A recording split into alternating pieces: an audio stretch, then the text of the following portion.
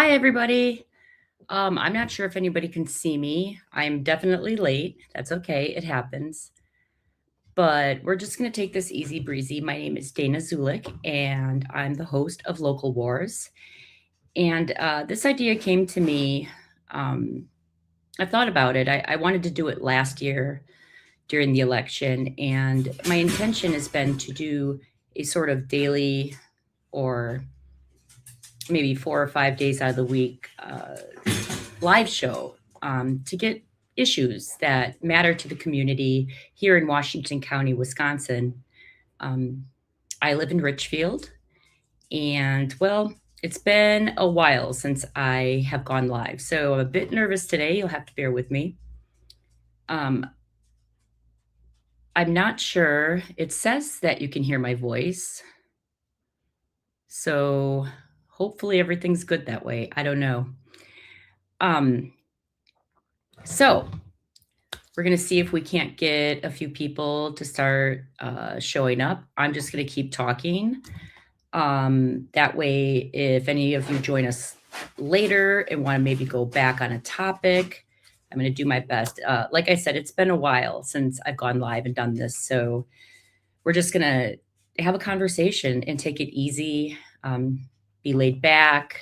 I actually just heated up a coffee, so I got to run back there, get it. But yeah, we're going to get into everything. We're going to get into what's going on in the world, what's going on mostly. We're focused on what's going on here at home, and basically how our communities are being affected by our government. Because remember, the government represents we the people, and I think now more than ever, it's become just obvious that we need change. We definitely need to take a really good look at our communities, at ourselves, at our values, and what we expect from our public services. I'm going to go grab my coffee. I'm trying to see if I can't get a few more people to join. Like I said, this is going to have to be a snowball thing. It's going to be one of those things where we're going to start sharing, and I'm just going to keep talking and go over things. And we're just going to see where things go, play it by ear.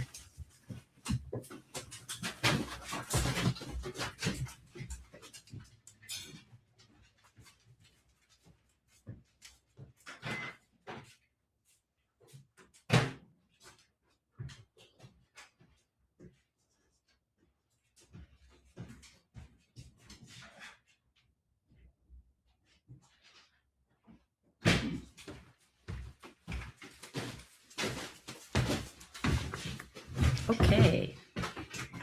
I just wanted to start off with a little intro. As you know, elections are coming, and in local races here in Wisconsin, we have a spring election, and this year it's on April 7th. I am a candidate. I'm running for Village of Richfield Trustee and Washington County Supervisor for District 13.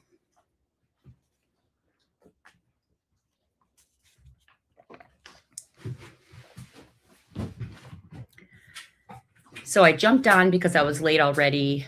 I didn't know if anybody tried to come check it out.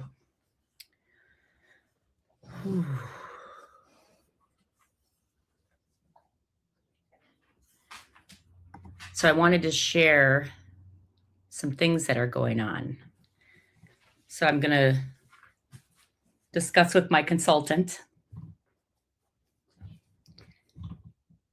So I'll tell you what, a lot of people say things about AI, and my kids like to joke with me. They're like, "Mom, when you admit to using ChatGPT, it sounds weird. You're not supposed to be proud of that." And I'm like, "Well, why? It's a tool, right?" Like, I would hope that we all have enough common sense that we have learned by now that it's important that we use common sense when accessing devices and internet, and like I'm good, right? I'm from the generation we grew up with the internet. So I had my first MacBook in kindergarten, those square ones, that the gray ones. But I love AI, and I'm going to tell you why. Because my brain is just fast. It works really fast, and so it's nice for me to jump on there. And I haven't always been the best with like file systems. I'm more of a like in the military, for instance. I did a lot of uh, motivating, or like, hey, let's all, if there's going to be a dance contest, like morale boosting, things like that. So I kind of shine when it comes to people and connecting with people, and that's my wheelhouse. The thing I love about using AI, I've used several different types out there. I've used Grok, I've used ChatGPT, a couple other small ones, but it's really nice because it can be informative. And yes, I can confirm it in fact does hallucinate. Okay. Doesn't mean be scared of it. It just means don't literally believe everything you read and fact check yourself. In fact, I've been getting into a debate with it because it keeps telling me Charlie Kirk is still alive. And I'm like, look, there's enough controversy around Charlie Kirk right now. I don't need to be gaslit by AI, right? Questioning reality. Anyways, so I'm not sure what topics everybody would like to discuss first. Uh, this is how I'm hoping this all works. My hope is that you can take the link to this live stream, and I'm going to say this like really excessively until we get more people. Just share it with as many people as you think would be interested. Ask them to just please take some time to come out and check my channel. I would love questions. You can chat in the chat room. I can see your chats. I can answer questions if you're not comfortable calling in. I guess I should have put my number up for call-ins. I'll do that when we get into it. It's nothing we need to do right now. But my plan is to basically start off, open the conversation, have a conversation about anything and everything possible when it comes to how are you feeling about how your local government is serving you. Because, you know, it can get so goofy sometimes, and we're set in our ways. We live in a community. Our kids go to school. A lot of people go to church. We all frequent the same restaurants and grocery stores. And so you find yourself like thinking everything's fine because it's not affecting you, right? And then all of a sudden, you hear from time to time, man, like, what's going on with that? Like, in my case, scenic pit, like, what? That's weird, right? Well, there's a whole nother layer that comes onto it when you live in a small town. As many of you know, all across Wisconsin, it's small town politics in a lot of the country. It's the same kind of idea. What I want to focus on is how do we bring our local government officials to an understanding of what it looks like to represent the people? What does that look like, right? Because it's become very clear in my eyes that they have lost sight of that. And I don't know how it's operating. I don't know. There's no way for me. I don't have a magic ball where I can just, I don't know what goes on behind closed doors. All I know is what I see coming out from behind the closed doors and the effects of it. And I have spent the past 11 years just absolutely flabbergasted by the willingness of local officials to basically live within this tight little knit group, right? And if you're outside that little group, ooh, They don't like that. Now, the real question is, why don't they like that? Well, that's where things start to get tricky. A lot of us aren't going to notice it. Like when I grew up, uh, we lived in a neighborhood, but it was kind of like the outskirts of in well, my mom and I moved out to Phoenix, so it's while I was in Phoenix, but like, you just go about your daily life. You're just taking the kids to school, doing this, doing that, and um the next thing you know, something happens to somebody and you think, well, that's not right, but you don't really speak up, you know. And then after a while, people just learn like, I'd just rather not fight City Hall. We've all heard it, right? Don't fight City Hall. Well, I would like to change that perception. I would like it to become common for people to say, fight City Hall, right? And what I mean by that is let's not be all combatant and upset with each other and always at each other's necks over issues. But like, how do we come together on things we all agree on? And how do we ensure that enforcement mechanisms are being applied equally? Is it going to look perfect? I don't think anybody expects it to look perfect. But that is what our Constitution requires. It requires equal treatment under the law.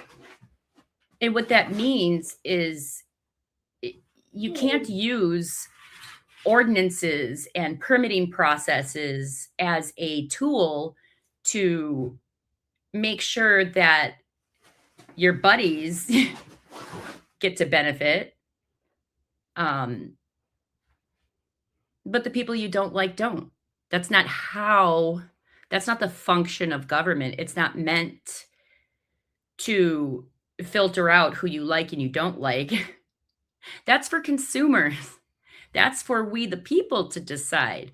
Your job as the government is to ensure safety, adherence of laws, enforcement if necessary, but like as a last resort, not some arbitrary, we just can, so we're going to, I mean, I don't know. I've thought so much over the years about how a lot of our governments are run on, it's called complaint driven enforcement.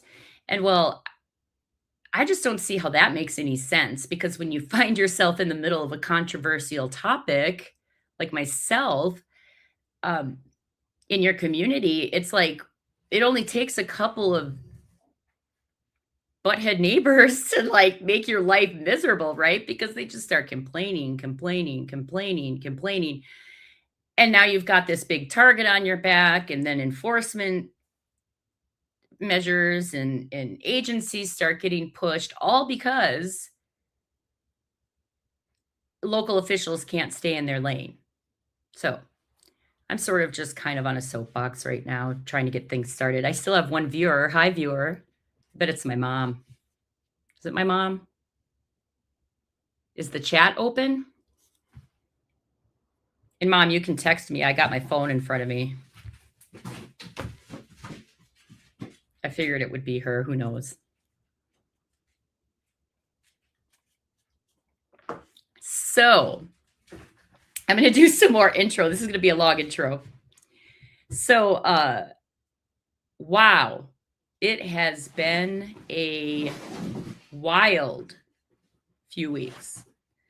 I would say a wild, especially month. Everything in the world just feels upside down, doesn't it? Everything, you can feel it. You can feel the uncertainty out there. You can feel kind of like a shift in the air. There's a lot of things happening that have a lot of big consequences for our way of life and the way, things are done. And my hope and my prayer is that this discomfort is going to end up leading us to the truth being exposed and that good will prevail because if we can't learn our lessons from the past, it's never going to get better. Our society is going to continue to give power to those who don't deserve it. Um, it's a belief of mine that, it is legal in the United States to be pretty much a corrupt politician, right? Now, they hate that word corrupt. Don't say corrupt. You're going to sound like you're wearing a tinfoil hat, Danah. Well, I use strong language when I feel strongly about something, and my personal belief, based on my experiences and the facts that I've seen over the last 11 years here in Richfield and in Washington County, is that we do have uh, a corrupt local government. And I'm not going to accuse every single elected official of being corrupt. I find myself kind of stuck in that back and forth nonsense with people. It's not necessarily a personal attack, but there are definite ways of conducting business that, in my opinion, rise to the level of corruption. So we're going to talk about that. We're going to talk about the Highway K in Washington County and the recent news about Charlie Kirk, renaming the highway after Charlie Kirk. I think the latest is pretty much, well, I almost said the wrong analogy, but it sounds like it's not moving forward. It sounds like there was enough public scrutiny over it. But I want to open up the conversation about that scrutiny because I think it'll set the tone for this weekend marathon that we're going to be on. And buckle up, guys. It's going to be a while. So think of it as like hanging out, keep me in the background. I plan on playing some videos, different things. And lost my train of thought. I'm so nervous still, but it's okay. We're going to get through it.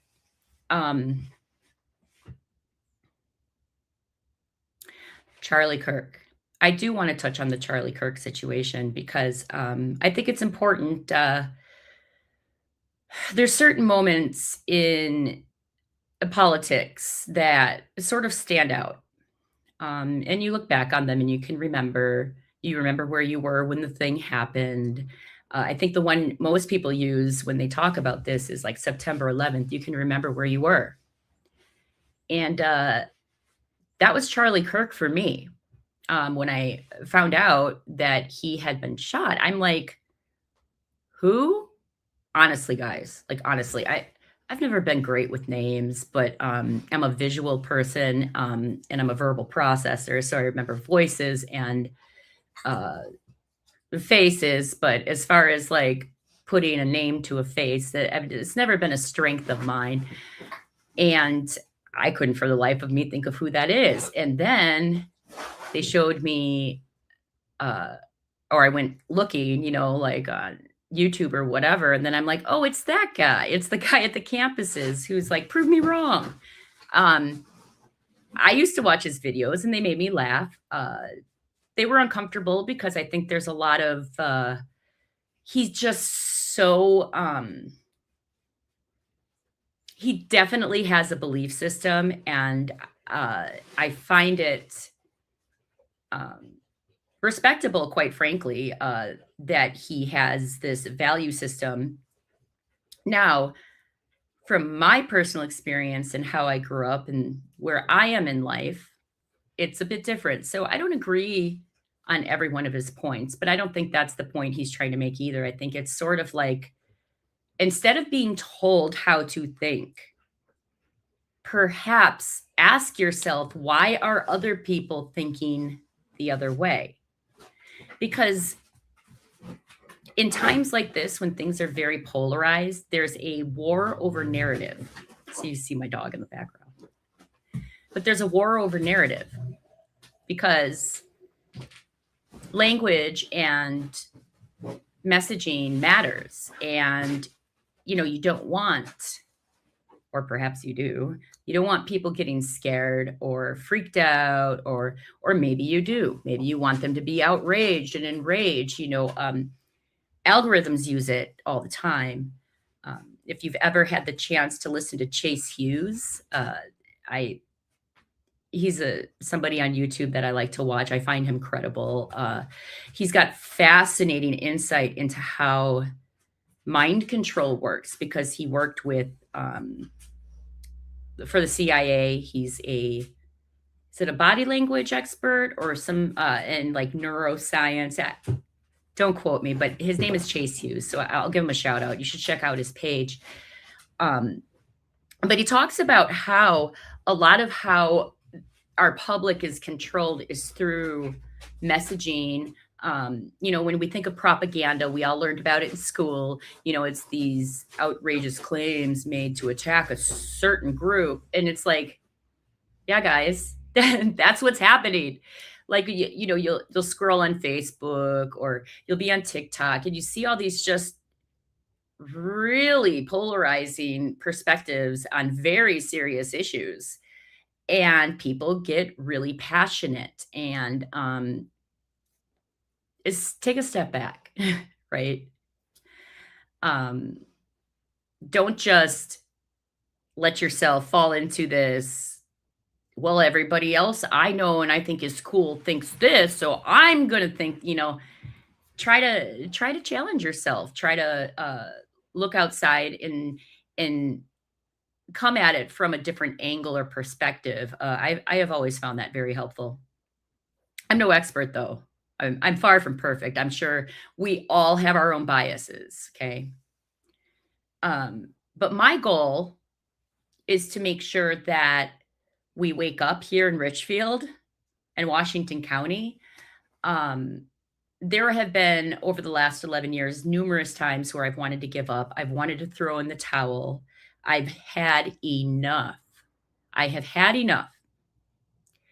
You get anybody who knows me in my life, friends, family, former friends, the amount of stress that this whole ordeal over my business, it grew legs of its own. And no, I have not been perfect, guys. I'm not perfect. It's been a journey, okay? But here I am, still sitting here, still wanting to have a conversation. The easier thing to do would to be shrink, walk away, run away. But I'm not here to do easy. Somebody eventually was going to call out what was happening across southeastern Wisconsin in our communities. And a bunch of those somebodies finally came out. And I'm one of them. You've got Erica Brewer in the town of Eagle, who challenged her municipality. Guys, wait till we get to that story. I kid you not. She literally was just like, my neighbor wants to have a horse farm and she wants to teach horse lessons. And the board just didn't like the idea. Too much traffic, all these things they always say. And so she goes to a board meeting and, is critical of the board. And then has this email exchange, like, with one of the board members. We'll get into the nitty gritty of all of it. But long story short, the local government got irritable with her. And they started fining her for her flower boxes. And I think she was up to like $20,000 in fines. Well, she connected with the Institute for Justice. And if you ever get a chance, go on to the civil rights lawyer. I love that guy. My guess is that he's very libertarian, which I love my libertarians. I consider myself a libertarian Republican. And yes, we exist. It just basically means my values are more aligned with libertarianism, but I vote Republican. So that's what I do. I find the values align more, and I think both parties basically are terrible right now. I am ashamed of our government. I am absolutely mortified by them. I mean, when was public trust not an asset for communities? Like, at what point are you prioritizing the trust of the people? The trust that people are gonna come in and they're gonna be able to make decisions in their lives based on laws, rules. You know, that's your job as a local official, is to maintain public trust. And you can't do that when you start stripping people's rights away.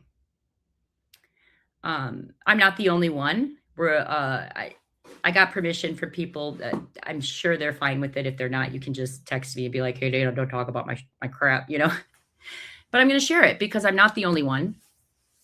We're gonna start, I kinda jumped off the Charlie Kirk topic. Gosh, it's been so long since I've done this. I can get with it. Oh, good afternoon, mommy. She just, if you guys wanna jump in the chat, you can always just jump in and say hi, ask me questions or whatever. But let me first go back to Charlie Kirk since I'm gonna get off on another tangent. Neurospicy, what can I say? Um, so, uh I remember hearing about Charlie Kirk, and then I realized that he was the ask me or no, the prove me wrong guy. And so our values didn't exactly align, but I would say that after his death, I got curious and I started listening to more of his videos. It's sort of like, what's this guy all about? And then what happened? And there was all these I hadn't been following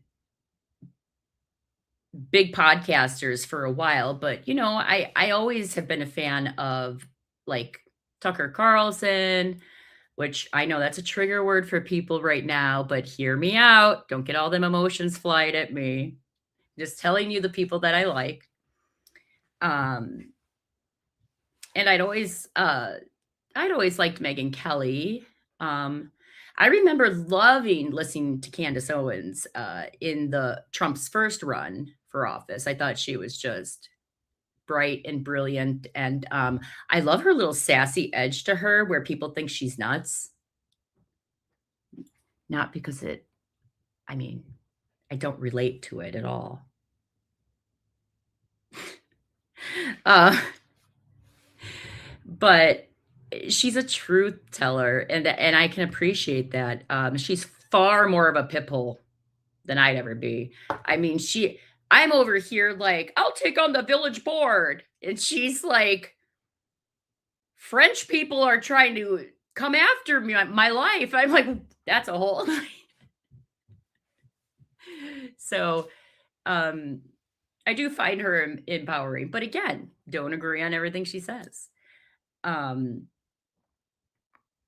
I I just could not believe, because I followed the Charlie Kirk thing so closely. I've been listening to people like Baron Coleman. Uh, I love Coach Colin. He makes me laugh because some of this stuff gets so heavy, and honestly, I just can't watch all of it all the time. It's too much. My friends are like, "Take a break, Dana."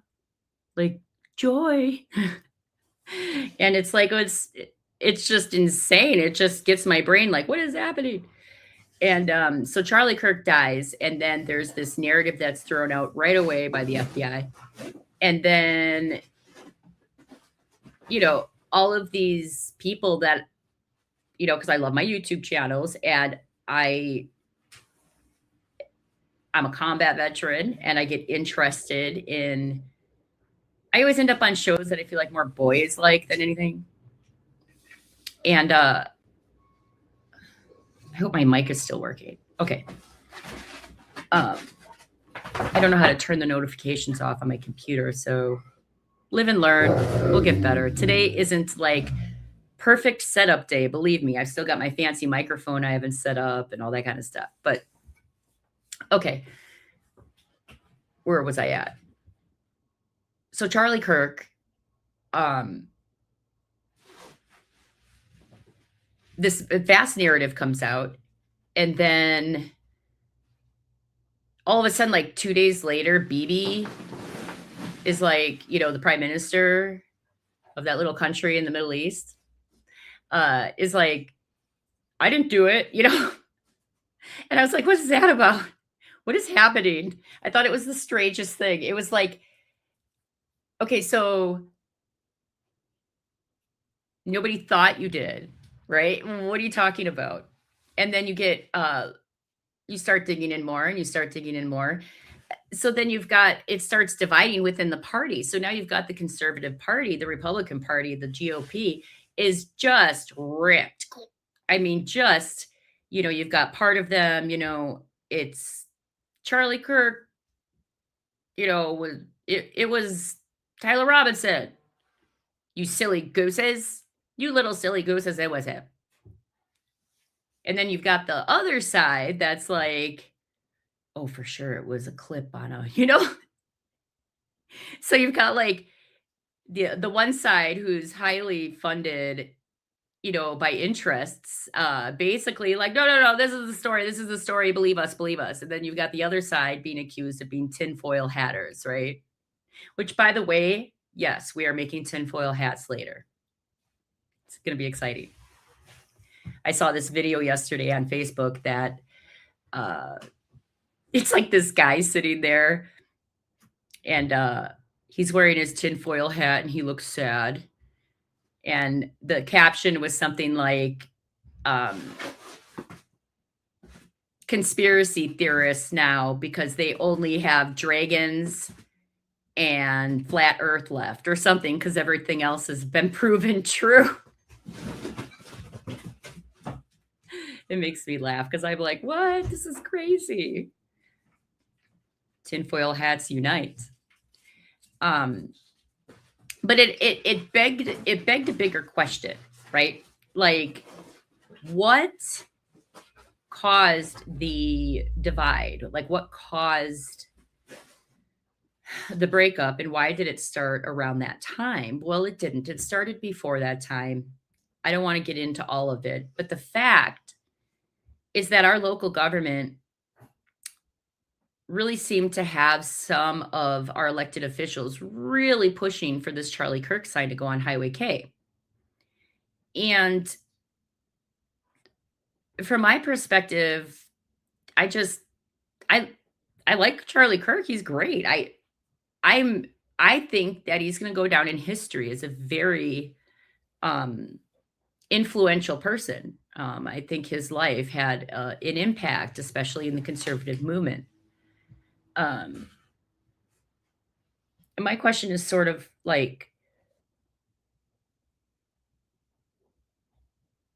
what happened? Like, what? I just lost my train. Sometimes I get like three thoughts at the same time. Where was I? Um, oh, whether or not you like Charlie Kirk, like, I don't understand what that has to do with spending tax dollars on renaming a road, unless you're part of um, this wheel, right? And it feels like that certain branch of the Republican Party is like trying to steer. Oh, how do I explain it? Messaging. It's like messaging. It's like, this big thing happened, and I want to use my platform as a public official to see if we can't get this message out. It's such a great message, except for the fact that, like, find a donor. If you like it, put up a sign, honor him, build a memorial somewhere. That's fine. Don't use our money. It's a polarizing, divisive topic right now. And I don't even want to get into whether or not Charlie Kirk is good, bad, this, the other thing. That's not where I'm coming from. Where I'm coming from is, no matter what your opinion is about him, it's like too soon in history to be memorializing him with a highway when he's not even from Wisconsin. Like, what are we trying to do here? Are we trying, like, are you actually representing the people, or are you telling us what to think and believe? That's my question. So I think that even at the local level, we are at this point where there's dangerous, like, I say dangerous, like, not literally, not like, "Oh, you hurt feelings, that's danger." I mean, more like there's this, um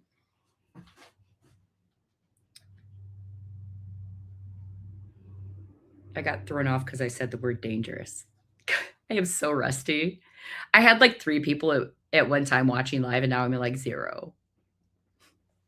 Just kidding. Whatever. But,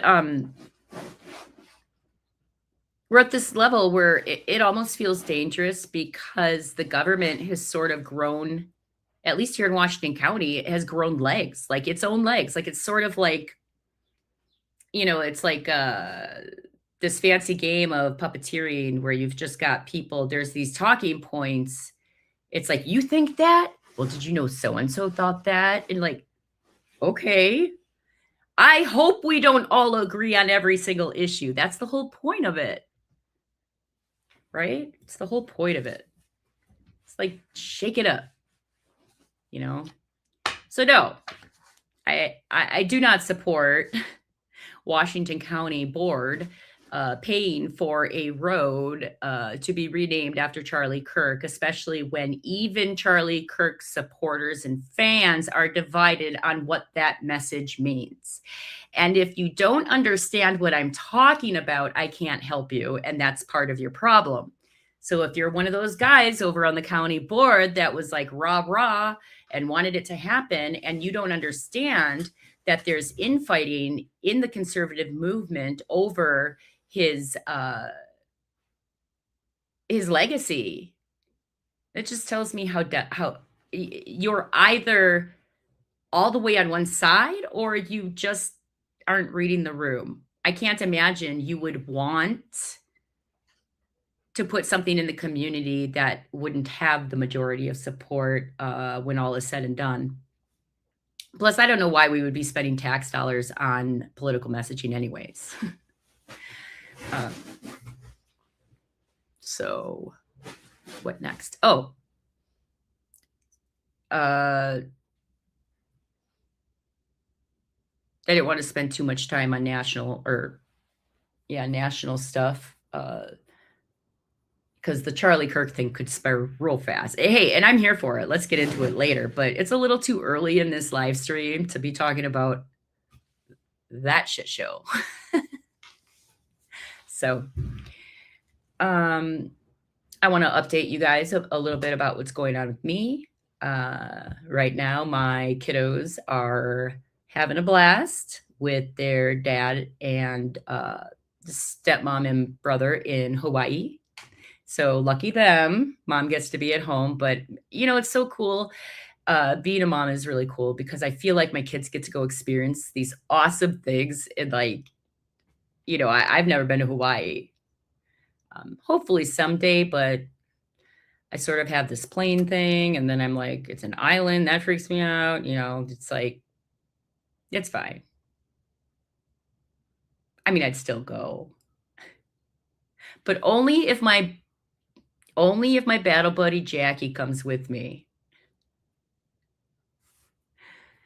I kind of feel like I shouldn't have even jumped on. Maybe I made this live stream too early, but like anything else I've done over the years, every time you start a new business, like when I was an Army recruiter, there's always this lag. That's fine. You start somewhere and then you just keep doing it, So, plus, like I said, there's going to be a replay crew for people later in the day if they want to get caught up. And then I'm going to try to do what I've seen some of my favorite YouTubers do. They'll break down longer segments into 10 minutes or 12 minutes or, and it just kind of takes each topic and splices it together in a very cohesive way. Because our attorney, John Macy, here in Richfield, he told me once that my thought patterns are distorted. And okay. Like, whose aren't?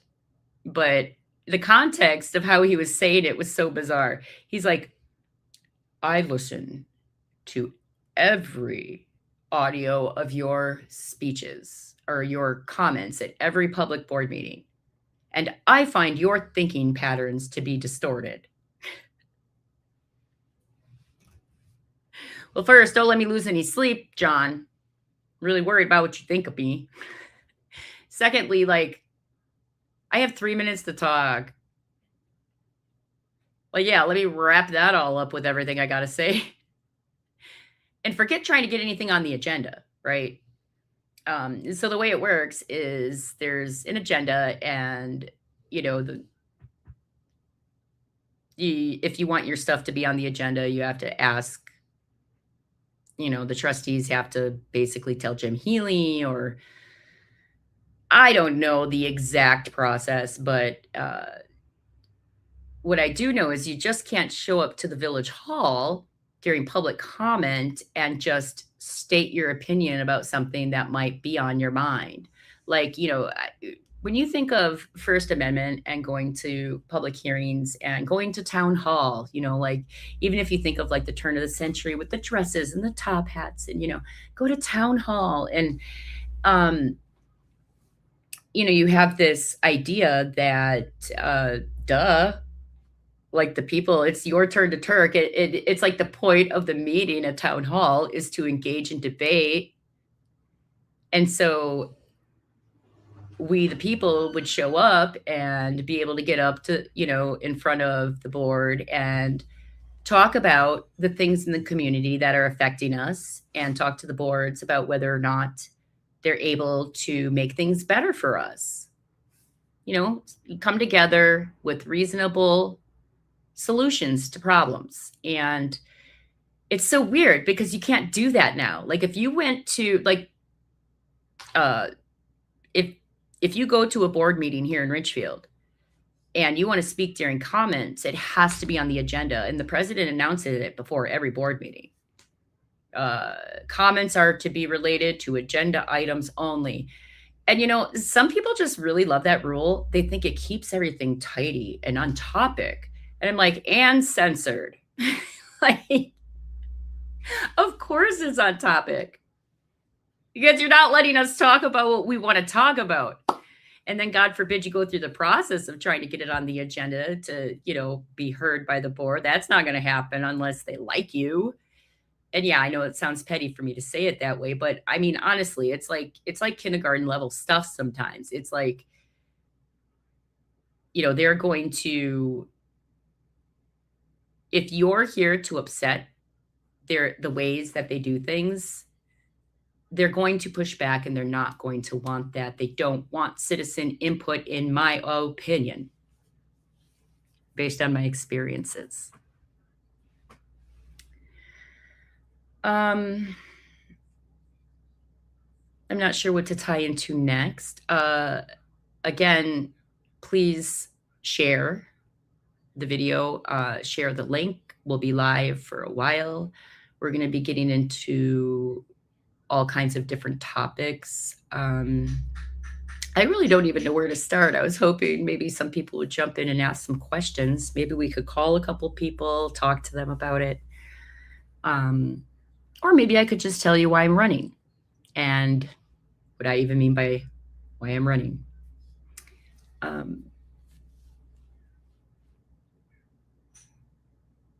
me see if I can keep having to remind myself we're just taking an easy breezy day. I have nothing to prove, nothing to perform. We're just hanging out.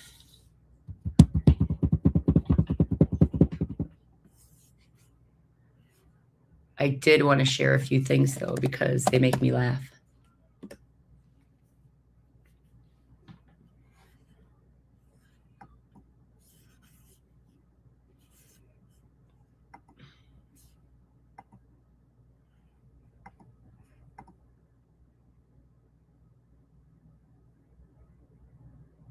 I had to log into Facebook.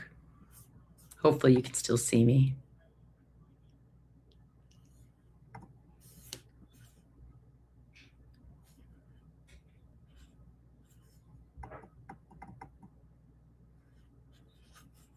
Uh-oh.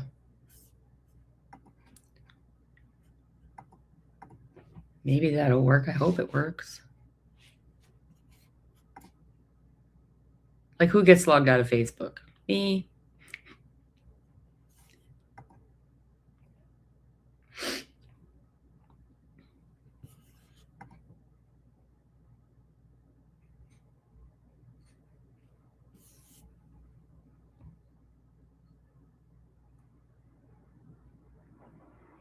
Who's supposed to send me a link? Eh.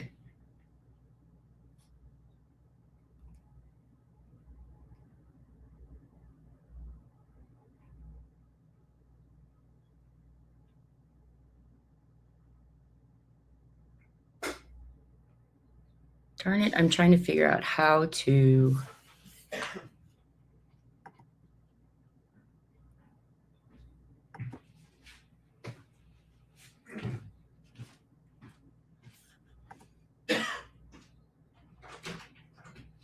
Oh, now it says it sent it. Like, really? Nope, still not coming through. Well, that sucks.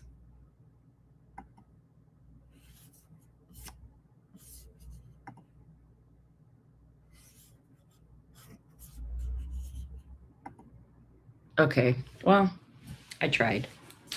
I was wondering is if there's a way I can pause this.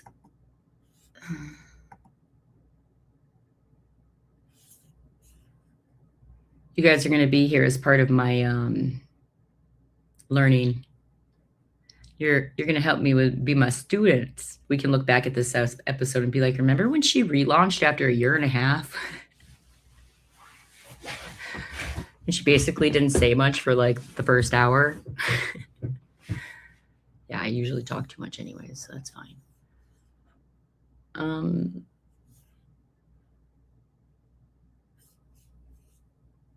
I think there's a way I can...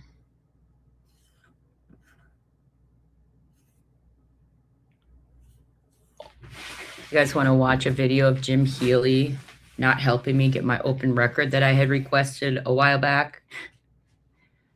I don't know why I find it so funny. It just is. I'm finished filling those. Thanks. Do you have my records? No. Are you planning on getting them to me today? I'm sorry? Are you planning on giving them to me today? As soon as practical and without delay. Thank you. Which is what? I was still talking. You always just walk away when your customers are talking? He left. I'll take that as a no.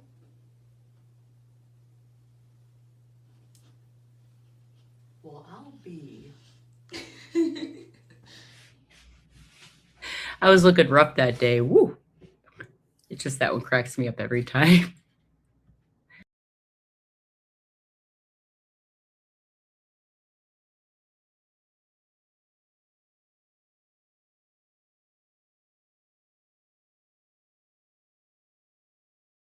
Well, that was weird. I swiped myself out. I always hear YouTubers saying that about StreamYard. I swiped myself out. Now I did it. Okay, let's see if we can do like...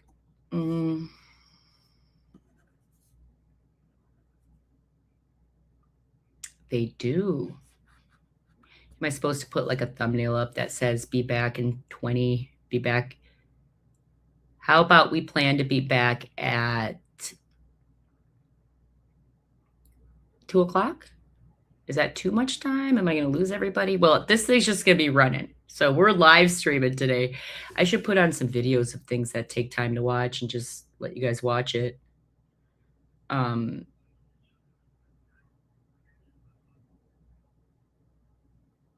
do have the audio from the Bossies meeting from not last month, but the month before. I think that was a February meeting.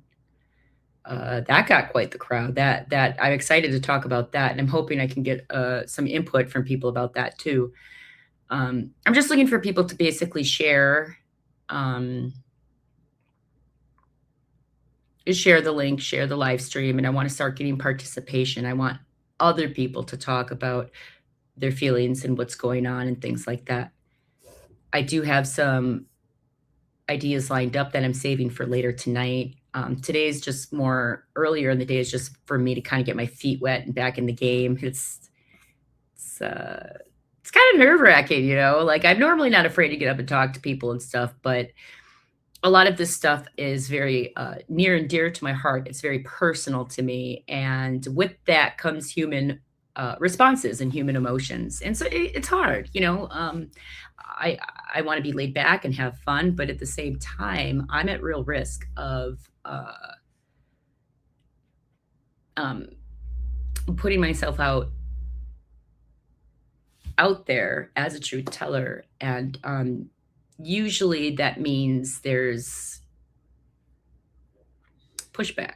So this year I waited. I am on the ballot. I'm running for county supervisor in District 13, which is made up of a district in Richfield and then Richfield Village Board.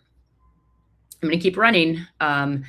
I ask people if they want to run over the years. Just, you know, people are just, the way the board conducts itself and the way politics works in Richfield, it has had a chilling effect on participation. People don't want to, they don't want to be in the middle of it. And if we can just get away from that, that would be fantastic. Like, can we at least just try to get away from people finding it to be burdensome? I mean, if you want to serve your community, you should be able to serve your community without having to worry about, you know, I mean, there's going to be little drama, but I mean, here in Richfield, it gets a little out of hand. We don't have very many grown-ups at the village hall, in my opinion. We have it's likened to a sandbox fight. I don't. I feel like they didn't learn the basic rules of how to treat one another. Um, you don't get to just go after people's livelihoods and everything that they've worked for, and go after their character and obsess. I mean, obsess. It's an obsession. And it's a disturbing obsession. And you're going to see by the end of today with the emails and the different materials that I'm going to be sharing with you that it is an obsession. And your tax dollars in Richfield are being spent on petty, litigious games. Doesn't serve the people, doesn't serve Richfield. It serves the attorney's pocketbooks. That's my opinion. And I have all of the receipts that back up my opinion. So we're going to go for a break. I've been on for almost an hour. If you're joining late because you see that this live stream is happening and you see music, you can rewind and watch from the beginning. I didn't get into anything too in depth. I just sort of kept it casual. That's the vibe for today. We're just gonna. It's like we're hanging out in a living room, right? If you have your own YouTube channel and you want to join me, I'm happy to have people pop in. I would love to have people pop in. It's always fun when I say all these different heads and they're all chiming in with their different opinions. I love that. And that's the kind of conversation that I want with voters here in Richfield. That's what I'm looking for. And I think it's time. I think it's deserving. And I think that if we just get the message out, we can make this thing snowball.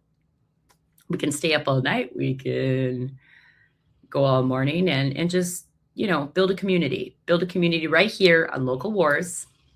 And again, I'm Danah Zoulek. And whether you believe me or not, I love each and every one of you. Okay, let me see if I can do this correctly.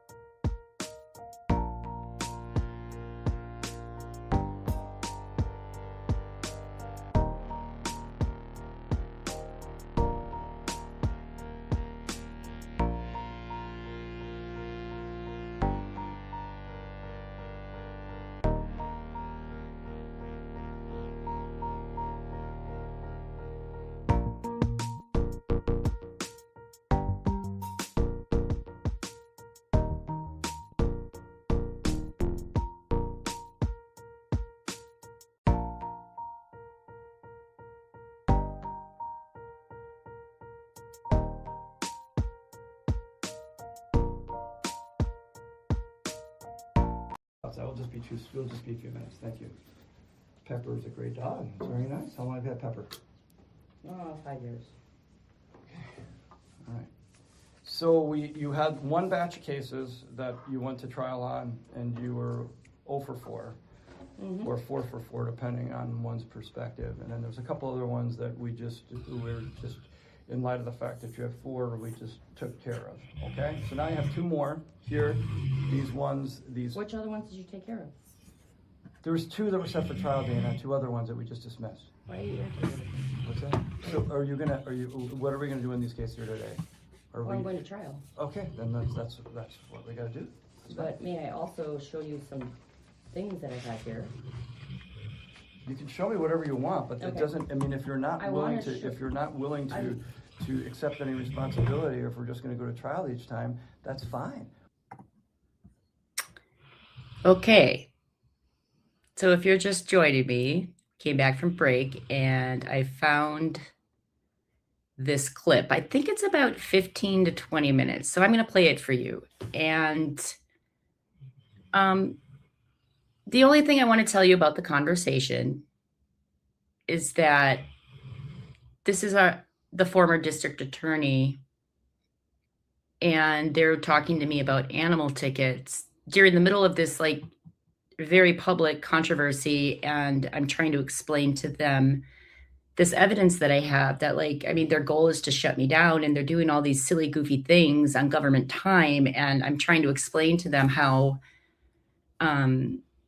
this is all part of a bigger picture, and I'm treated like tinfoil hat girl, right? Like, as if I just come in and start making these claims. Like, it wasn't me, it's because of the way I grew up, and my mom didn't love me. And, like, what? No. I'm like, literally, hey, like, you keep giving me $500 chicken tickets, right? And like, they have a clear reason. They have a motive to try to make my life harder. So while I go on break, I'm just going to play this for you. But it's former district attorney Mark Benson. And I'm speaking with him. I have a handful of papers. I've got my service dog Pepper with me. And it's just, you can kind of hear the tone for yourself and make your own opinion. And if I'm wrong, I'm wrong.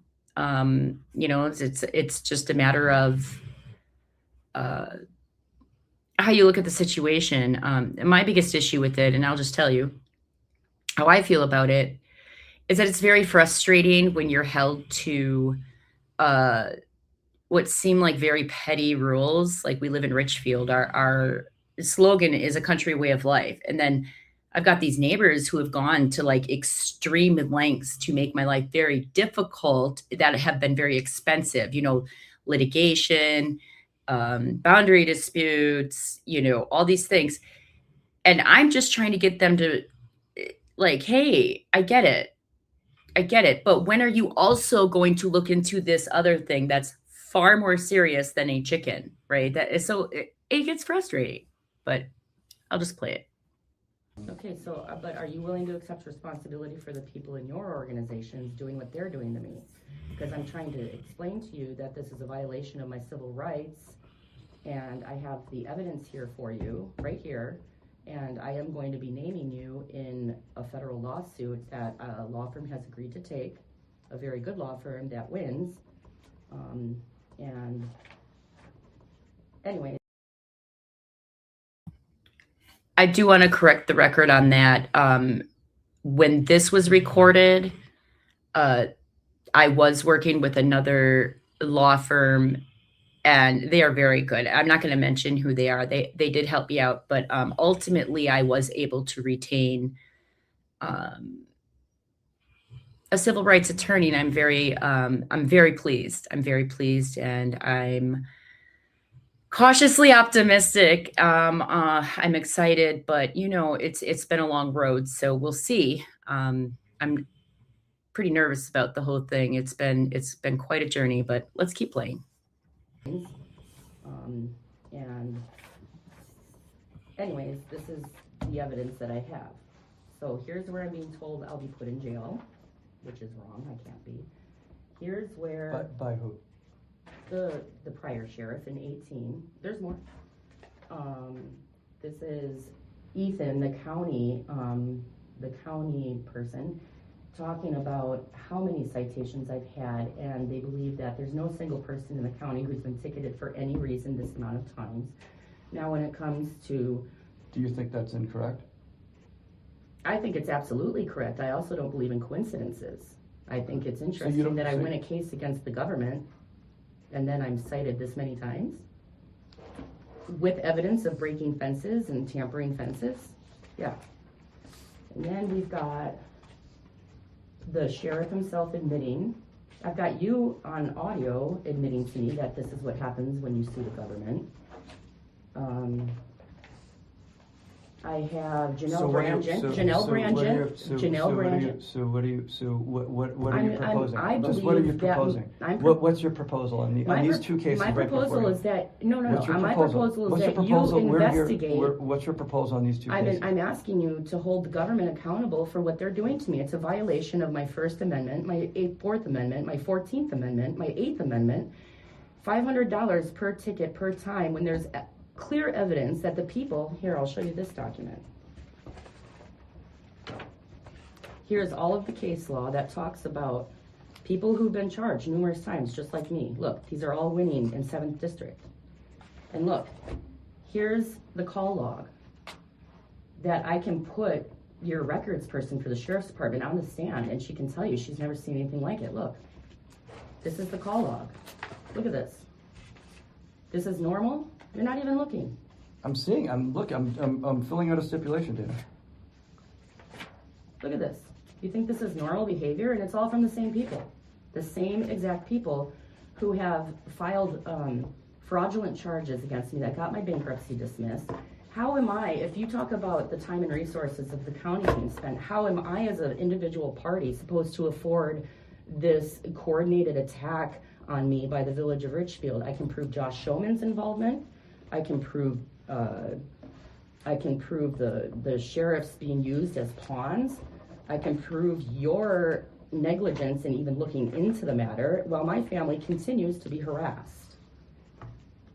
So here, it says here, the 7th Circuit noted the plaintiff offered evidence of a pattern of discriminatory behavior on the part of a government, and such a pattern can perform the same function as the similarly situated requirement in other Class of 1 claims. So all of this is this is what our government is set up to do, is to protect people from being targeted and retaliated against. There is a conspiracy for a coordinated... Okay. All right. You can roll your eyes at me all you want. You've not heard it all before. You haven't looked into it. I tried to give you... Dana, we have in the past, okay? So we're Really? And what did you find? Did you find these documents when you looked into it? Did you find this? Have you spent any resources... Dana, are you going to sign this? This is just indicating that I don't want to sign it. Okay. So and I want a jury trial, too. Well, you do what you got to do if you want a jury trial, but right now, it's being scheduled for a court trial. So on each individual one, or all of them combined? So what you're telling me is you're refusing to look into... So are you going to sign this saying that we have a campaign of harassment? Are you saying that you're not going to sign the stipulation, get a copy for yourself, asking that it be set for trial? Fine, I'll set it for trial, but are you refusing to look I'm asking that both of them into... be set for trial on the same day. Are you willing to look into the conspiracy of a coordinated campaign of harassment towards me on behalf of the village of Richfield, the county, and my neighbors? Okay, Are you willing to look into it? I'm not an investigator. You're the district attorney. You're an elected official, Mark. Right. You yourself are elected to represent the people. You're right. And I am willing to expose all of this. Okay.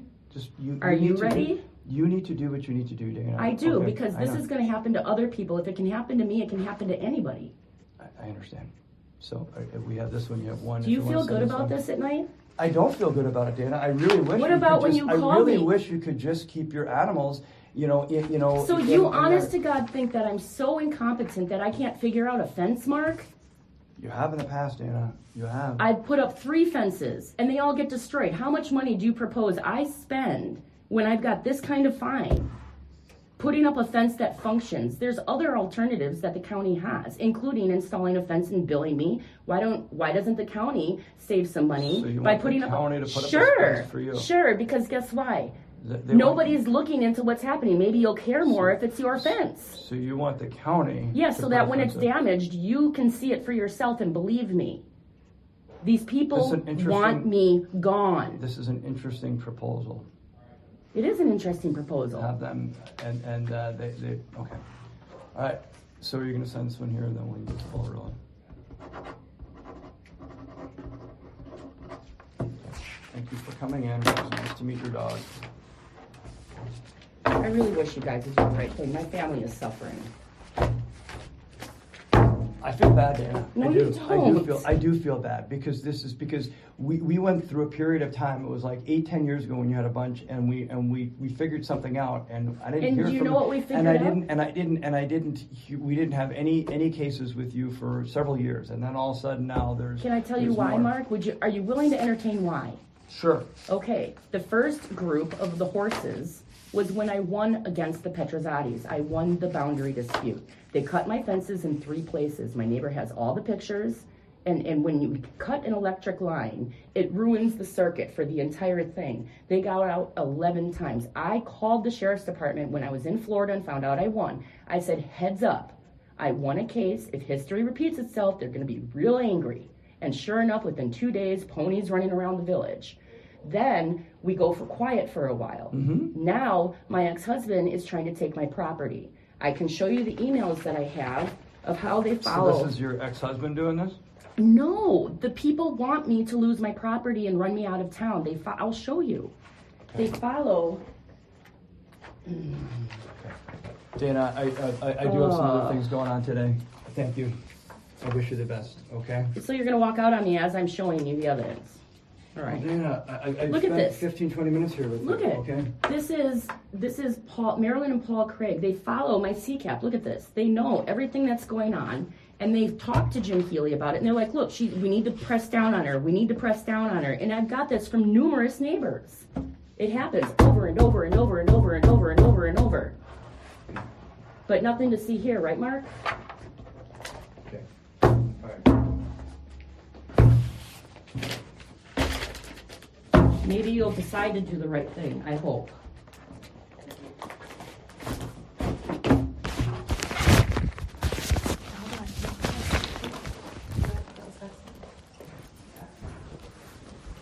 Okay, so where are we going to do it again?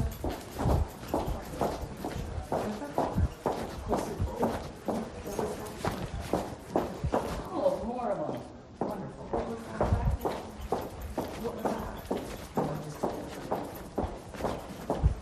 Okay, you need to chill. I just need out. Where is the, okay, where do I get the reference? Which ones? The sheriff. The one that Jeff is supposed to, Next door. We have to leave the building, okay. I thought you were storming out, and I I want this am. to be purposeful. Okay. You don't know, the power move is not to do that, the power move. You were excellent in there. You said every single thing that needed to be said. Okay. That was amazing. Thank It you. was brilliant. Thanks. It was Isn't so it good. enraging? No, it's It is not. This is powerful. This is a powerful stance. You just owned the fucking district attorney. Okay. So revel in that and Okay. stop being pissed.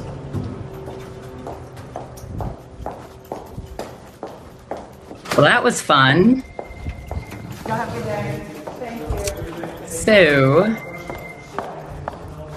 now I gotta find how to turn it off because we don't need to hear the rest of this. Hold on, where is it? Where is it? Oh my goodness, I don't want the rest of it to be played. Hold on. Oh, media, there it is. Okay. So that was an audio recording from a few years back, and that's just how it goes. I can walk in with solid evidence of clear inappropriate behavior, definitely enough to rise to a level of an investigation. I mean, I would think that any prosecution arm of the government is going to be concerned if they see that public officials are engaging in these courses of conduct to in my opinion, bully anybody who disagrees with their behavior. And that's just not how it's designed. We are a country where our spirit is not to default to trusting the government. You don't have to say the government's all bad. It's not like, hey, the government's all bad. They suck.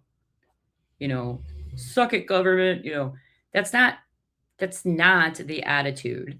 It has more to do with holding them accountable, like trust but verify, or perhaps maybe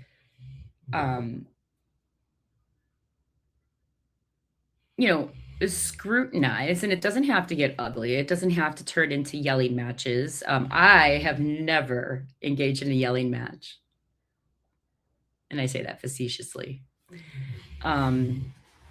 Listen, emotions get involved. I can't think of anything more personal than politics.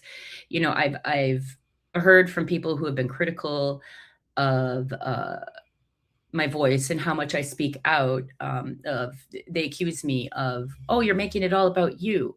Well, I'm telling my story because that's, I'm not the only one. Like I wish I was. I wouldn't wish this kind of conduct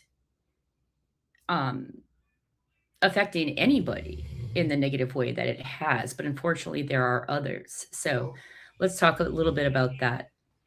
I don't know what case to get into first. I'm hoping to have a few guests on. One person in particular that I would love to have on is Patrick Whitcomb. I've known Patrick for 10 years or so. Got to know him because he went through a very similar situation with the village of Richfield. It actually started with his mom, and just to break the whole thing down, it had to do with a building in downtown Richfield over by the old feed mill. It had been a mixed use. It was, when it was built, because I actually went and looked at the records, and when it was built, let me take this thing off. It's like, I still have this thing down there. Like, I mean, not wrong. It's not wrong, but maybe we don't need to look at it the whole time. Okay. Well, this is a good one.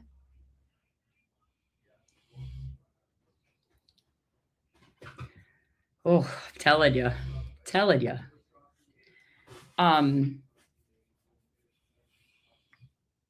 Well, anyway, their property was zoned. It's at the edge of a neighborhood over there by Fireman's Park.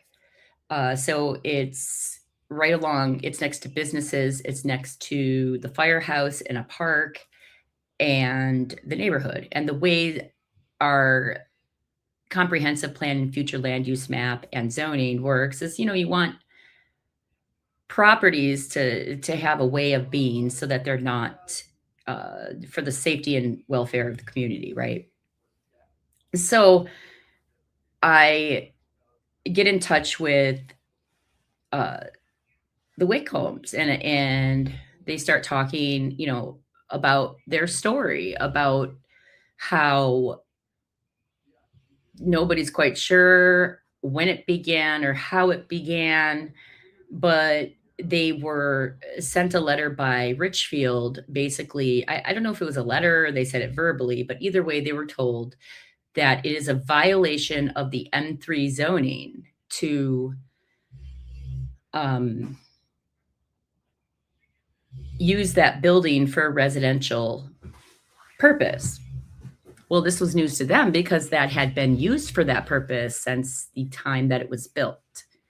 And so Patrick was living there. His girls were very small. He has 4 girls. And after a while, the fines, I think they accumulated around $400,000 in fines and forfeitures for violating M3.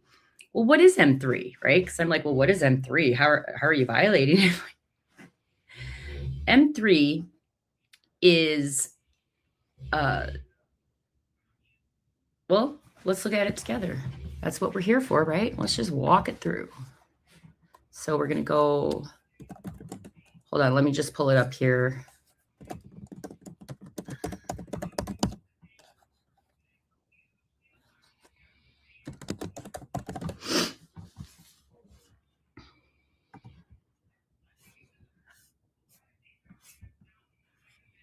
Okay, if I can go to maps. Here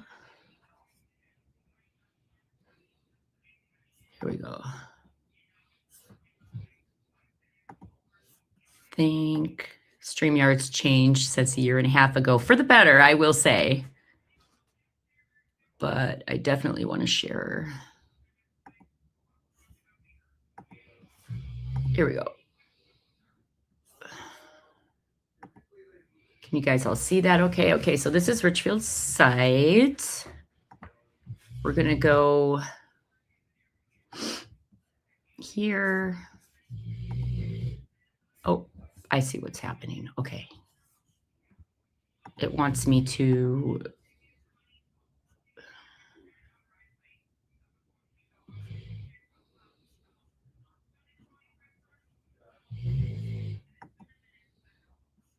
I don't know what it's doing.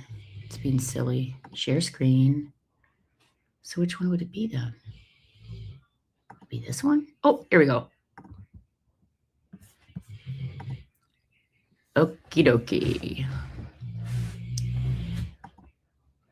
So we've got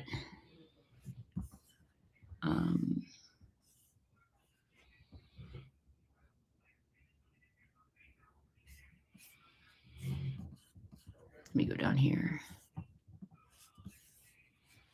I have to actually go on it. Okay, here we go. Pretty sure the area we're looking in should be there.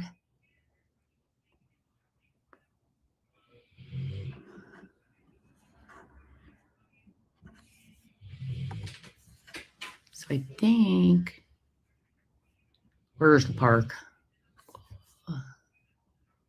Just have to get my bearings. Hold on. Oh, there's Hubertus. Okay, here we go.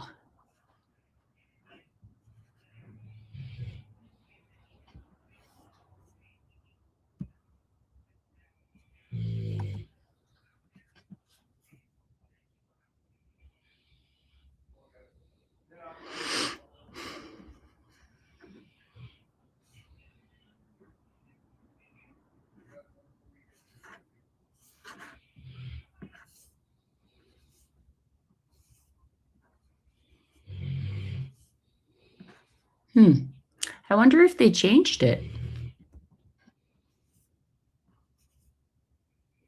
I doubt that. They spent how much money fighting her over it, and then they would just change it anyways. That would be silly. I mean, it wouldn't be silly if it made her life better, their life better, and they were able to be refunded all of their forfeitures. I'm just trying to figure out where this is at. Because I thought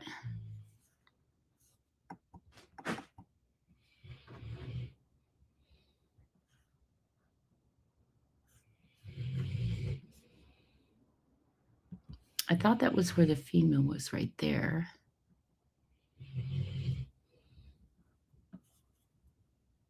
I don't know, I feel like I'm doing it wrong. Oh, hello. I think we're way down there. Okay, here we go.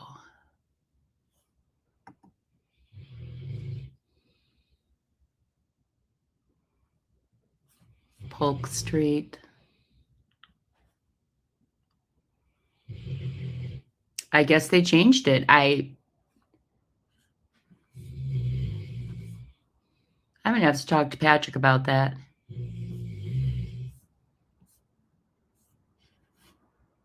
Definitely revisiting this. Or I'm just not reading it correctly. Yeah, because that's... And then that's I2. Why would that be I2?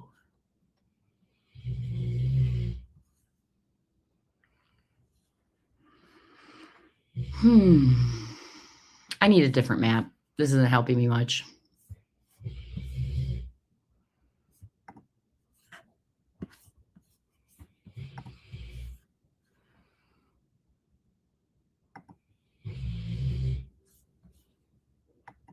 Wait, hold on.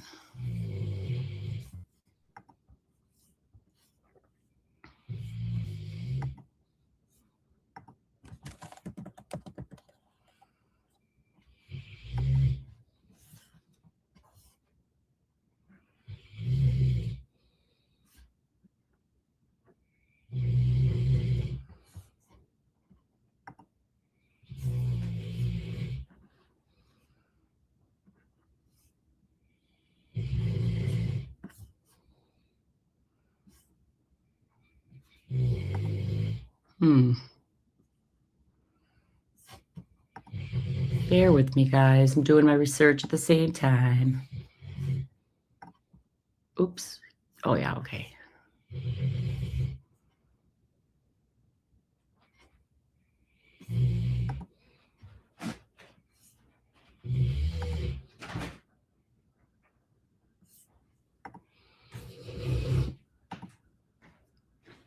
I'm like all in this, like, I forget I'm still on the camera. Hello.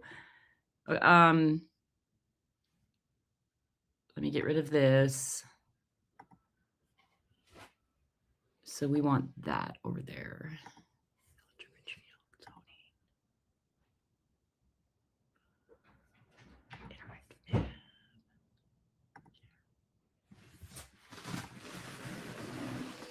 Okay, I think that looks pretty good, hey? Make it a little bigger for you guys. Okie dokie. If they changed their property from M3 to something, I'm literally going to be like, I have questions. Like, first question, what was 15 to 20 years of litigation all about? It would really confuse me. But let's look. Okay. Oh, I see what they did. Oh, they got tricky with it all. Okay, never mind. M3 no longer exists because I forgot that they did a... they redid everything. So let's see. So now... So M3 used to... what M3 was it was a place that allowed for the manufacturing of explosives and processing of hazardous waste. I kid you not. And like, you know, probably required some sort of conditional use permit, but nonetheless, it was by zoning not supposed to be located on, you know, next to a park or businesses or residential. And it was like by everything. And so it was like really enraging because it's like, what are you talking about? Oh, well, this is news to me.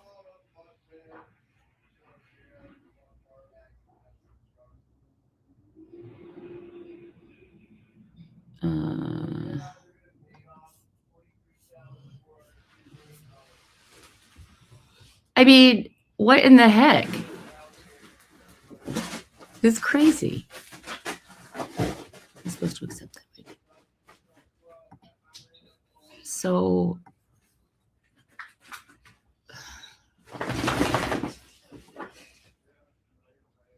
this is the building right here.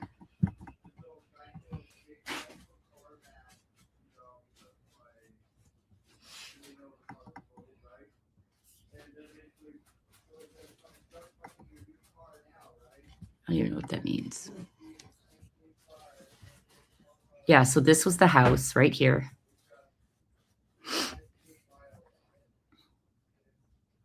Well, anyway, they evicted. The village of Richfield made Patrick and his family move out of this house, and they relocated in Richfield. We still like to tease him and ask, why would you do such a thing? Just teasing him, of course. But yeah, so I'm going to have to dig into this because it says I2 general industry. And like I said, they've recently changed all of this. So my knowledge from this was research I did back in I want to say 17, no, 16. 16 and 17. I was helping her out. Okay.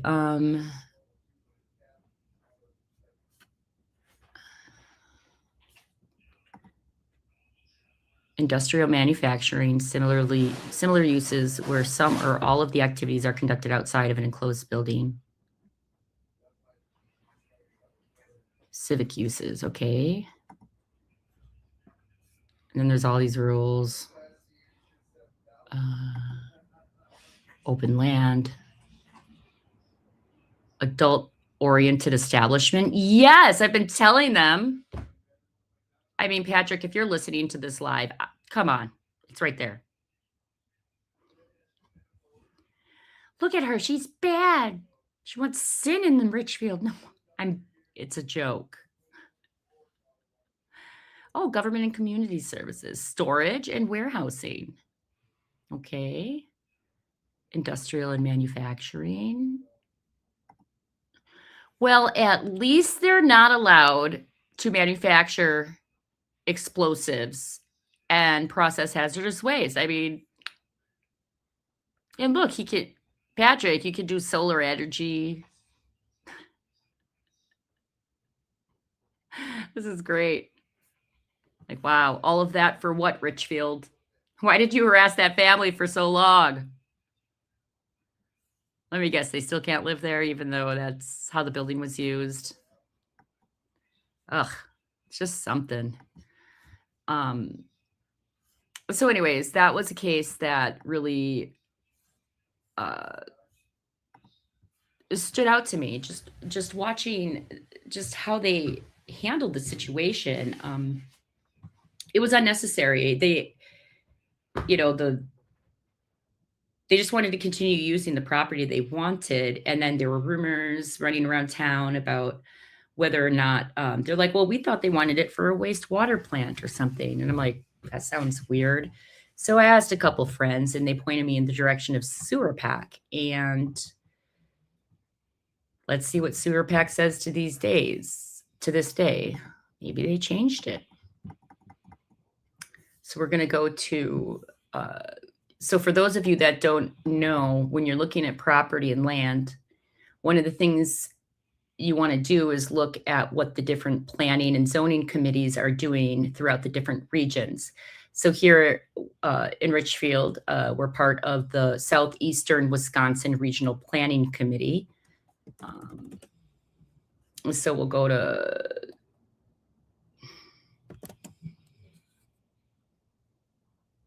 I think it's, yeah, here we go.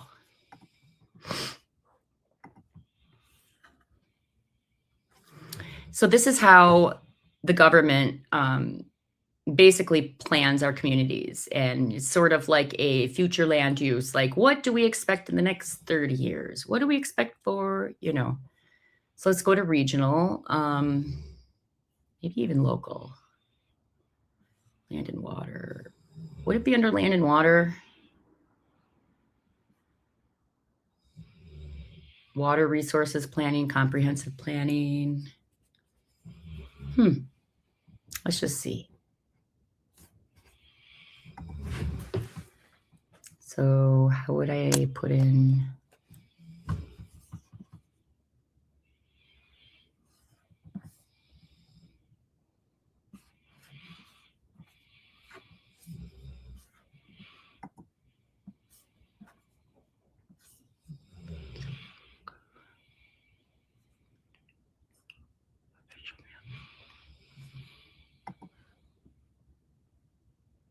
Huh. What is this from? This has got to be old. This looks old.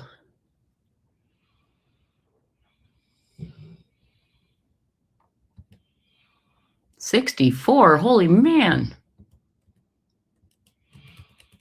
That's like throwback. Look at that. But just so you know, if you ever want to go look into the history and stuff, you can go on this site. It's Sewer Pack. Let's go back. Oh, let me guess, you can't see it because I didn't add it. I'm like sitting over here enjoying it, and you're like, huh? Okay, hold on.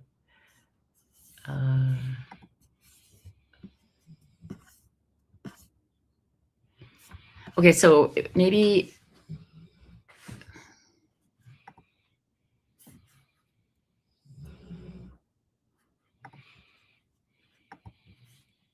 the learning curve on this is not friendly. It's not a friendly learning curve for the new StreamYard. So share.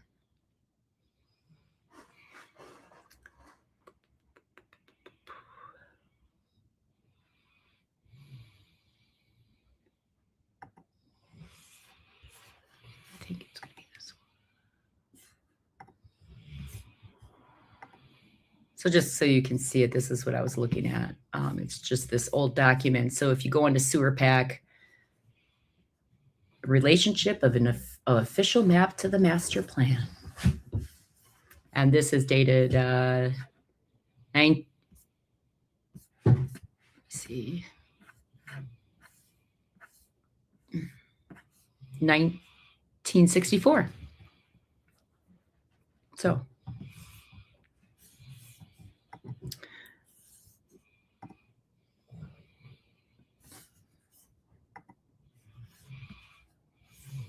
let me just search around here because it keeps opening new tabs and it's making my life difficult. Cluster development, floodplain zoning, soils.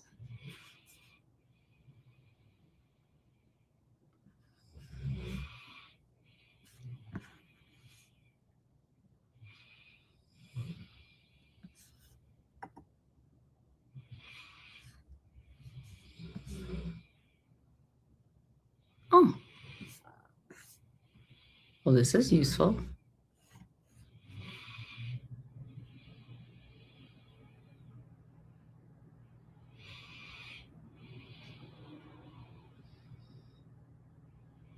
Well, this is very interesting.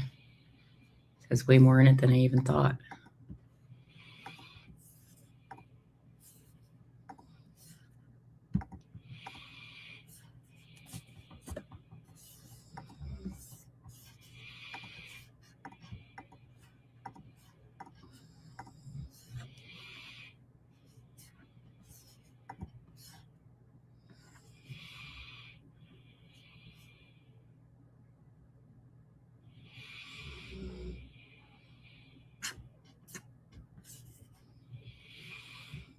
Bear with me, guys. Sorry. What I should do is put on a video for you guys that you can watch some fun stuff. That's what I'm going to do. Because why not?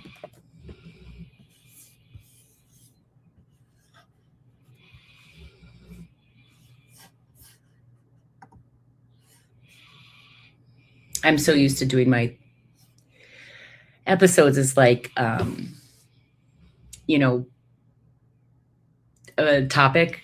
And I kind of just throw a bunch of, I mean, it's not like I'm sitting around planning or anything, but I just, like before I jump on, I usually throw the documents related to whatever topic I feel like talking about.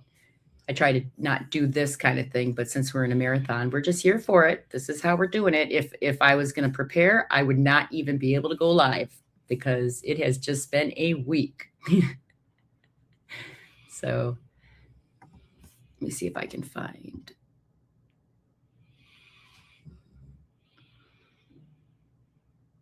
So what I'm going to do to get the day started, just since it's a slow start, I'm going to play some of my older episodes to sort of catch you guys up on some topics. I'm going to revisit the Patrick Whitcomb case because I want to call him and see what's up with all that. So I'm going to play one of my episodes for you. And I think a really good place to start is to start with one of my most popular episodes. I don't have a huge following yet, guys. Hey, maybe we can set a goal, 1,000 followers by the end of the day. That'd be so cool.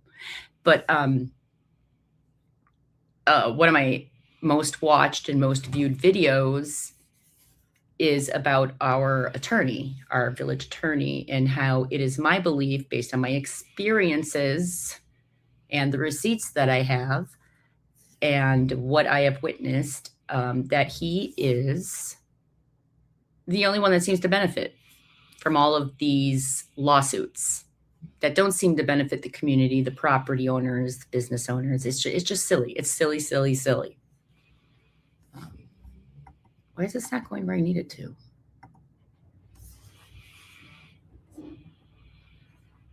Okay, so let's go to, it's this one, right? 1.2 thousand. Yeah, that one took off. So let's go ahead and just, I'm gonna let you guys watch this. It runs for an hour. So I will share it.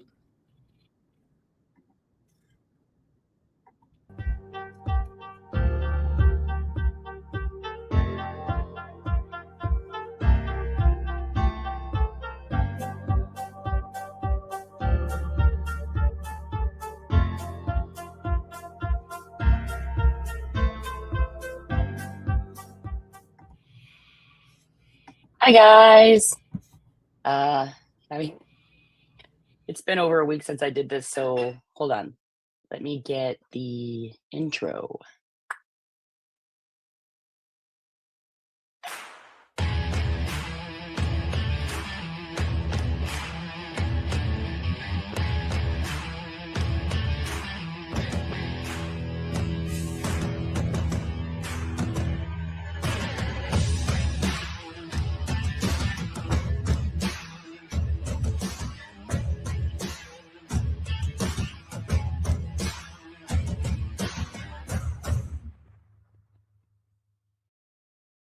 Good morning, local warriors. This is Danah Zoulek, and welcome to Local Wars.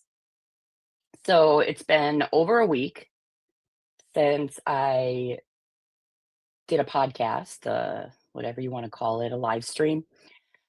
Yeah, a lot's gone on, and I was thinking of a way I can talk about some of the next issues. I had some records I was trying to get a hold of before this show we're going to do today. So today we're going to be talking about who financially benefits from all of this corruption, right? Because human nature isn't just to do things willy-nilly for no reason, right? There's usually something behind it that somebody's benefiting from, and that benefit often comes from a number of things. Money is a very big thing. And in my case, I believe that money is involved. I also believe that personal egos get in the way. And then also this ability to, like, this desire by officials in local government to save face, right? So they don't want to be exposed, because oftentimes it starts very small corruption. It starts very subtle, doesn't seem like a big deal. And even the people participating in it may think, well, in the end, what I'm doing is good, right? So that's what we're going to go over. That's just kind of a preview to what we're going to talk about today. There was a few things I was going to share. Let's see. Today is my son's 14th birthday. Woo woo. My baby boy, who's not such a baby, he's pretty tall.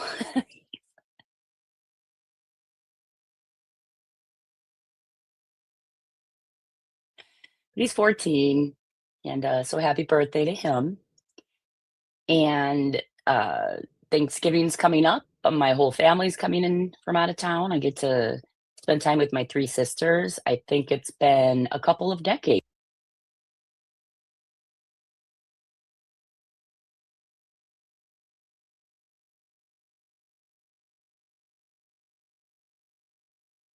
since we've done that. So a lot of catching up to do, and I'm really looking forward to that too.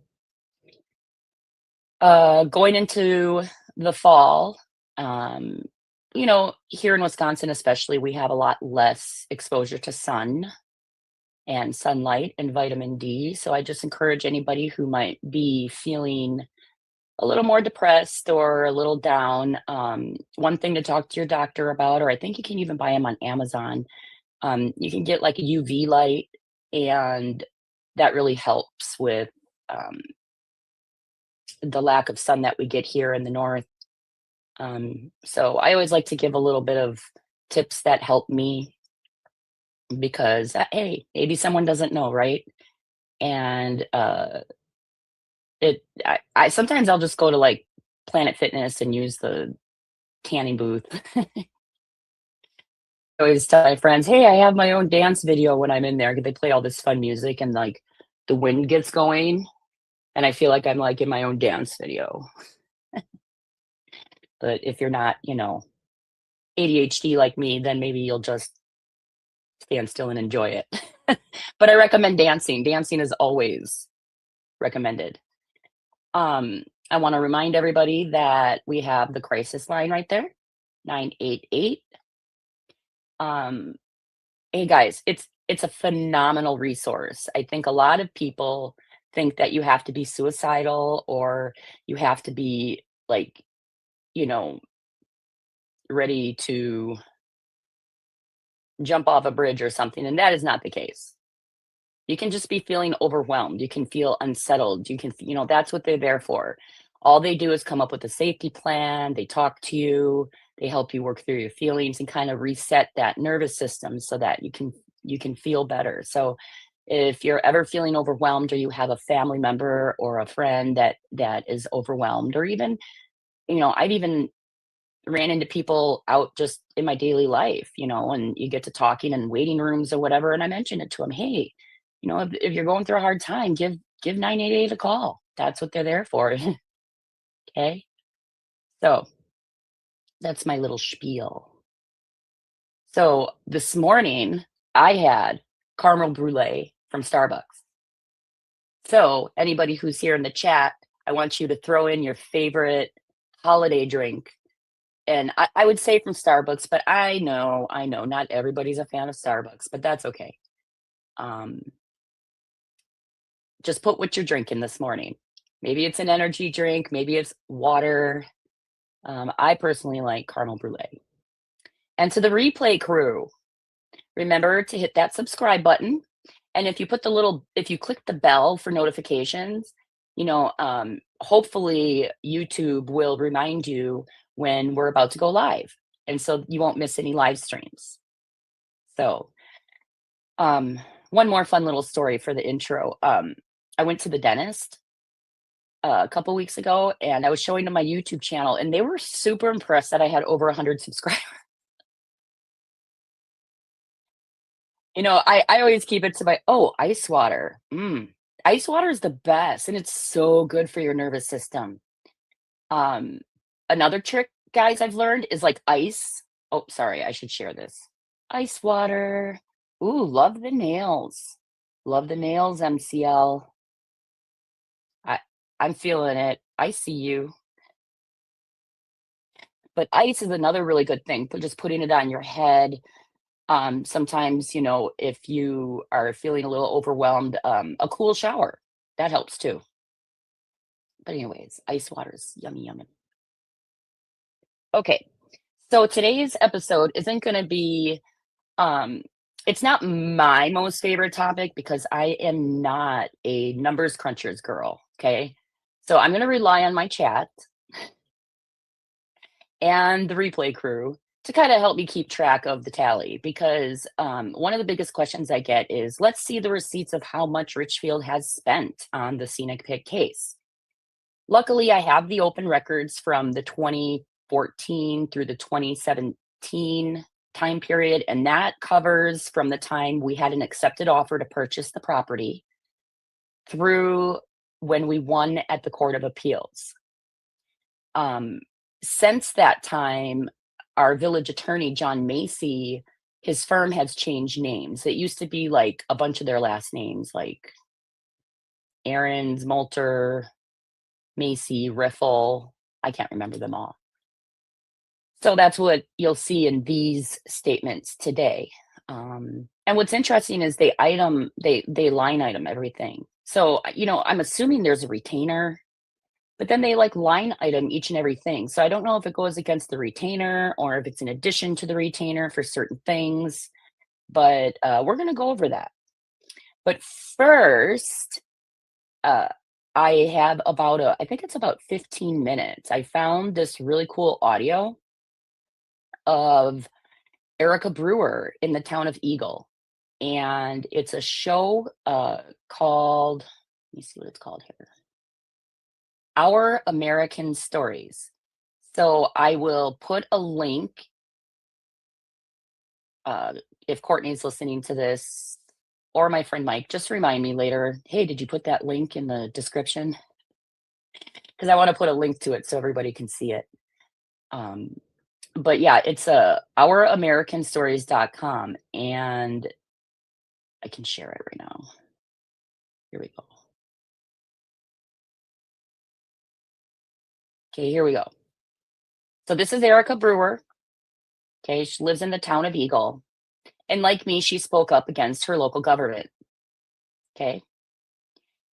And I appreciate you so much. Thank you, Mike. She's got my back. She gave me a check mark. Okay. So it says she spoke out in defense of her neighbor and was fined $20,000 for it. Okay. So like me, she wasn't okay with what the local government was doing. And in her case, it started off with the neighbor. So she wasn't even calling them out on what they were doing to her initially. It was about a horse farm. Well, I will let her tell the story better than me and these people from Our American Stories. I did reach out to them. I would love them to cover our story. So I'll see if we get a call back. And I'm new to YouTube, so I hope this isn't like violating any copyright or anything like that. I don't think it's going to, but I think it's important enough, and I would like to share it. And I will post their link. I'm giving them credit. So here we go. Let's just listen.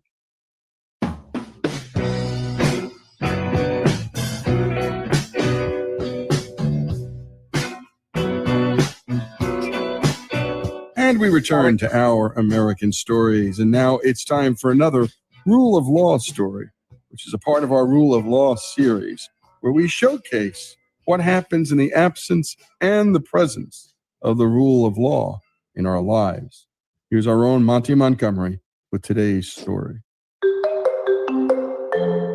48 minutes out of Milwaukee, down Interstate 43, off Exit 43, is the town of Eagle, Wisconsin, population 2,063. It's a sleepy rural bedroom community surrounded by farms and fields. The kind of place you'd expect to see farm stands selling fresh produce. Farm stands like Erica Brewer and her husband, Zach.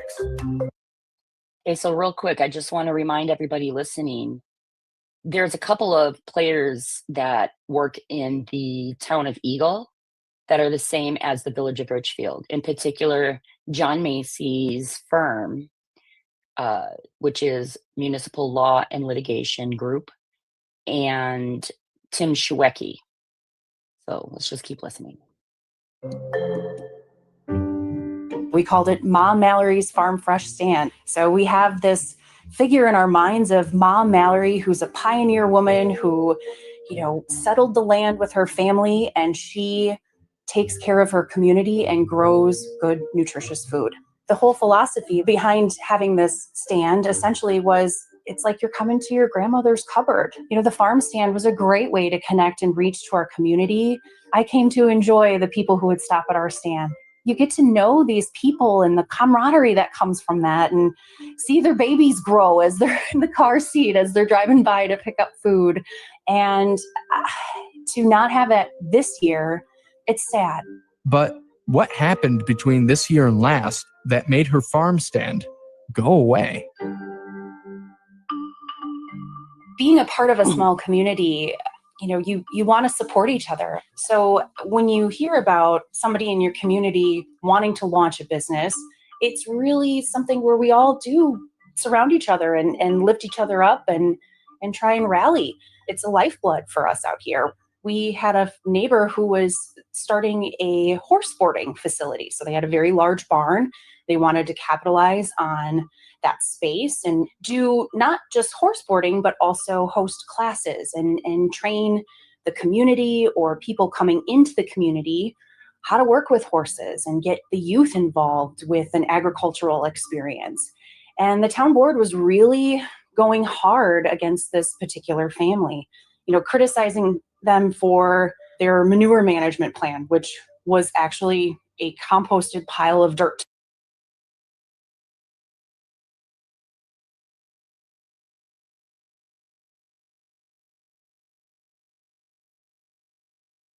That they then would use in their own gardens. They were upset if there would be too many horse trailers coming through or too many people coming in to attend some of these classes. And these classes were maybe structured for 6 children. So we spoke out our feelings of what we thought and how this would be a benefit. And then we started getting more engaged in watching how they posted meeting minutes or their governmental process compared to what the state standards were or what was listed in the ordinances for the town itself. And we noticed discrepancies. They weren't even following their own standards that they had set. So, And I say this all of the time. They don't follow the standards that they set. And we're going to see that today when we go over some of the statements to our village attorney and I'll show you how he's the only one that benefits from all of this litigation and crazy, attacking people, right? And one of the cases that I talked about that I want to talk about, we're going to do a whole episode on. I'm trying to get a hold of my good friend and see if he's willing to come on air. And remember, a lot of times, guys, people aren't willing to be like Erica Brewer or me. And the only thing that sets us apart from you guys is the willingness to speak up and speak out. And it's hard and it's understandable. I understand. But hopefully this buddy of mine will be willing to come on and share his story because, their family owns a property in downtown Richfield where the feed mill used to be. And when it was built, it was zoned mixed business use. And it was always assessed on the taxes as mixed business use. So it was business residential, which is very common for properties right along that strip. Well, at some point, the village of Richfield decides that this property is zoned M3.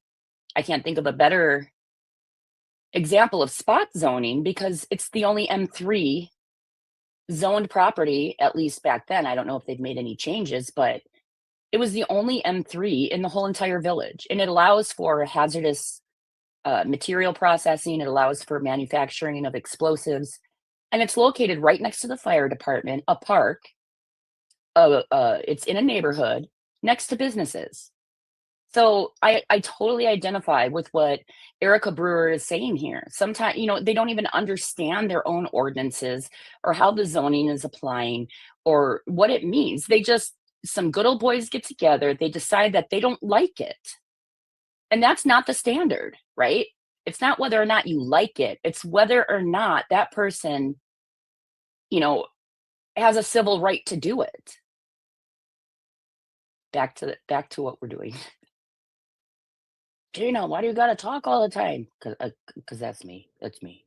we would publicly call them out about that. We felt like we had to take a stand. But for us, taking that stand meant that then the focus turned on us. And soon enough, town officials started showing up on her property.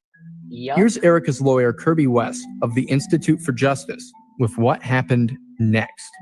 So after she had, posted on social media and spoken up on town board meetings, they were informed that the town had received an anonymous complaint that they were in violation of a variety of ordinances in Eagle.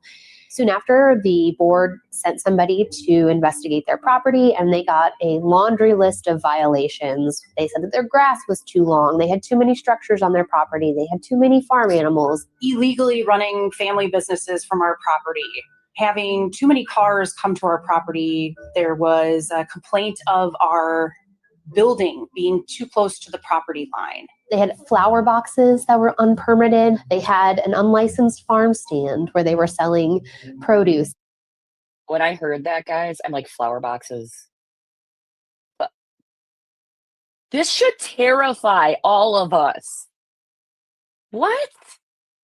I know there's people out there, there's people that get, like the Karen Reed case right now, which I am going live today to discuss. But, there's people out there that have really bad things, right? She's trying to the local government is trying to pin murder on her, pin it on the girl. But the reality is like, this happens even when it's not murder involved. This is just us trying to live our everyday lives, right?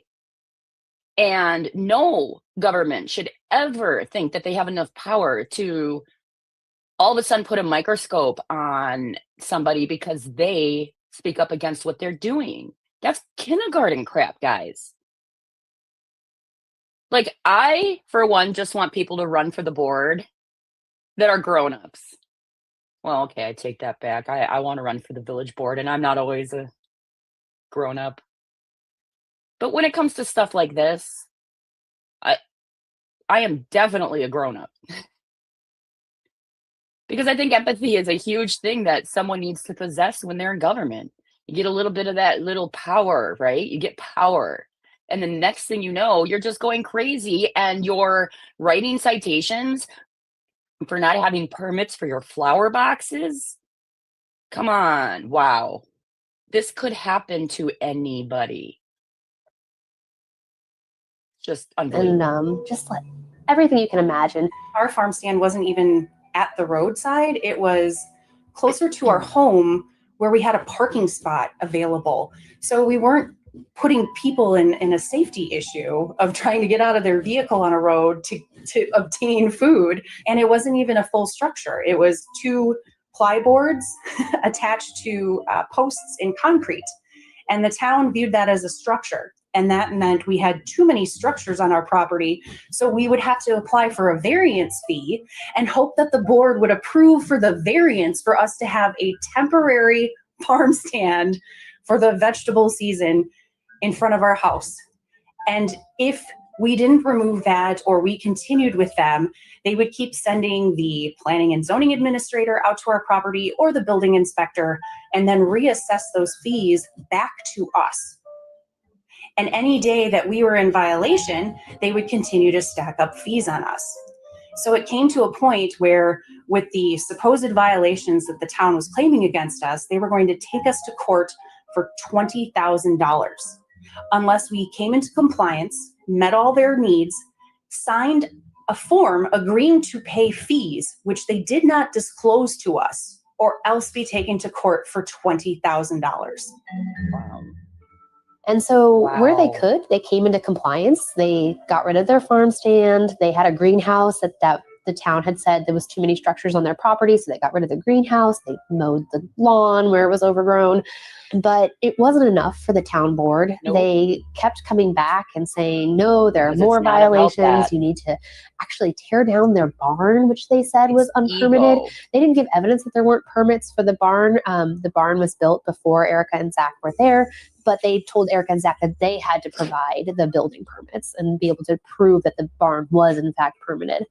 And the fees, it's profit motivation. These town attorney, the building inspector, and the planning and zoning administrator all charge the town an hourly rate. So they are set up with the best racket of finding the problems, making the problems, and then making the person that they are going after pay not only for the problem to resolve the problem, but pay for the cost of them investigating the problem. I mean, guys, did you hear what she just said? I can't highlight that enough. Like, oh, MCL. I thought you were Mike the whole time. It wasn't. It was Courtney. You're so funny. But yeah, did you hear what she said? Like, there's every reason for these people because they're billing hourly. So as long as they keep, like, why wouldn't they keep finding somebody in trouble? They're getting paid more.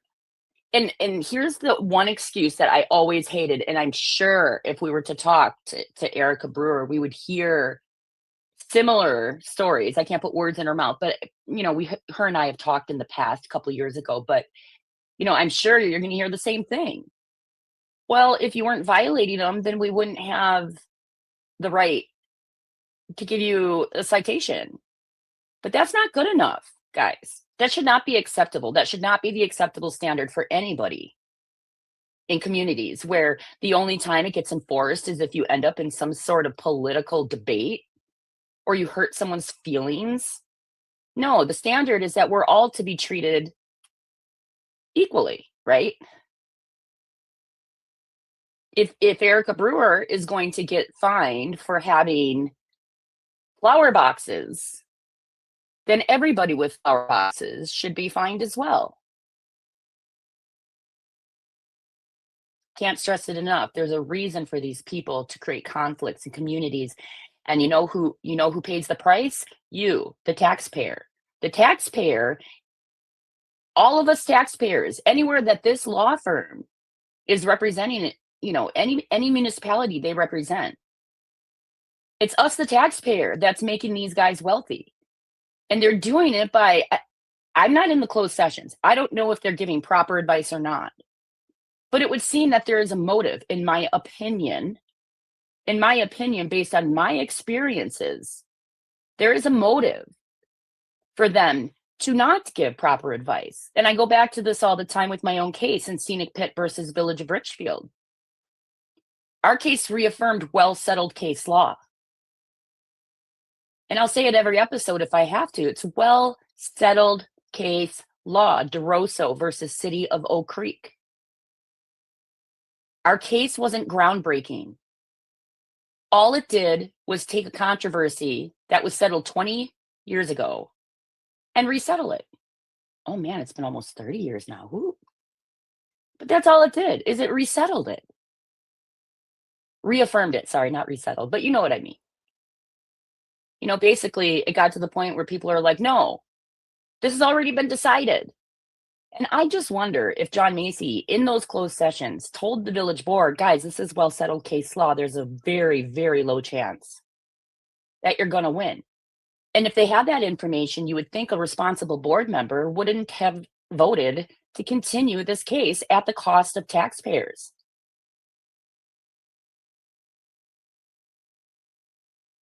And all the billing.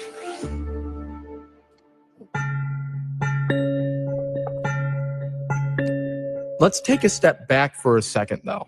Erica mentioned earlier that the town came after her, approved of these fines and fees, and kept coming back for more because she had taken them to task in defense of her neighbor. That seems like a First Amendment violation. A pretty hefty claim. But is there any truth to it? In cases like this, it's often difficult to prove that that's the case. It's, easy to say, well, nothing happened until I said something about the government, and then this happened to me, so it seems like, but it can be hard to really prove that that's what happened. But here, there's actually kind of a smoking gun. So one of the board members actually sent Erica an email. Through the conversation of the email, I had implored this individual, even though you're only one voice, your one voice stands through this record that is being created. She, I feel, maybe went defensive with that. And her reply back was, well, you have pissed everybody off on the board and they are against you. They don't like you and they voted against you with emotion. So I actually have an email from the town board member saying that the conduct of the town board was that they didn't like me, so they were going to vote against me. Yep. Wow. I really feel like our town board did not want to have somebody questioning the way things have always been. This attitude and mentality of, well, this is the way it's always been, does not create an atmosphere of growth, of expansion in a positive way for a community where younger generations can speak their voice, input to the community, and share some of their experiences as well. I think when it's a community and people are elected in, they have to be open to how they're serving that community and the population that's there. And so when someone is challenging that or questioning that, I just think it really brought in this irritation, and it was like, well, we've got to silence her and make this stop. Yeah. What the town is doing is illegal because it's violating our amendment rights. Yes. To go after somebody who's speaking out against the government, that's First Amendment rights. That's pretty basic. Terrible. What happened to Erica and Zach was unconstitutional. This enforcement action was pursued against them in retaliation for protected speech.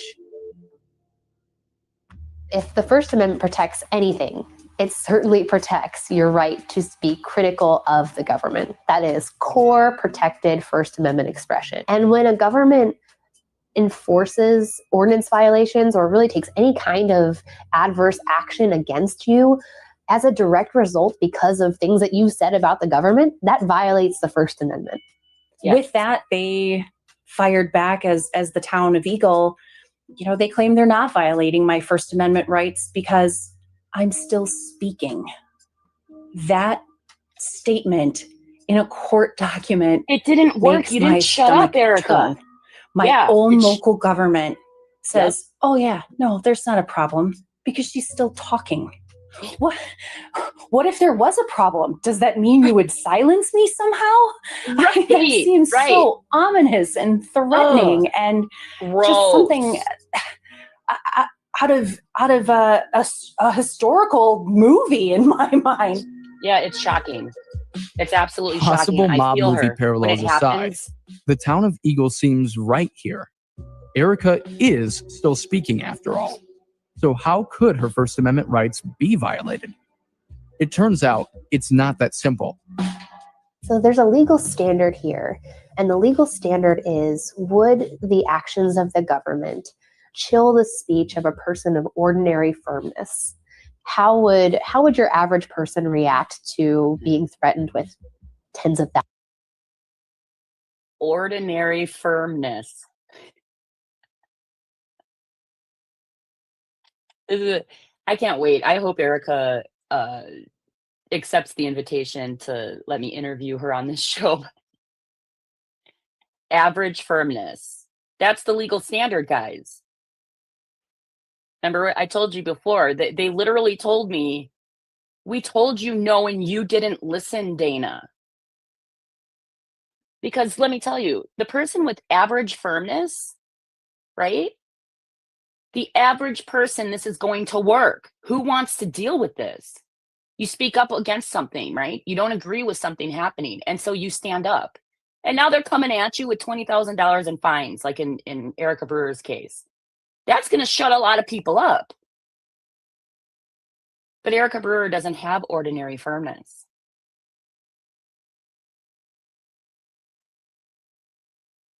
And well, I got to give myself credit because I don't have ordinary firmness either.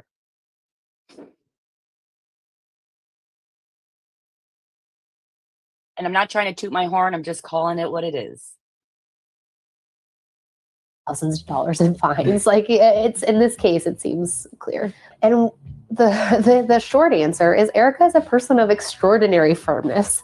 She is incredibly committed to making sure that the town of Eagle is a fair place to live. She's passionate about defending the First Amendment rights of the residents of the town of Eagle. She's passionate about her farm. And a threat of $20,000 in liability, that would have an effect on my decisions. I would have an effect on how I decided to speak or conduct my business or what I decided to do. And I think most people feel that way. That's a lot of money. And adding to that, just the threat of continued enforcement. And, this has been a process that's been going on for a year now, but the original enforcement process dragged out over months. And there were many visits to Erica and Zach's farm. And just that decision of, listen, we could just shut up and not have to deal with this anymore, or we could continue talking and, who knows what else is going to happen. There's going to be more visits and more code violations. I just don't think it's debatable that a person of ordinary firmness would be affected by that. So that's incredibly problematic. And that's the first big constitutional violation and issue here. The second big constitutional violation that we've pointed out in our lawsuit is related to the fee structure of the attorneys who work for the town.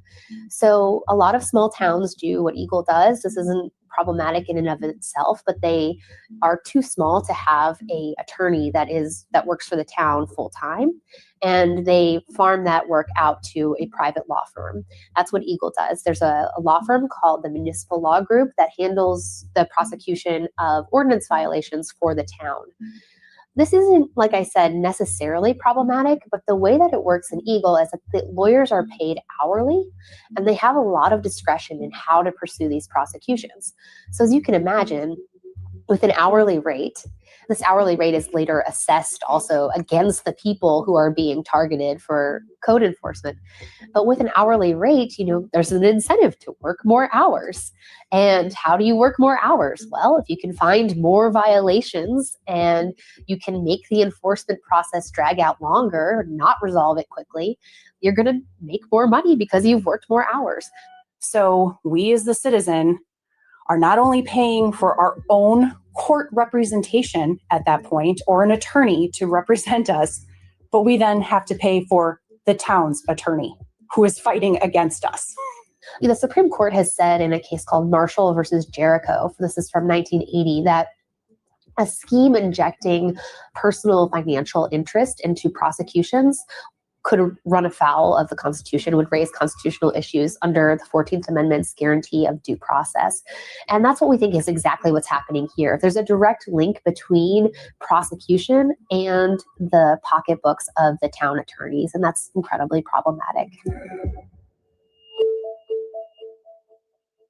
Erica and the Institute for Justice, which, by the way, takes cases pro bono or free of charge for its clients, teamed up in 2020 to take Eagle to task on all of this. But where does her case stand today? Currently, we are waiting for the federal judge to make a decision based on the motions that we have submitted, as well as the town of Eagle. And town of Eagle has had some motions where they just are asking the judge to throw everything out because they're 100% in the right.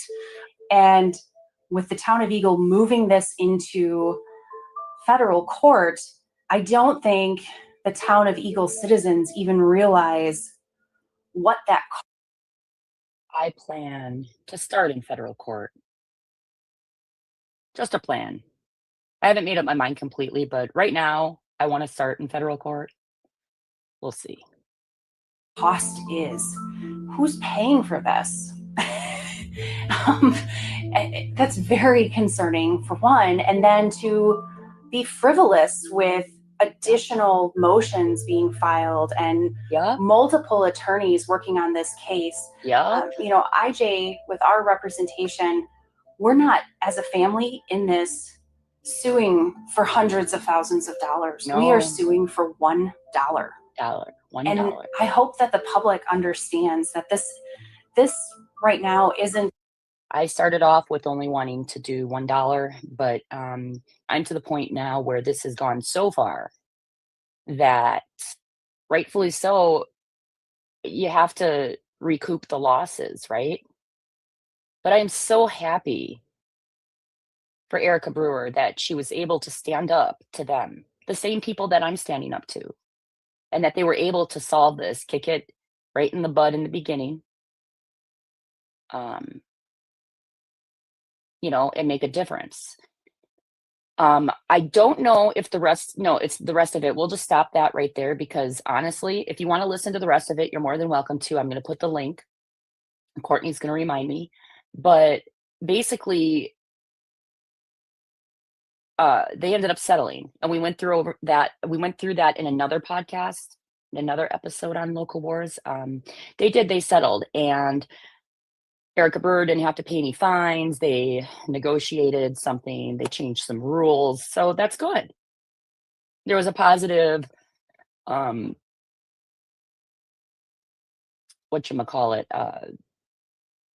outcome. So I did do an open records to the town of Eagle, asking them for all of the statements to Municipal Law and Litigation Group from the beginning of when Erica Brewer started speaking out against the town's actions against the horse farm owner through the end of the case. And they said that it's going to be 15 cents a page and it's in a lockbox or something. And apparently they don't have it digital. I, of course, was like, of course they have it digitally, but I don't know. I had a friend remind me, maybe not, because it's only a town, and some of these towns are still operating in dinosaur ages. But I find that hard to believe. I would think that they would be digital and could just be emailed. We'll find out. Time will tell. Okay, so without further ado, let's get to these fun things. Okay. So you're going to have to make your screen as big as you need to make it in order to see it. So these are the statements from the Municipal Law and Litigation Group. They used to be called Ahrens, Malter, Macy, Riffle, and Larson, SC. So let's start here. October 10th of 14, 609 Scenic Road. So we've got, look at this, each line item. Look, what are some of these things they're doing? Review correspondence with the village administrator, breakthrough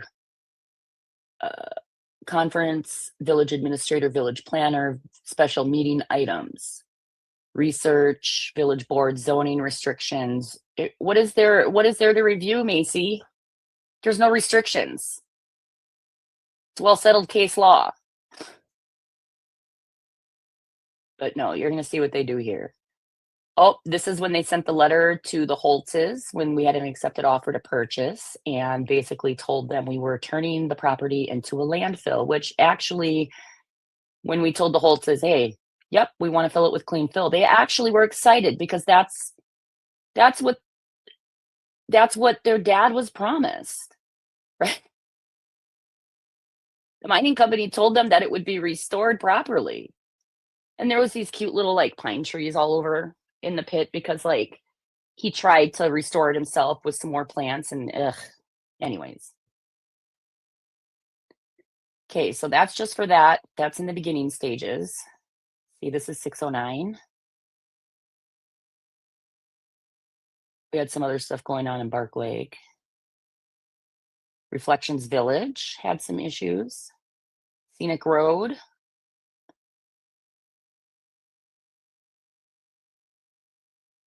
Nice.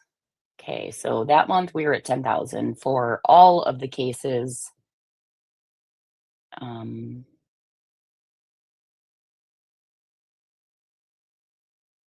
looks like it's at 9,000, if I'm reading that correctly. I told you guys I'm not very good with stuff like this. Okay. Well, here's some more conferences, public notice. Look at this. This is all just for my case. Village board, solid waste siting law, admitted village regulation. Look at all this, 13,000.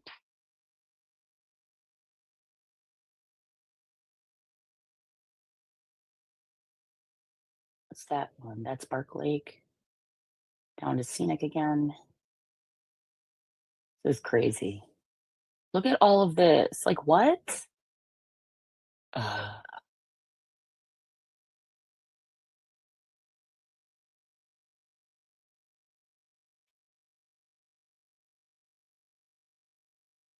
Okay, so here we've got May of 15. It's gonna start getting higher, guys, because we went to court in September. But look at this. Like, what? Look at all of this time. Look at this. Like, when is Jim Healy? Like, why is he always on the phone with Macy? Look at this. Village administrator, village administrator, village administrator, village. Like every time there's a question, Jim is like hyperventilating on the phone. John, what do I do? What is, it's a lot. Like every day, 22, 20, 21, 22, April 24, 26, 27, 28, 29, 30. Like, what? It's like an obsession. Look at this.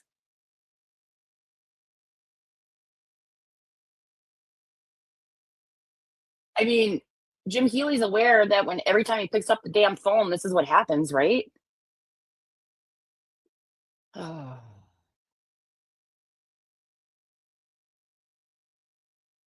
let's keep going. This is just so ridiculous. And I'm doing this for one of our viewers. She wants to see receipts of how much the villagers give me the full number. And you know what? You've given me a homework assignment, and I appreciate you making me step outside of my comfort zone.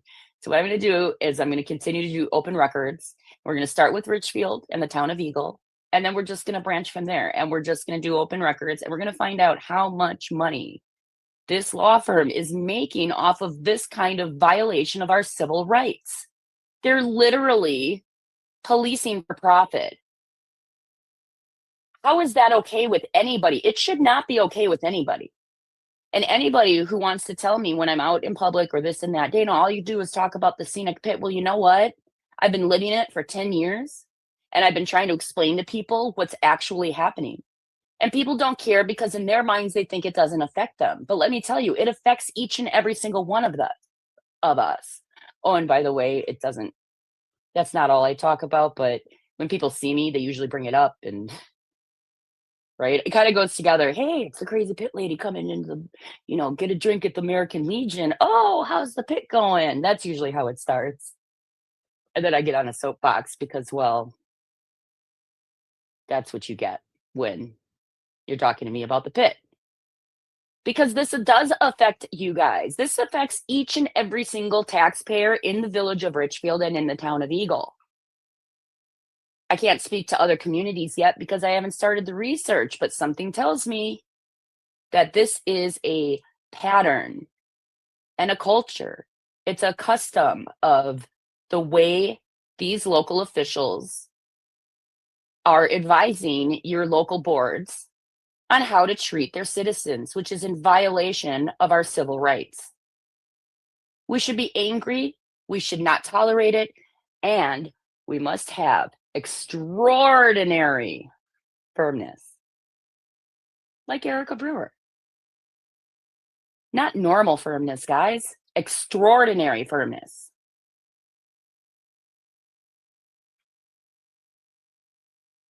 This keeps going and going. Look at this. Now we're up to 20,000 in a month. Okay. This is insanity. Look at this.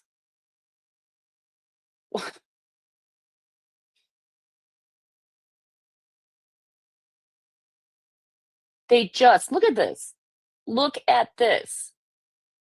Oh, look at review response by attorney Markovitz. So now the taxpayers are paying for RAD, Richfield Residents Against Dump, for the village attorney to discuss things with the RAD attorney. Oh, and then here's a letter to Attorney Worth. So that's the actual attorney that the village's insurance policy paid for. Because the village filed an insurance claim, and the insurance paid for Attorney Worth to represent the municipality. But that wasn't good enough for Richfield. Because remember, we're policing for profit here. And John Macy needs to make his money. So simultaneously, the village is paying out of pocket without an insurance policy covering it. Digest that for a little bit. It's outrageous.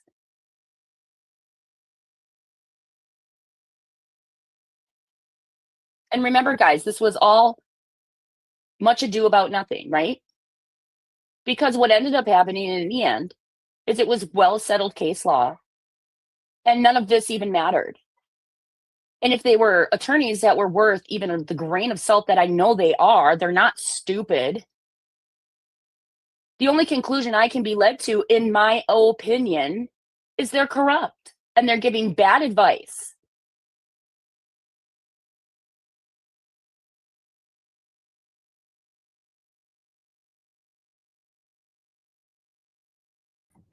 Okay, sorry about that. I was muted. Okay, I'm jumping in. Okay, so I'm listening to this episode while I'm preparing some documents for other things, and then I noticed it's so small, but it just stood out to me. Right.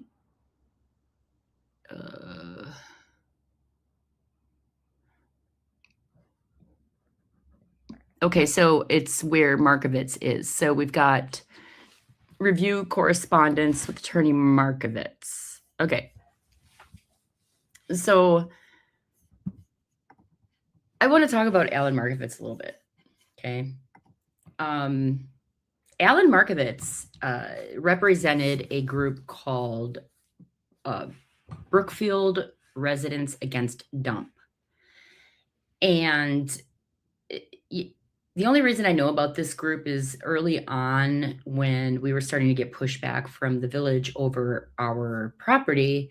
I became aware that there was another group in the town of Brookfield that had successfully made a citizens group called Brookfield Residents Against Dump, and Alan Markovitz represented them. And what I found weird was that it was an LLC. I'm not an attorney, and if I was going to be an attorney, it certainly wouldn't be around how you structure a citizens group, but it just seems that this pattern keeps happening. So there was a quarry called the Salino Quarry, and a contracting company wanted to restore it by accepting clean fill from some of the projects in the greater Milwaukee metropolitan area.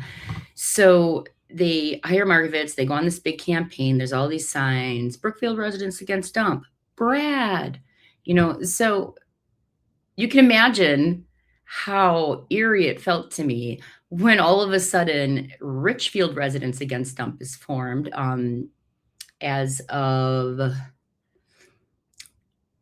gosh, I'm trying to think of what jury trial that was. As of, I think it's November of 2024. I might have to look back at the transcript, but I think it was November of 2024. There was a jury trial that I won, and I was able to ask one of the members of Richfield Residents Against Dump about the fact that they're still registered. I mean, they're still active and they're an LLC. So I'm not sure what their long game plan is. Well, I mean, I am sure because they admitted on the stand. The neighbor to the south of me testified that basically they want the pit gone. They don't want it here. And I guess they're willing to do, well, I don't know what they're willing to do. I know what they have been willing to do in the past. I just don't know at what point, what it's going to take for the shenanigans to stop. So anyways, it looks like Macy was happily talking with the citizen group attorney, refused to talk to my attorneys. Nobody wanted to talk to me. We worked with legislators back and forth, trying to mediate through the conflict. And I'm confident if you reached out to any of the people that were representatives for our district back during that time, they would, I'm confident that they would tell you that I remained the reasonable party, right? Because even when we won in 2017 against Richfield at the Court of Appeals, I was still willing to be reasonable. I live in the community. I want to have good relationships with people. I want good for everybody. I don't tend to be somebody who wants to continue to engage in negative interactions, I guess you could say. Now, there's another side to that. I'm also a female combat veteran, and there is a special bit of spicy that we can get when we know that there's an injustice. Because, I remember when I was in my 20s and I worked at this call center doing like collections of like ambulance bills or something. And, it just stands out to me, an older gentleman, he's like, I fought in World War II and this is how I get treated, and I thought that was so weird. I was like, what does that have anything to do with your ambulance bill? Well, now I'm a combat veteran, and I think what it has to do, it has less to do with thinking, I'm more important than anybody else. I think it has more to do with understanding the cost of fairness, quite frankly. It's really a moral injury when you have served your country and have witnessed things that people should never see. And then you come home and you expect that the worst of it is over. We're all aware that, veterans struggle to and basically find their way back when they, come back to the civilian life. And, we've worked on that. How do we get people, we have programs like at the VA, they have the OEF returning vets program. They've got different, they've got some pretty amazing programs, but there's sort of this part of me that is offended that I watched some of the people that I love the dearest.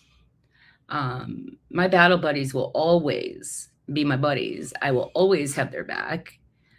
We've been through hell and back together, and they're always going to be there. But watching the trauma that we experienced and how it has affected us in our lives, it was 20 years ago that we were in Iraq.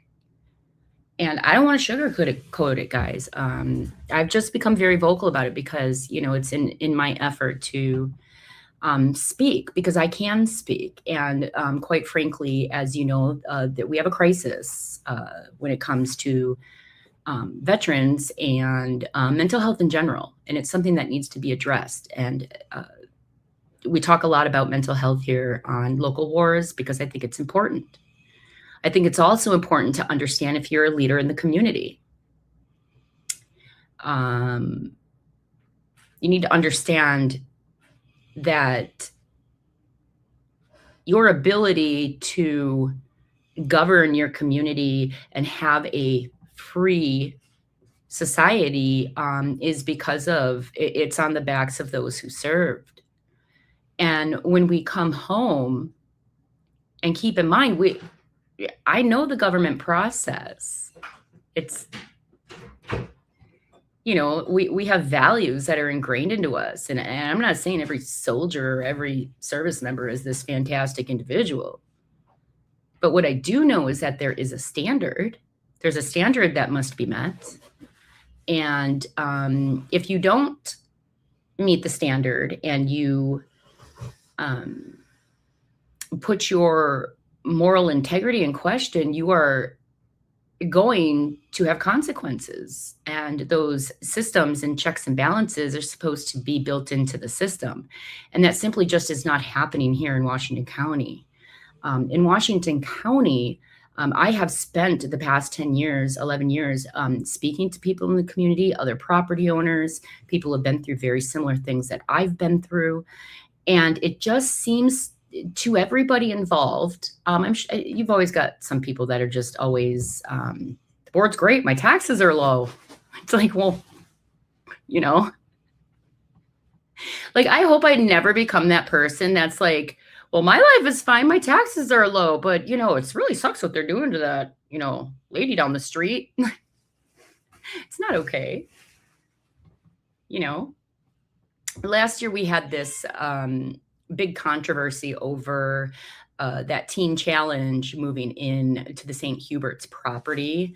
I find it really interesting, guys. The teen challenge in Florida popped up in the Epstein files. And I heard someone say, well, everybody pops up in the Epstein files. I'm like, it's a little shadier than that when it comes to this organization. And it just doesn't kind of smell the sniff test to me. And it just always seems like there's all these decisions being made behind closed doors, right? Like it's predetermined. And then if the community has a little pushback, we put together a board or what do they call those committees, so they can put input representing people from the community, and we will consider what they want and they don't want. And I'm not buying it. I haven't seen any relationship, whether a project is opposed or not opposed, and what the outcome is. I mean, it has to be pretty bad for it not to just get shoved through, even with the community's pushback on this project with Teen Challenge going into St. Hubert's last year. It was a close call. It really was a close call. And you know, people can have their opinions about this or that and how it went down, but let's have that conversation. So, as many of you know, there was a organization. They represented it as like a drug rehabilitation, like a woman's rehab center. And I'm just summarizing off the top of my head. If you guys want to go into a deep dive, I can show you receipts and stuff. But I'm just kind of gonna go into the nuts and bolts of it a little bit. So St. Gabriel's at some point, you know, was trying to sell the property on St. Hubert's, and there were some problems with the site. There was, it's an old building. It sounds like possible asbestos issues and buried tanks. And then back in, I think it was in 2007, somewhere between 2005, 2008, when Timberstone was being built, they were accepting fill at the pit right there, and they took some waste that was had to be permitted, basically. And so they extracted it from the site and they put it in the abandoned quarry that's across the street from me, next to the Bark River. And so, you know, there's a paper trail of that. Now, the village is going to argue, well, that was permitted, except for it was permitted 2 months after the event happened. The DNR could not seem to locate the record of the permit. So, I mean, I don't know. I don't know exactly what all happened. I just know that the material was dumped at the Timberstone site and then was extracted and moved over there. Now, the reason this becomes important is because one of the ways you're supposed to avoid the appearance of impropriety is by recusal. I mean, if you're going to be serving the community, you don't want to lose the trust of the people. Trust of the people is the most valuable resource that you have as a representative.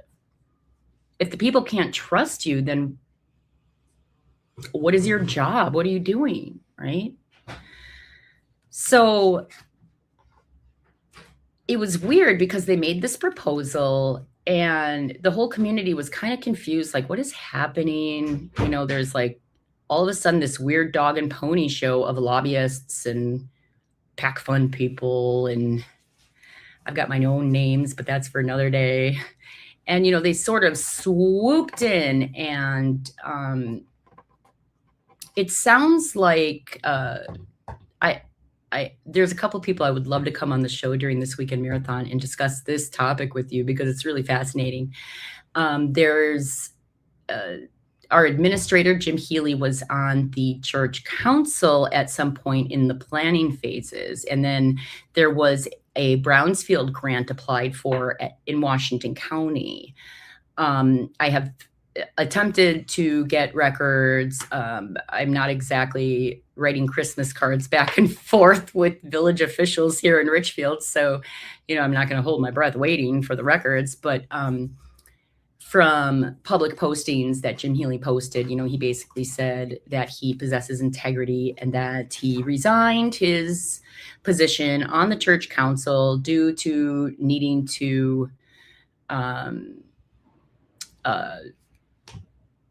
not interfere with his role as administrator in the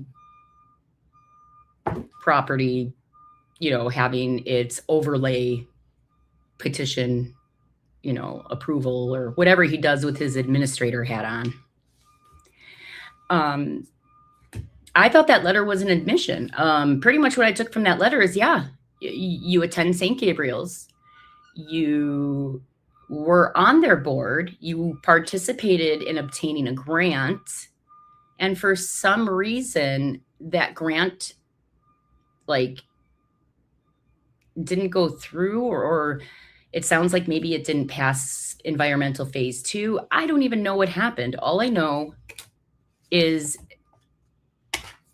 all of a sudden this group comes along, and it is a charity that is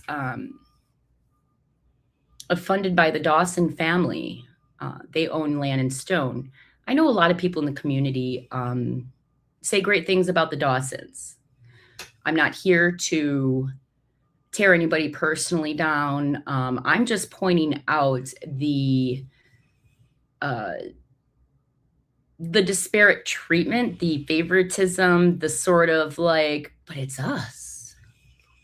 I mean, look at it from my perspective. They're my competitor in Richfield. I mean, Lannon's huge. I'm like a little bitty piece of the pie. Like if they have the pie, right? I'm like a little tiny sliver. It's like they can't even share. It's like, dude, like, why can't you share? Share. It's a nice thing to do. It's very Christian, right? And for whatever reason, that's just not sitting well with them. And so I get up to speak, and I'm like, I don't know why John Jeffords isn't recusing himself, because even though he retired, Payne and Dolan was his employer for like 40 years, or the WEC group. I think he finished with Zenith Tech, or, you know, I don't know the ins and outs of our village president's actual career. I just know that he was a very high up person in that network of companies. And I'm not saying anything bad about the companies. What I am saying is that power lives in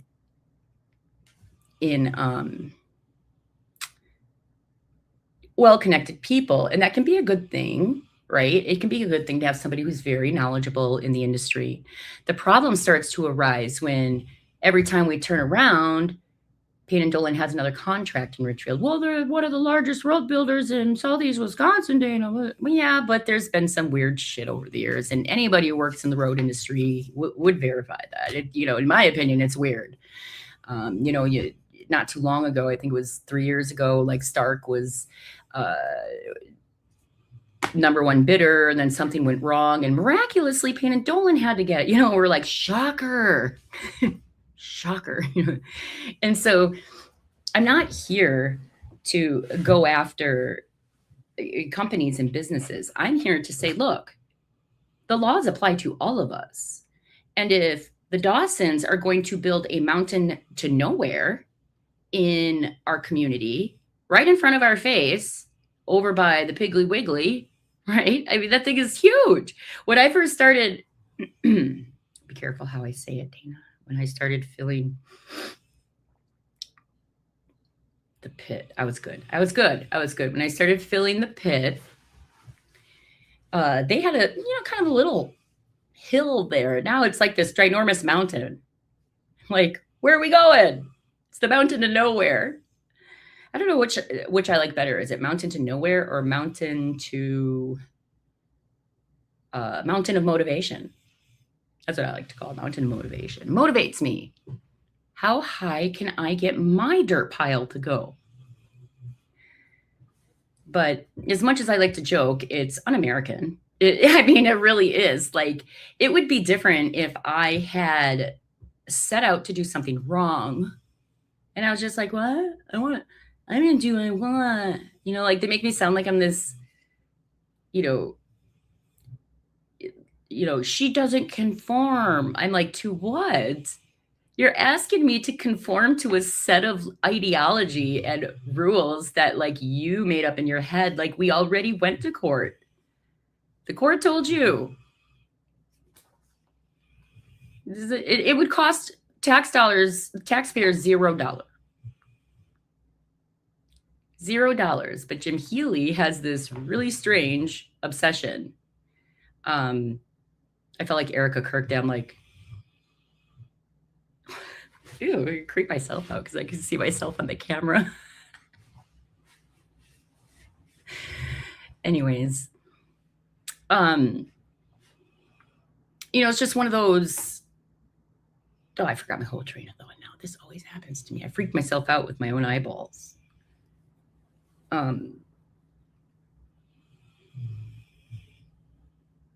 yeah, we had won the case. And so really, it made no sense that, like, when they're talking about all these other things about what's going on, those are distractions, guys. Rumors. What does my personal life have anything to do with them being told they're not allowed to regulate my property? So sometimes I have fun with it.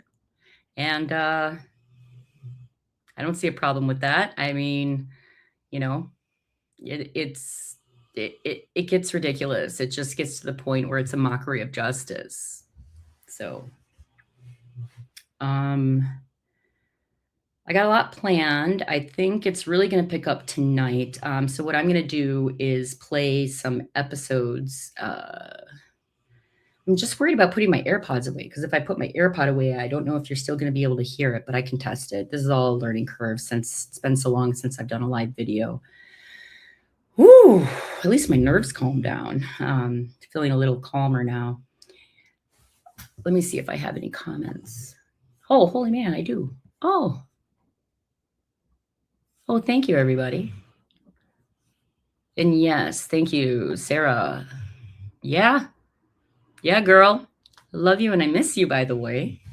Yeah, you witnessed it. You saw it with your own eyeballs, and you would think they'd stopped, but here we still are. The wheels of justice spin slowly when you've got litigious government officials who love to abuse their powers to basically frustrate you enough to give up.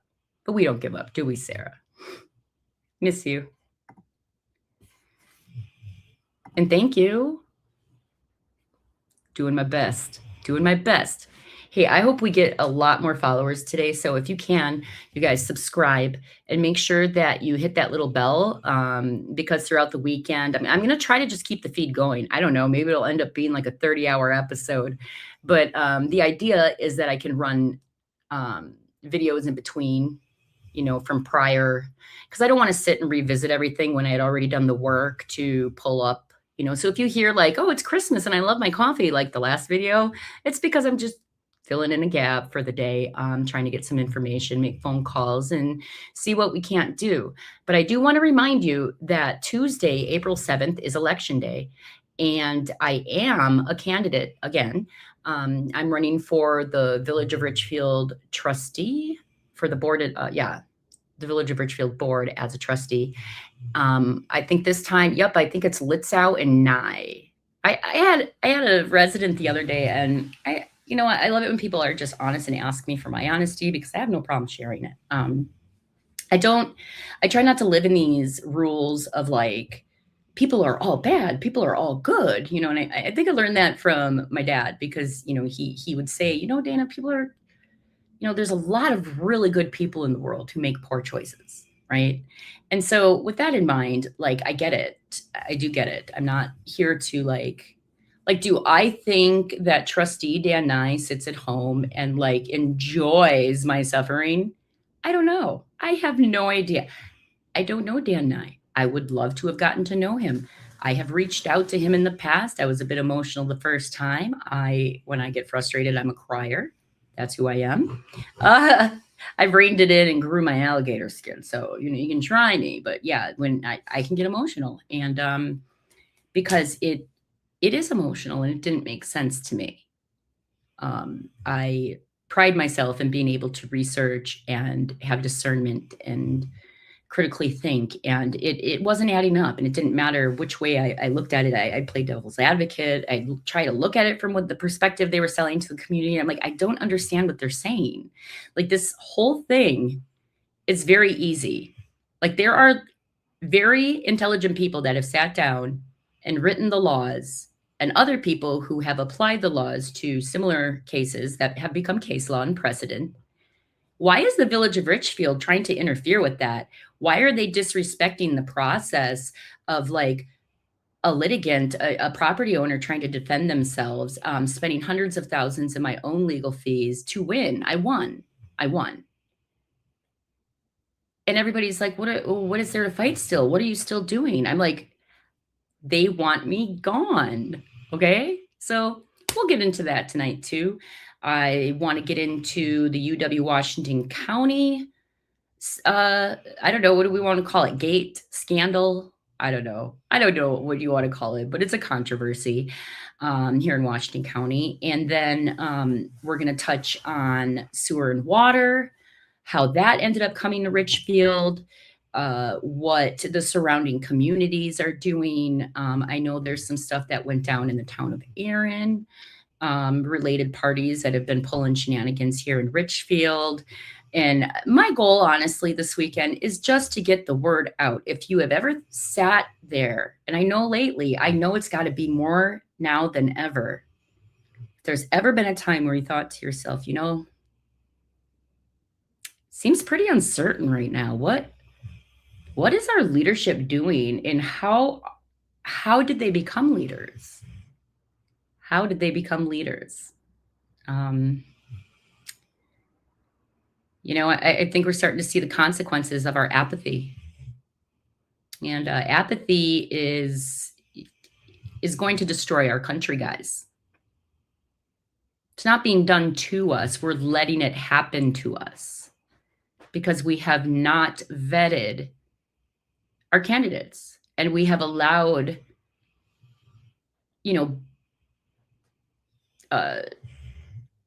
certain industries to snuff out the little guy, driving down competition, driving up prices. It's just basic economics. I mean, it's and there's no accountability. If the higher courts can literally tell the local government that, no, hey guys, no local approvals apply to prevent neighborly battles, and then they proceed to just continue to try to interfere with my business after those rulings, that is like,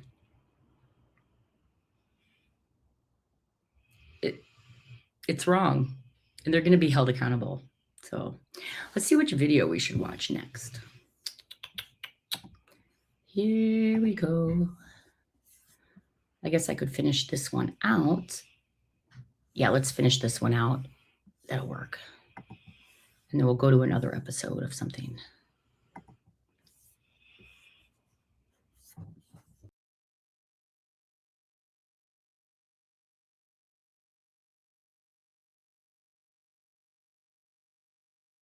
To make money. And I'm not going to stand for it. And I'll continue to speak out. And I'll give people who this has happened to a platform on my channel to share their stories. And that's going to be so fun because I can't wait for that to happen. That's like, like when I think about this channel and it growing, that's what comes to mind, is like the people whose lives we can impact. And maybe, as a country, people get so frustrated because we're so divided. But what we need to do is realize what we all do have in common. And I can't think of one American on either side of the aisle or in the middle or far off, either way, that would be okay with this happening to them. This is the kind of crap that our ancestors left their countries because of. It should never be okay for a bunch of, corrupt people to sit around making this much money off of tax dollars by violating our constitutional rights. I'm outraged. The Karen Reed case pisses me off because she's being accused of murder. But what pisses me off even more is I bet you if people in the town of Canton, who I think are extraordinary people with extraordinary firmness, you guys possess extraordinary firmness. I would love for you guys to start looking into the town attorney and the board members. I listen to as much as I can. Well, we'll get into that in our next episode, but anybody who's listening right now, remind me when we're talking about the Karen Reed case, one of the things that I would love to see happen is Chris Albert, his phone, he's on the town board. He's a town selectman. You guys call it selectmen down there. We call it board members up here. But he's a town selectman. And what that means is that all of his correspondence, anytime he's talked about anything to do with the Karen Reed case, because he's a local official, that comes under color of law. There's got to be a way that Mark Betterow or Melanie Little or Alan Jackson or any of them, there's got to be a way for you to look into that. Look into, maybe you guys already have Chris Albert's phone records, but I bet not. I bet because if he's using his personal phone, just like with Morrissey, if it, that all becomes subject to open records requests. If they haven't rehomed them already. But please, if anybody, if you can correct me if I'm wrong, I'm open to that too. I try to listen and keep myself as updated as possible, but there is so many moving parts in that Karen Reed case. It's really hard to pinpoint what's going on at all times. So let's get back to this. Wow, it just keeps going. So you guys are welcome. Like, I'm just going to go through each page real slow. And you're welcome to pause this, look through it. Eventually, I'm going to link to like a Dropbox or something that people can just access all of these records on their own. But receipts are important, right? Being able to actually see what's going on. This is what's going on behind closed doors. It's insanity. Look at this. Look, even for my records request, $78 to review a records request. The Attorney General's office recommends that the lowest paid staff member fill open records, right? For transparency reasons. It's the sunshine laws, open record laws, right? But no, Jim Healy, the highest paid administrator at one time, I think, in all of Wisconsin. I don't know what he is now, but he's not cheap, right? And he makes a lot of money. And so why is he filling the records request to begin with? Oh, and then he's got to go and have them all reviewed by the attorney. Look at this, 119, 78, all for open records requests? Like, is he afraid to? And then that comment he made at one of the board meetings, I've even given more records than our attorney is comfortable with. They're not your records, Jim. They're not John Macy's records. I get it. You have, what's the terminology with your attorney? Privileged information. Well, who's doing the checks and balances on that? Who's doing the checks and balances on whether or not that's actually being shared properly? Some places hire, I forgot what they're called. It's a kind of an attorney that goes through, that isn't, it's like a nonpartisan type person who has no bias in the case, and they'll go through and decipher what's considered protected and what's considered not. That would cost more money, though. I mean, it would be much easier if they just did the right thing, but I think that ship has long sailed. I mean, it's never too late to do the right thing, but we're to the point where there needs to be accountability. And people in Richfield should be outraged. Because I am not the only one that this happens to. There's a family that has been fined over $400,000 in fines and forfeitures for a zoning violation. And the zoning that they're violating violates itself by existing on its face. And if I wasn't clear enough, let me rephrase. M3 zoning permits that the manufacturing of hazardous waste, or manufacturing of explosives and processing of hazardous waste. And this property that they've been fined for violating the zoning is located next to a fire department, next to a park, next to businesses, next to residential area. How in God's green earth can they be fined $400,000 for violating an ordinance or a zoning ordinance when the zoning itself violates itself? Why doesn't the board fine themselves $400,000 for improperly zoning the property in the first place? Which, by the way, they can't even show me meeting minutes for. There's a dumb map with a Sharpie on it where Oh, well, it happened during, what was it, the 1983 rezoning map, okay. And one day we'll go over the 30-year sewer pack land use map, and you'll see quite clearly, in my opinion, what's actually happening with that property. And it has nothing to do with a zoning violation. It has to do with everything. It has everything to do with that they want a wastewater treatment plant down in that area. Whether or not that's still the plan, I don't know. But for a long time, that's what it was identified for. So what are they going to do? They're going to violate this person's civil rights, constitutional rights to chase her off of her property. It's unacceptable and it's criminal. And I cannot believe that these people still sit on our board and that people in Richfield are just accepting what these people are telling them. And sometimes I hear from people, they're like, well, I don't understand why you think, I know this board member and they're really, really kind. Guys, kind doesn't get the job done. I'm sure they are nice.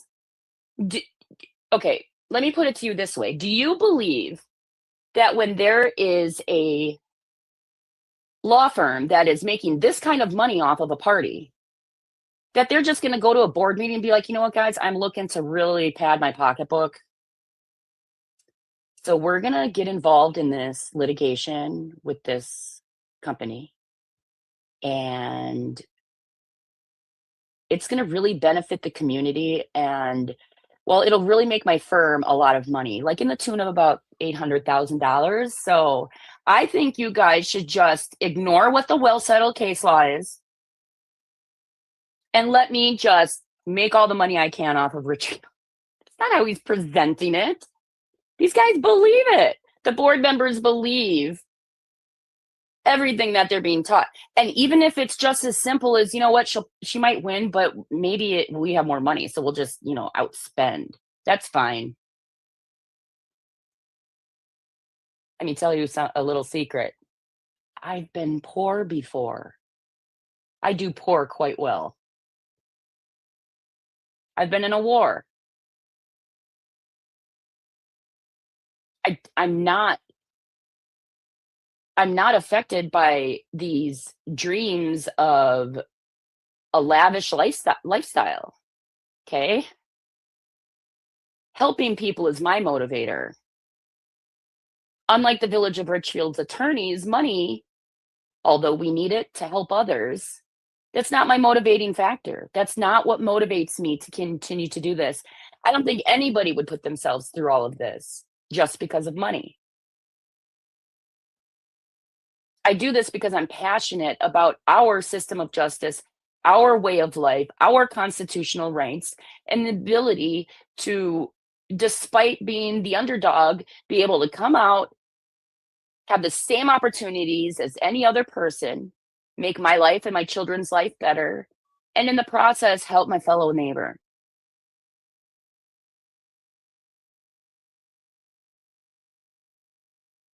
And I'm not self-righteous. Back in my church days, I might have been. Cults to Consciousness, my favorite shirt. Forgive me what I said when I was in the cult. Forgive me for what I said when I was in a cult. Right?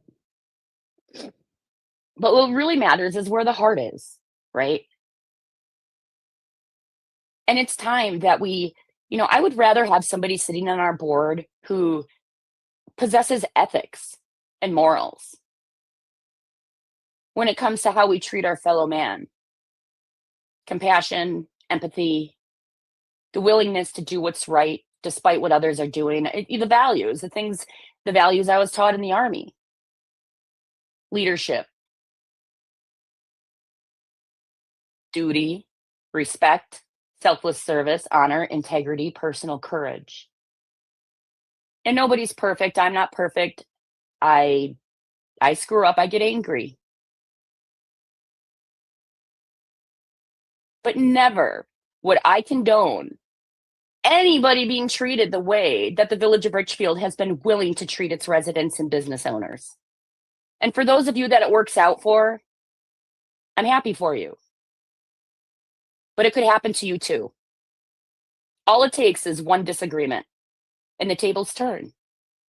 And I think we proved that today on this episode. So we're at about an hour. That's how long I want to keep these. We're going to do another live stream today about Karen Reed. I'm a little nervous about doing the Karen Reed thing. There's so many podcasters that cover it. But in order to grow this channel, I have to think of the best interest of the big picture. And I want to share the story because what's happening to Karen Reed is it hits home for me. It really does. It hits home for me. And I'm not going to pretend that it's the same level of stress. I haven't been accused of murder. Well, let me take that back. I think twice I was accused of murder. Oh, no. Rumor mill stuff, but no. I have never been charged for murder. Uh-oh. My ring light decided to stop being a ring light again. But yeah, it's got a lot of parallels because corruption has its own identifiers. Corruption has its own way of playing out, right? And I don't think it looks like a lot of people think it looks like. Just like abuse doesn't always look like what people think it looks like. There's a lot of nuances to it. And it's not like everybody's in on it. It only takes one or two to be corrupt. The rest just have to buy the bullshit and spit it back out. So don't be the person that buys the bullshit.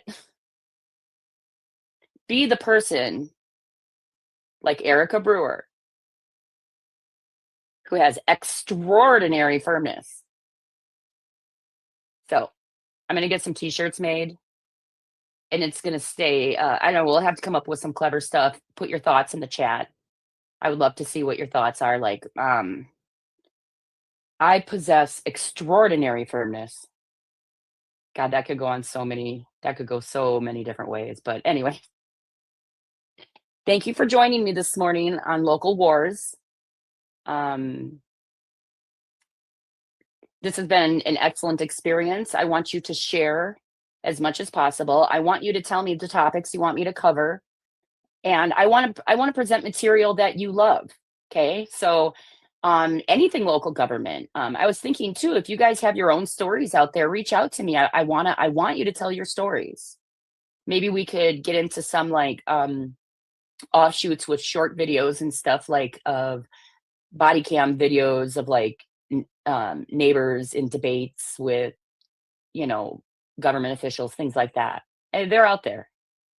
So we're going to do our best to share them. And yep, you guys have a fantastic day. Remember the crisis line, just in case you need it. It is that time of year when we have lack of sun and vitamin D. Take care of yourselves. Remember your tools.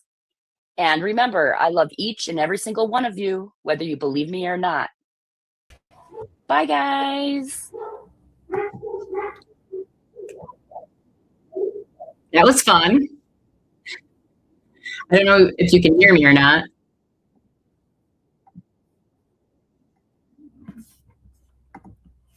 Okay, I'm back. So, hi, we got 5 people. Hey, guys. Shoot off the link to a few friends if you could for me. We're trying to build this channel, get it going for the day. Trying to get you guys more interactive. Throw out a topic, anybody. Something you want to hear, you can just throw it in the chat. Make sure you make sure you hit the bell for when we go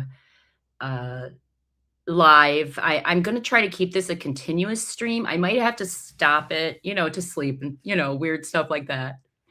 But hey, if I get a second wind, I'm just going to stay up because we have a lot to talk about. So I want to dive into some stuff about being a veteran. Okay. There's a lot going on in the world right now.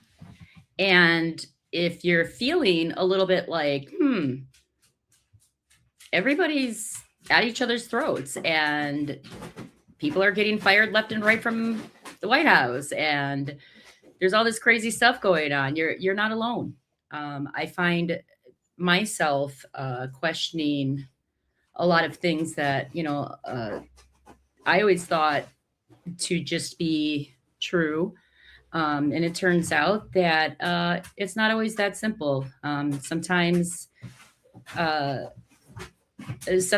our nation goes through growing pains, and my hope and prayer is that we are experiencing growing pains right now.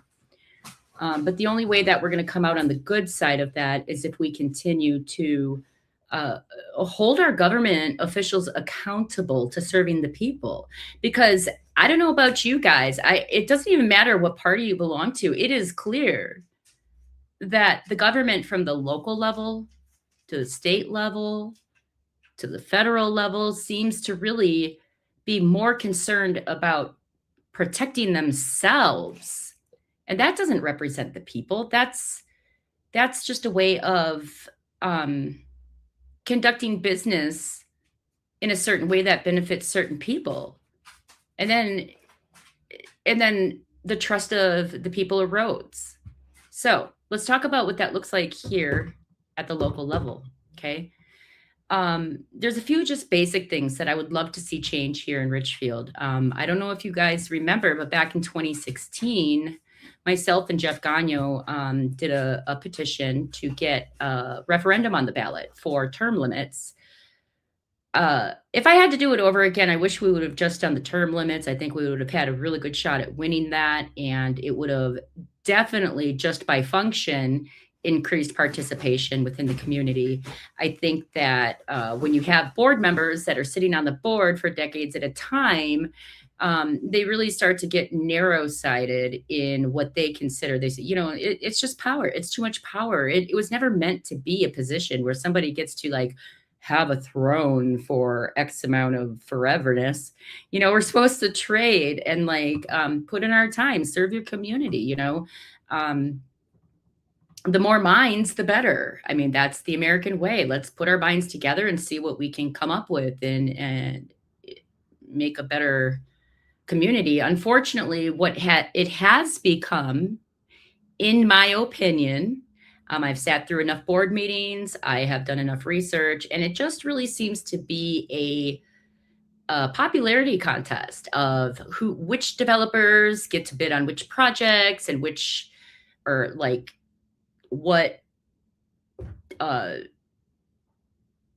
me give you an example. We have this ordinance in Richfield. It's called the Groundwater Monitoring Ordinance, I think. It's groundwater monitoring or something like that. And when I first heard about it, it sounded like a great thing. I mean, what's not to like about it? Sure, you want to spend some money and we can keep our water safe and clean. But then I learned that they don't even test the quality of the water. They just test the levels. So it's like a hydrology thing. And they passed this ordinance, and watching how they utilize this tool to it's almost like they're using it as a pass, kind of like, oh, you get a hallway pass. It's fine. You can have that permit. You're good. But then if someone comes along that they don't like, they're like, what? You must comply with the groundwater ordinance. And you're like, and strange things happen. And it's not applied evenly. It's not applied to everybody the same. It's applied to just certain people. And it seems to be more of a ordinance to weaponize power and control and less about the well-being of the community. I think when you speak up and you speak out, I think that you end up subjecting yourself to scrutiny, which is fine. It comes with it. We're all grown-ups and can make our own choices about how we handle different conflicts in our lives. I'm choosing to stay loud about this and choosing to continue speaking. And I think that all of you people who I have spoke to throughout the many years, I encourage you, join me on the channel. It's a little scary, I get it, but like, people need to hear what's happening. I promise, if the community truly understood the things that are happening on our local boards, they would be outraged. Outraged. I am. I was going to talk about veterans for a little bit, but maybe we'll save that for when I can get my friend Jackie on the phone, because that is going to happen. She's so excited. I can just feel it already. She's a hoot. You guys will love her. And if you don't, doesn't matter, because I love her and we've been through so much together. So what can you do? What can you do to make a difference in how our government treats people and treats the community? How do we ensure that our local officials are held to accountability? Everybody wants to say it's elections. If you don't like them, vote them out. Well, I'm here to tell you it is not that simple. It is not that simple. Okay. Nobody wants to be picked on. Nobody wants to be singled out. Nobody wants to pay excessive fines because they are a political dissenter of whatever narrative is being pushed that month, year. It's just not, it has a chilling effect. It really does. It causes people to just be like, you know what? I would rather just be quiet than participate in the government process. And that hurts everybody, because we have a lot of talented people in our community. We have an awesome community in Richfield. The people here are fantastic.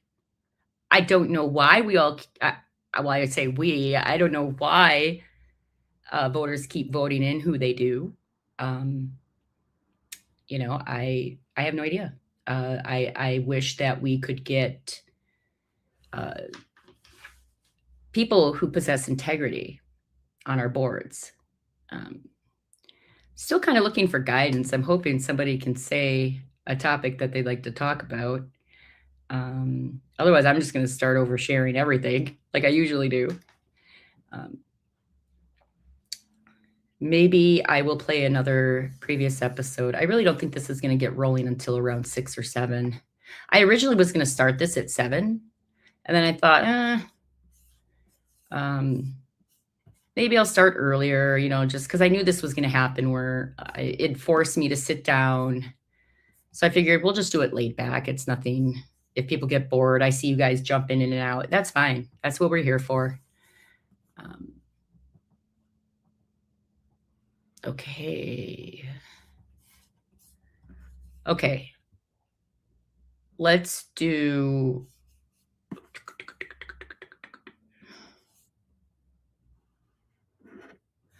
Trying to think of a good one.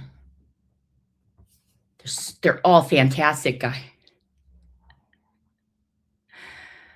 Oh, here's a good one. Let's do this one. We're going to talk about my neighbor. I do use his name. I don't use everybody's name, but there are certain people that are involved in this saga that, look, you put yourself in the position you did. You were a public official. So Paul Craig, former mayor of Delafield, who lives 3 doors down from me and needs to mow his lawn. Not to come across as a mean person, but this is my ongoing thing. This, I haven't. Yep, here we go. Let's watch. You guys watch this episode. It's a really good episode. It's one of my favorites. I don't look great. So it's fine. I don't look great, but hopefully you'll enjoy it. And I'll be back in about 45 to 50 minutes. So enjoy this episode, and hopefully it'll catch you up on kind of what's been going on around here.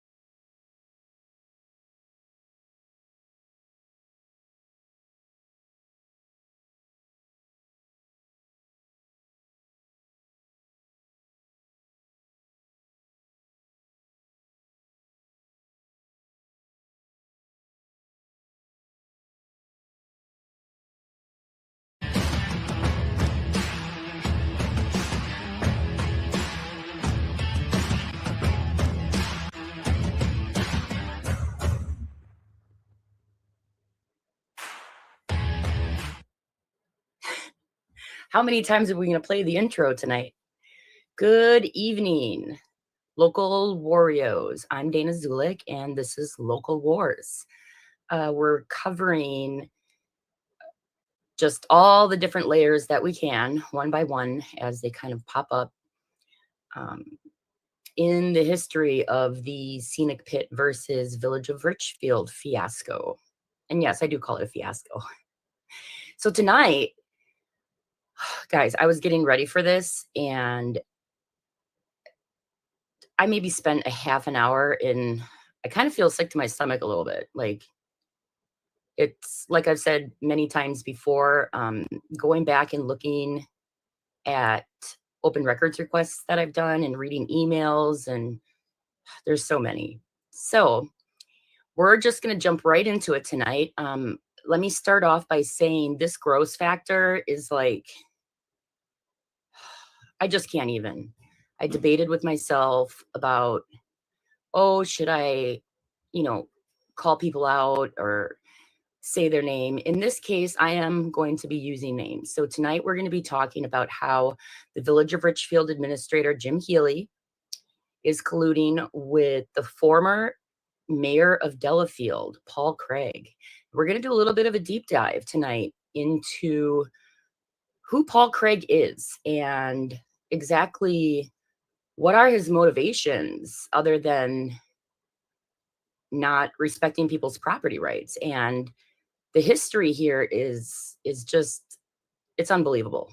So I'm going to start off by sharing a clip, some slides with you. So let's see here.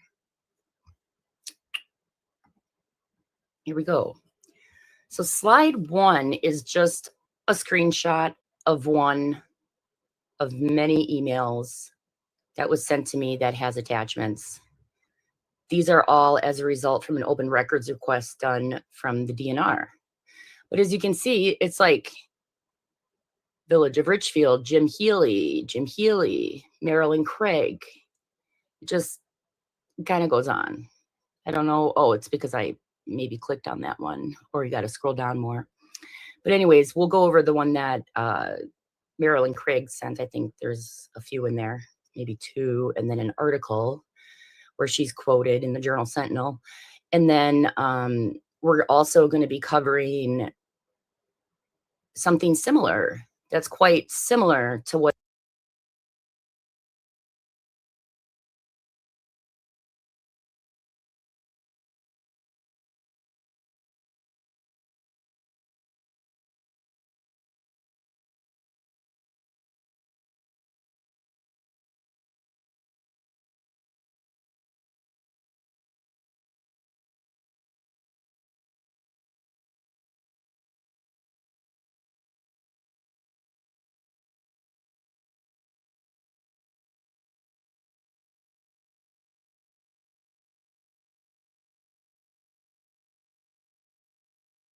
what's been happening to me here in Richfield that happened in Delafield while Paul Craig was the mayor.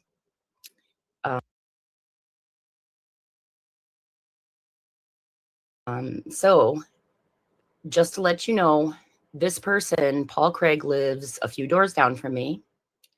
It's my opinion that he should probably mow his grass because, I mean, it's like weeds. He says it's natural prairie. I disagree. I mean, I don't really care. I could care less what you do with your yard. It's just a little frustrating when I'm sitting here like, you're so worried about my property and what I'm doing on a daily basis. Just mow your yard. Like right now I care a little. I don't actually care, but like mow your yard. Yeah. It's good for the goose. It's good for the gander, right, guys? Oh, one quick little story I wanted to share. So as you know, we've gone over the animal at large tickets and stuff. And I'm not even kidding you. Today, Courtney saw on the Next Door Neighbor app that somebody's goose was missing or something. Or no, someone found a goose. It was an adorable goose too. And the woman stops over here with the goose and is like, is this your goose? And Courtney's like, I saw that later on the Next Door app, or I saw it. Let me back up. Courtney said that earlier she had seen it on the Next Door Neighbor app, and then she thought, I wonder if they're going to think that's Dana's goose. And Dana doesn't have any geese, and sure enough, there it was. A goose, somebody thinking that it's mine out of the how many people that live around here, but okay. So I hope that the goose finds its way home. So there's just one of many. So here's all of this correspondence going on about little me seeing a pit. Let's go to the next slide. Here is an email from the DNR. Okay, so this is a string of emails. So she says, thank you for the update, Jim and Marilyn. I will follow up on the problem today. Okay, so Jim is Jim Healy. Marilyn is Marilyn Craig, who is the wife of Paul Craig, the former mayor of Delafield. Hi, Marilyn. On Friday, I reached out to the DNR regarding the mud on the road to Mr. Von Rosum. I think that's how you pronounce it. Informed me he was passing the info on to Miss Robinson. Now, keep in mind, guys, these are all public records. So those are just, public records. Okay, here we go. This is what the original text was that Jim Healy was responding to. And yes, I'm going to read it with the snark and tone that is used by Marilyn when I have interacted with her. Brooke, it is 7:45 in the morning, and I am sitting in my living room going over paperwork. The silence in my house has just been interrupted by the noise from a dump truck making its way to the dump. The truck rumbles and shifts gears as it drives up the steep hill to the pit. God, I can't. Okay. Initially, this pit used a dump road until it was being mined. Initially, there were at least 40 less houses on the irregularly shaped block where it is located, hundreds less in the surrounding area. Okay, well, first point there, Marilyn, something I would like to tell you that maybe Jim Healy, I think he might have guys, do you think he forgot to tell her that they intimidated the easement owner? Okay, well, what actually happened is we had made arrangements to use this haul road that existed when this mine was mined. And the easement owner was on board. And next thing you know, he tells us, well, I don't want to get wrapped up in the lawsuit. Basically, we had on open records requests, saw email exchanges that led us to believe that Jim Healy had actually intimidated this easement owner. And so guess what, Marilyn?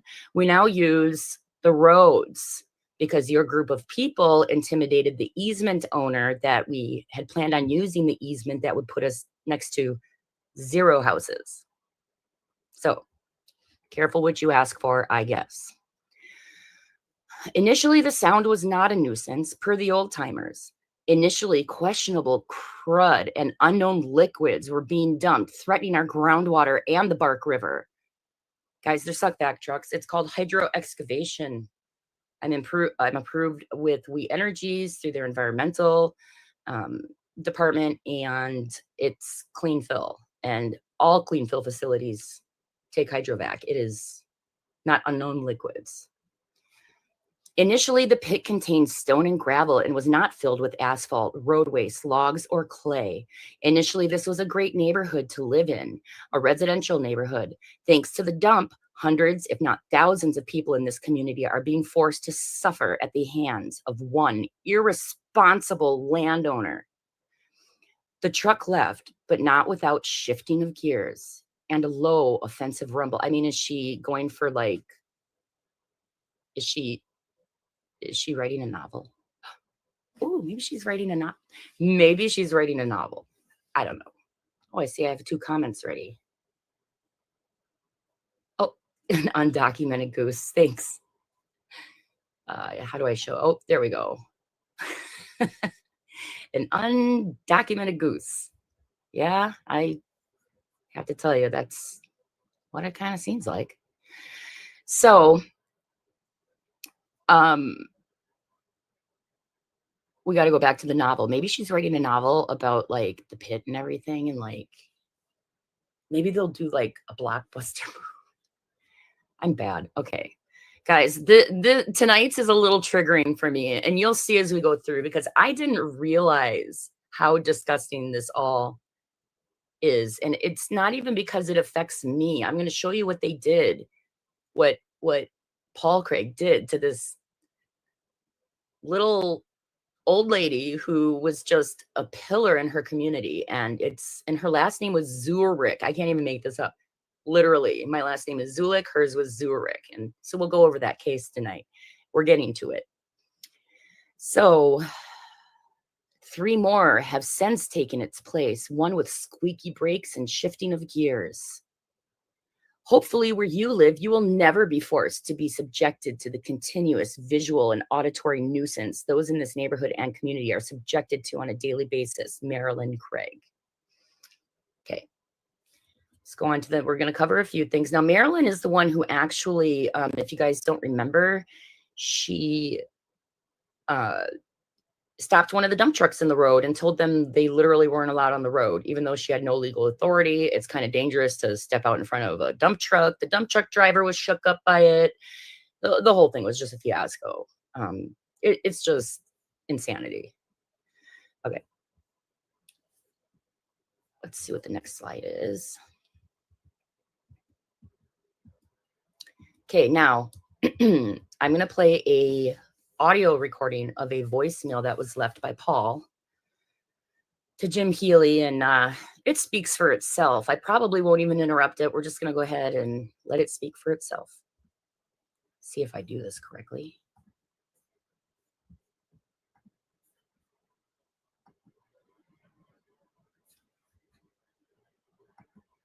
Hey, Jim, Paul Craig, 501 Scenic.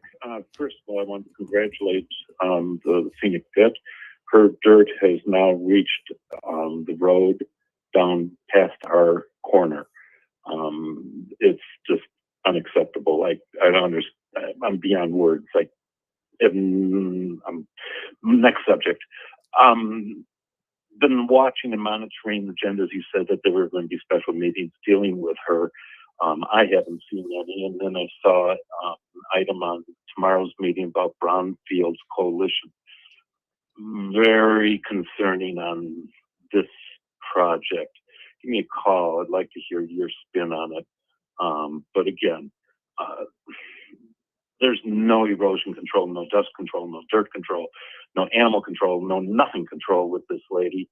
And I want to know, you said wait, you were dealing with it, so I've waited. Now I guess I'm not going to wait anymore. We're going to start cranking it up if we're not going to get some satisfaction. Enough rambling. 262-993-47.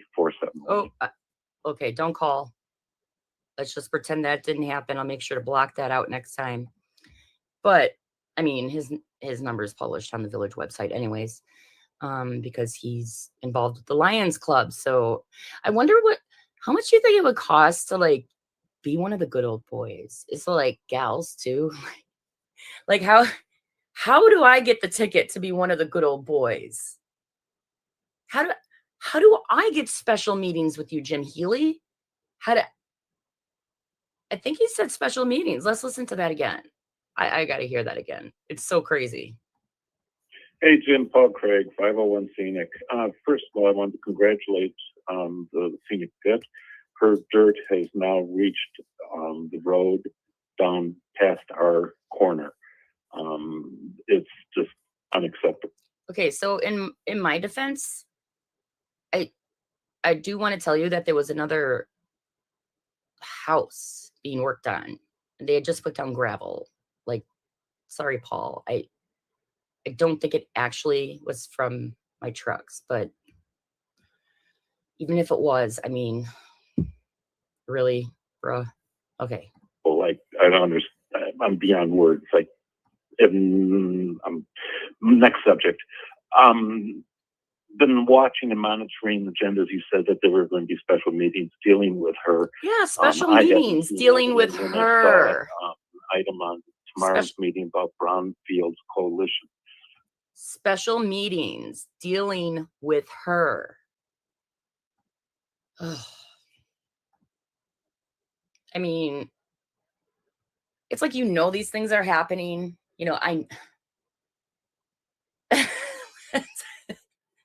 Thank you. My mom made a comment that says, I believe your dirt. Well, here, I believe your dirt reached the appellate court.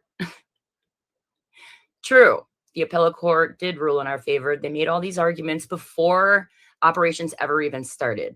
So basically, they're doing this fulfilled prophecy thing in their minds. They're, like if you're a hammer, you always see a nail. Is that how the saying goes? Like the hammer always sees a nail because it's a hammer. So everything looks like a nail to it. And that's what I feel like is going on here is they just are finding evidence that supports what they said was going to already be a problem. And if you want to talk about accountability, Paul and Marilyn, let's talk about accountability for the things that you're participating in that are trying to disrupt the operation of my business. And I take that very seriously. I mean, it took me a while to figure out what was going on. And then there's such a voluminous amount of things. Where does one begin? I've had to gather up all of my resources and put them where they belong, in the best interest of my family. And, this is the most time, literally, that I have spent going through all of this because I don't enjoy going through it. But it needs to be talked about. It needs to be exposed. And it's behavior like this with governments in too much power, doing the bidding of a few people. And in this case, it's Paul Craig, who is the former mayor of Delafield, asking when the special meetings are to deal with this lady. Gross. Absolutely gross. Okay, let's go back to the... I kind of like that view. Okay, so let's get into when Paul Craig was the mayor of Delafield. Okay, so this article is dated, let me make it a little bit bigger. This article is dated March 28th of 2005. A dam built in the 1850s by a man whose inn was a stop for slaves seeking freedom on the Underground Railroad has become the focus of a muddy dispute. So now we even have mud involved. Okay. So what do we have in common? We have Paul Craig interfering with my business that involves mud, and Paul Craig interfering with this poor little old lady who owned a dam. Okay. Its owner has proposed abandoning it, but 9 other property owners around the 18-acre mill pond created by the dam on the Bark River, oh, there's another common part, Bark River, are backing the city of Delafield's proposal to buy the dam, repair it, and possibly use it to generate electricity. Sounds like it's harmless, right? I mean, until we get to the rest of it. When I learned this story, guys, I was like, what planet am I living on? Mayor Paul Craig, who lives now 3 doors down from me, who needs to mow his yard, is also hoping to preserve the history of the dam, originally built by Nelson P. Hawks to power a mill. Hawks ran an inn down the road whose basement was a stop for slaves fleeing north to Canada for freedom. So it sounds like a very historical site. But here's the thing. It's not owned by the government. It's owned by a private citizen. Dam owner Margaret Zoulek says she wants to keep living at the former mill, despite applying to abandon the dam with the State Department of Natural Resources last fall after repair costs became too burdensome. The department regulates her license for the structure. If no agreement is reached, the Common Council could follow through on its recent vote to use the power of eminent domain and take over the property, including Zoulek's home. I am terribly upset over this business, Zoulek said. Zoulek stopped operating the dam 2 years ago because some cement fell and washed into the turbine. She and her late husband, Kenneth, had previously used the dam to generate electricity, which they sold to a power utility. Zoulek stopped operating the dam 2 years. Oh, I read that already. They think they can generate electricity, she said. They can't generate any more than I can. The mayor has said the city would find Zoulek new accommodations and assist with relocating her if it takes over the facility. Well, this woman has lived. Guys, am I reading this incorrectly? Please tell me I'm misinterpreting it. Please tell me that maybe I'm the hammer looking for. I'm trying to use as much critical thinking as I can. And I can't understand this. So this woman owns this dam and it's failing. And she just wants to get rid of the dam. She wants to stay in her home. She wants to stay where she lives. She doesn't want to be bothered. And the former mayor of Delafield, Paul Craig, who now is trying to run me out of town here in Richfield, tells her that they can find her accommodations and assist with relocating her if it takes over the facility. No. I mean, we're not in the middle of this like big city that's like, let's just keep reading. Brent Binder, a DNR dam safety engineer, said Zoulek's application to abandon the dam is on hold while the city tries to buy the property. Step one is for the city and Margaret to communicate and work things out, he said. The city has also requested proposals from engineers to study the dam and the upstream fish hatchery dam, which is owned by the city and also needs repairs. A memo by City Administrator Matt Carlson put the cost of temporary repairs of Zoulek's dam at $100,000 and full repairs at $500,000.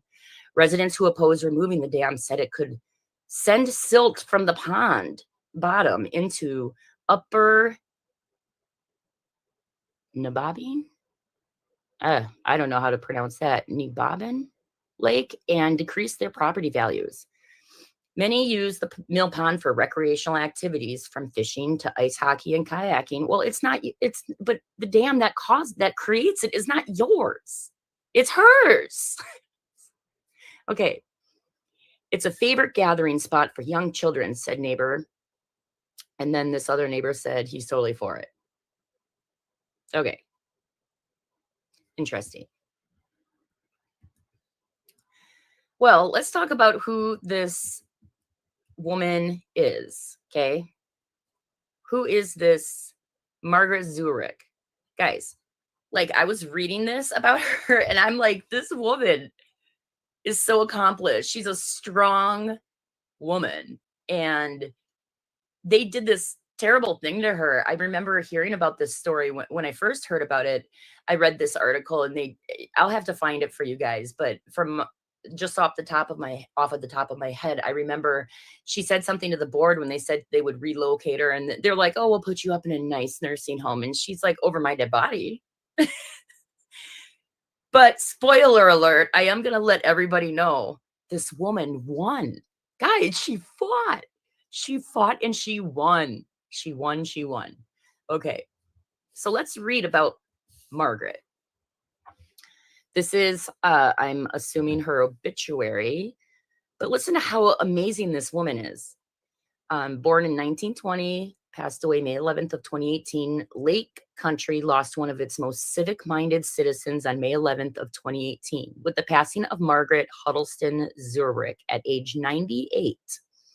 A resident of Delafield for 51 years, Margaret was an avid historian of the local area, in large part due to her ownership of the historic mill site at the south end of Mill Road, and she served as a valuable resource to city government over many years. Her civic work also took her to the White House in November of 2014, where she was feted by President Obama for her 25-year quest to successfully convince Congress to pass legislation authorizing award of the only posthumous Medal of Honor to a Civil War veteran, Army First Lieutenant Alonzo H. Cushing of Delafield.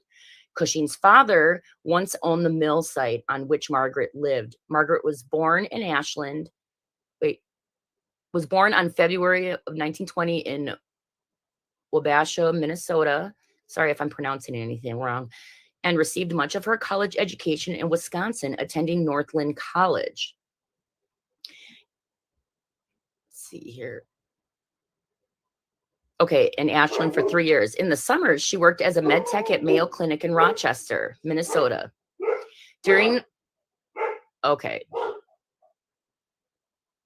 During World War II, Margaret left college and worked as a medical technician for 3 years. I need to get a studio that's soundproof because dogs be barking. Barky dogs that want to bark. Okay. So this woman, what? Like she's going to the White House and getting Medal of Honor for a Civil War hero and worked at the Mayo Clinic during World War II. Like what? This woman's like my hero. This woman's amazing. Okay, let's keep going. Like she is like, I'm speechless. I'm really speechless. Okay. The Rotts moved to Washington State, and Margaret finished her undergraduate studies at the University of Washington, earning a Bachelor of Science in Biology and Anthropology. While living in, oh man, these names are killing me. Suquamish, and later in Sandy Hook, Washington, Margaret greatly enjoyed sailing.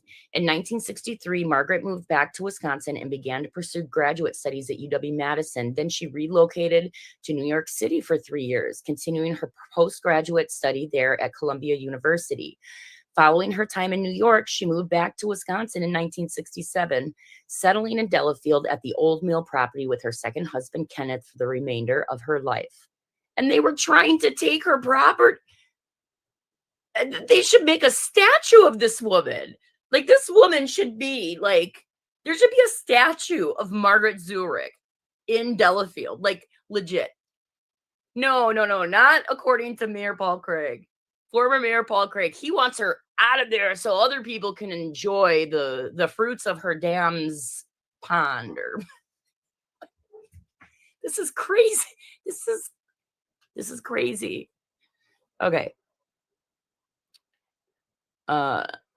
They talk about her memorial service. Okay. So here's this woman who spent her life like doing these amazing things. And Paul Craig is like, man, we don't want you there. And we're gonna like whatever happened to property rights and the government, like how? I don't even understand how it's possible that they could. I'm speechless, guys. For once, speechless. Like, here's what I have to say about that. There's so many common things going on here. The first being that Paul Craig is involved at all, and then you've got these voluminous communications between him and Jim Healy. It's like constant. Like I played you the recording. There's all these other emails. Oh, sure, I'll get back to them. And people are trying to make it sound like there's all these like. It's so frustrating. It's really, really frustrating. I remember one day Marilyn Craig was walking down the road, and she's like on the shoulder, and she's recording me. So I stop her, and I'm like, so I start recording her, and I'm like, where's my phone? I'm like, and she's, I said, well, may I ask what you're doing? Well, I'm recording you. I said, oh, well, is there something I can help you with? Like, why? Well, my husband said if I come this way, I should record it because you might accuse me of doing something wrong. So I said, well, are you doing something wrong?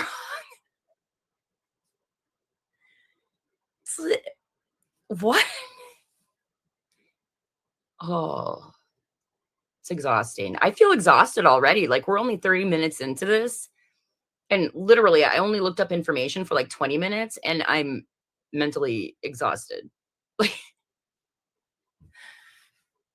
oh, I feel bad for little Margaret Zoulek.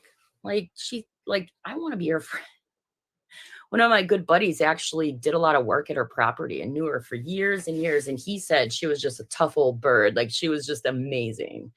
And gosh, until tonight, I didn't know how amazing she really was. I mean, I thought she was amazing just because, like, the picture I got from reading this article years back was like they wheeled her in basically, and there's these boards, and they're like, "You need to move. We're gonna put you up in a nice little, nursing home where you can live peacefully.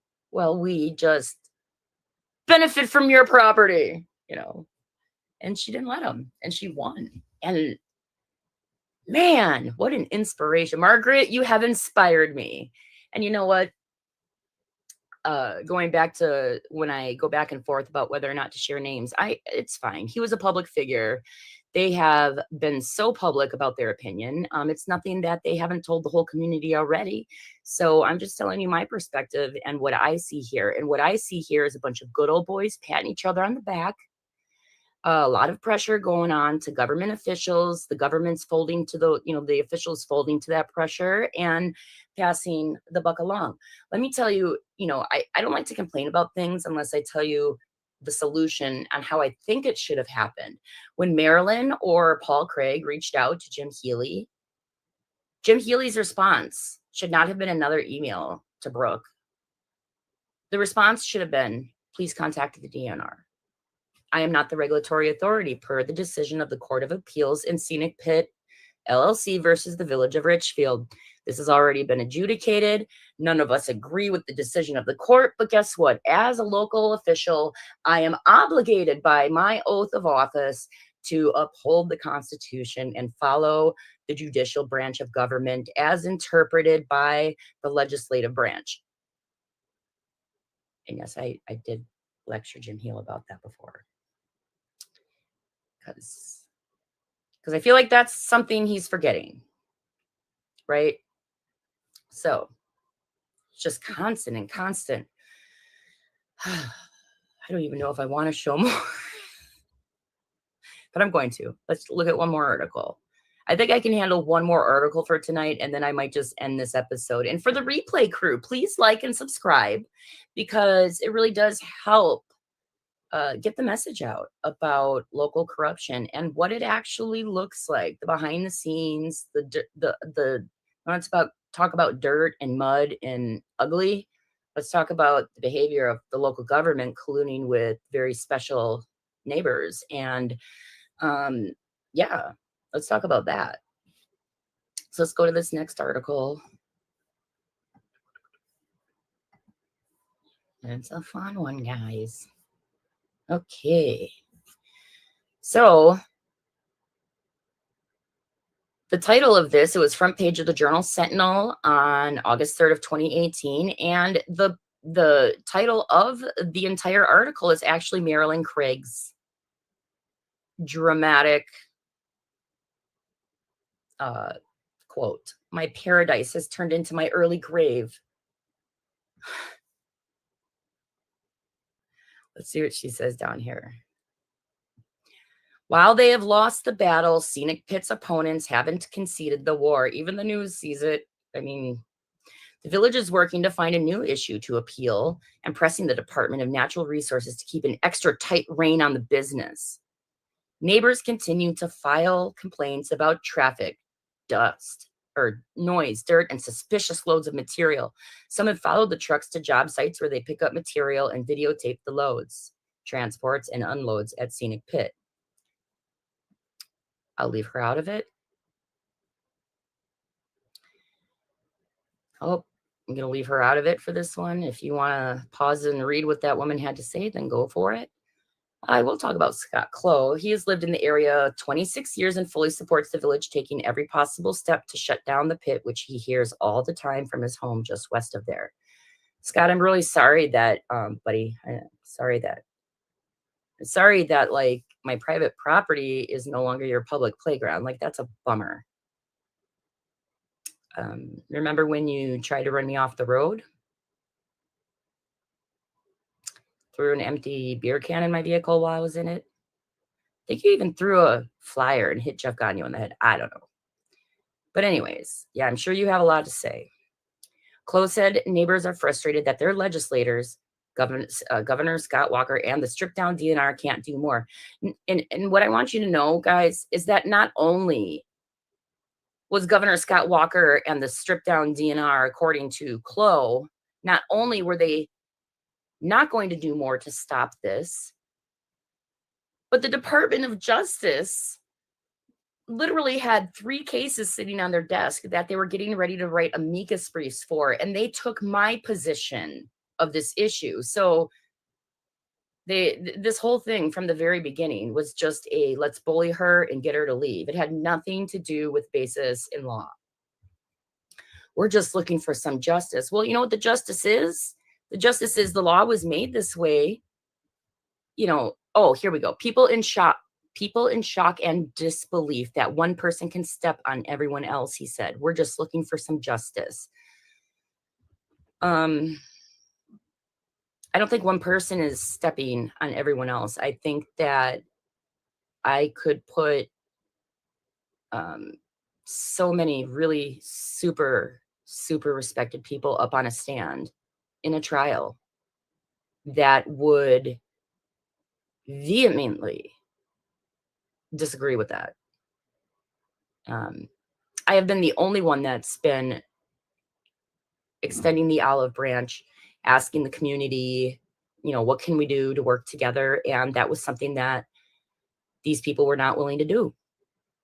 So Village Administrator Jim Healy said the court ruling has broken new, disturbing ground for local governments faced with projects like what he calls the ironically named Scenic Pit. So Jim Healy, this shows right here, you're either lying or you're incompetent. Like, the court ruling did not break new disturbing ground for local governments. It was well-settled case law, and the facts were so identical that all our case did was reaffirm it. Like, there was nothing that was groundbreaking. It was ground settling.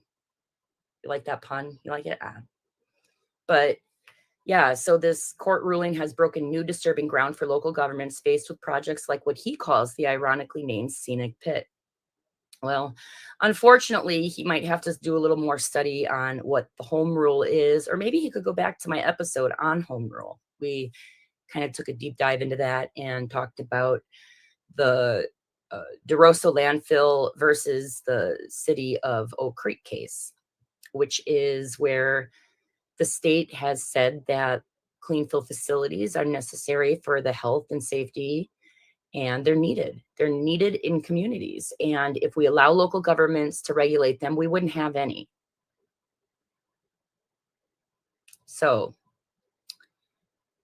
as much as Jim Healy wants to believe that this ruling has broken new disturbing ground, it in fact, you're incorrect, sir. It is, in fact, well-settled case law.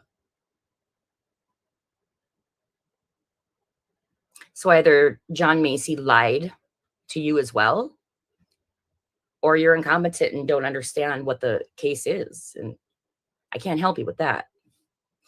The law was never meant to allow a new business to run in perpetuity, he said. It's mostly to help state highway projects for a set duration, not for someone who had opened for 2.5 million yards of fill for over a decade. So Jim Healy must be the legislature. Is he a lawmaker? Sir, stay in your lane. You're the executive branch of government. How do you know what it was meant to do? The law is statute. It's chapter 289, solid waste and hazardous waste facilities. It's listed in there, and it is a statewide concern. Literally, lawmakers in the state of Wisconsin have said that you are not trustworthy to regulate sites like this for this exact reason. Like, literally, you are the poster child for why this case exists, or the law exists the way it is. Like, what you're doing to me and my family is exactly why this law was written to prevent. And it's taken me 10 years and starting a YouTube channel to just get this word out, just to raise awareness and say, guys, look, Don't let your local government just tell you lies, and don't just gobble up the lies. You don't have to like the scenic pit. You don't have to like the decision. You don't have to agree with the decision, but you're not allowed to just constantly harass and harass just to make somebody go away. It's corruption. Jim Healy and Paul Craig, in my opinion, are colluding to stop the scenic pit. And we're going to go over a 4-page memorandum. Maybe we'll do that tomorrow or the next day.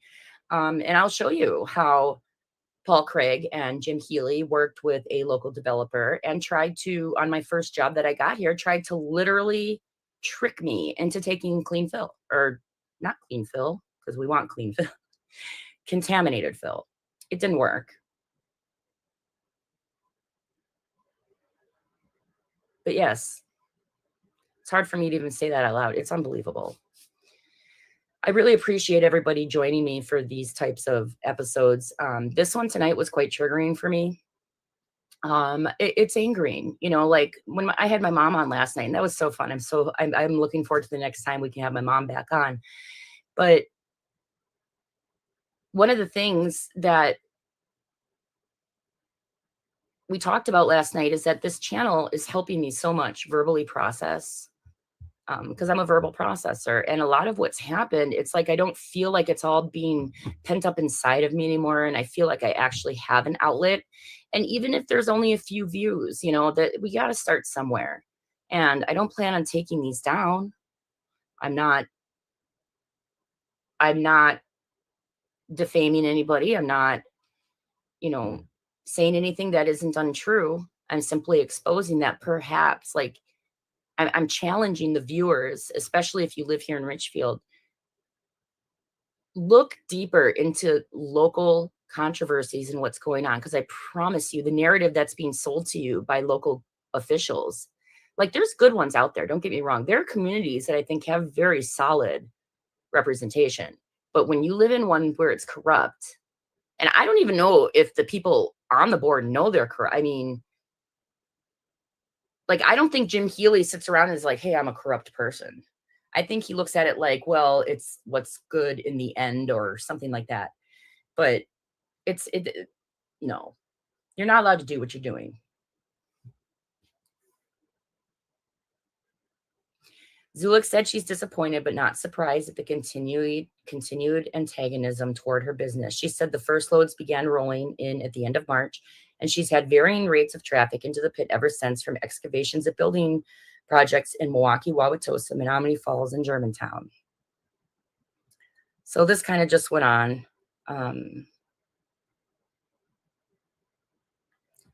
Too many layers to get into. Ooh. So I'm going to go ahead and do an outro tonight. You know, I hope, I know it wasn't as bubbly and funny as like maybe I would like to be on this channel. It was a rough topic, but what I'll do is I'll see if I can get this video to play, and then it'll be the outro video of the Local Wars theme song. And we'll go ahead and just end it there. Let me see if I can make this bigger. We might have to watch. Here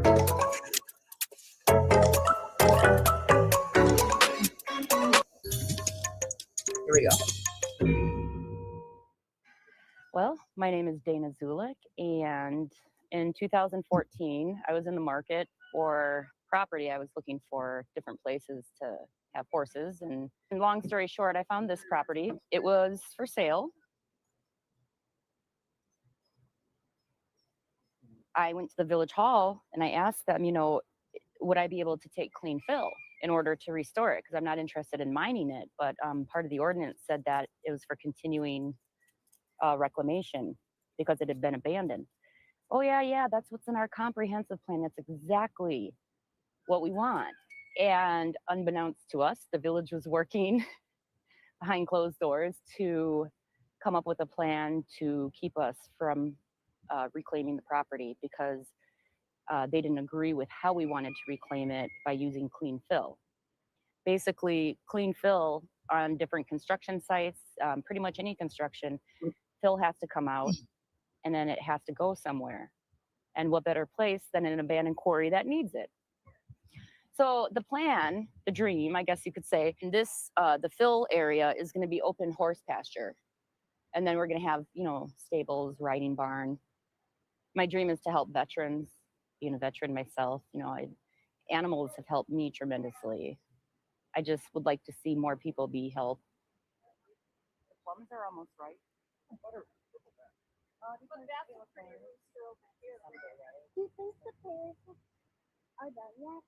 I have felt since the beginning that it's been a waste of taxpayer money.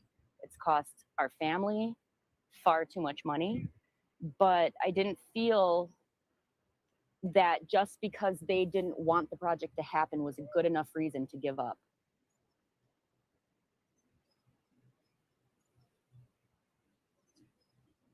What do you hope happens? What I hope happens is that the Wisconsin Supreme Court agrees with the Court of Appeals. And they did. That the circuit court's decision was wrong and that we can fill our site. The Court of Appeals said no local approvals apply, dot. End of story, dot. That's my favorite part.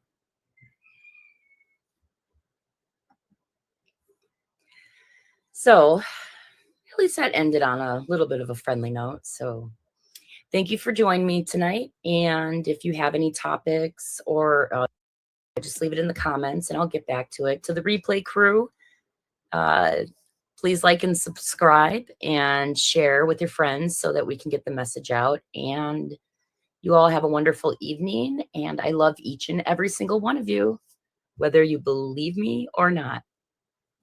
Good night.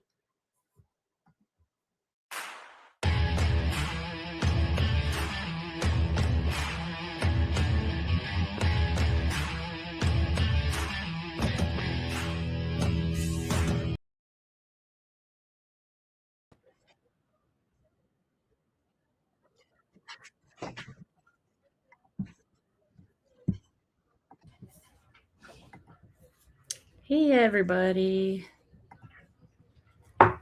So I hope you enjoyed that episode. We're going to continue this marathon.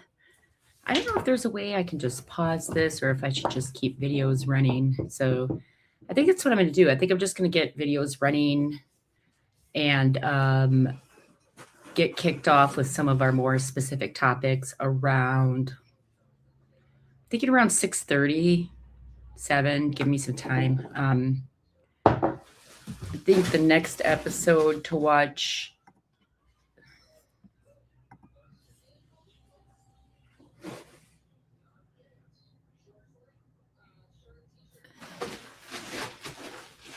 okay, let's do this one. These were from so long ago, but they're still relevant. I mean,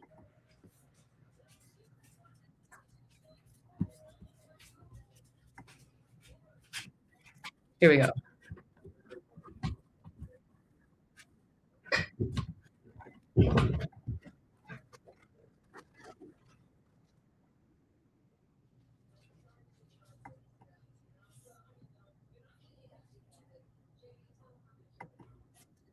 Wars.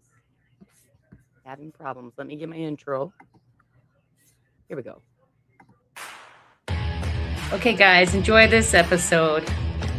And keep in mind, come up with some topics. We'll try to do some call-ins, see if we can't get come up with some more people. Make sure you subscribe and hit the notification button.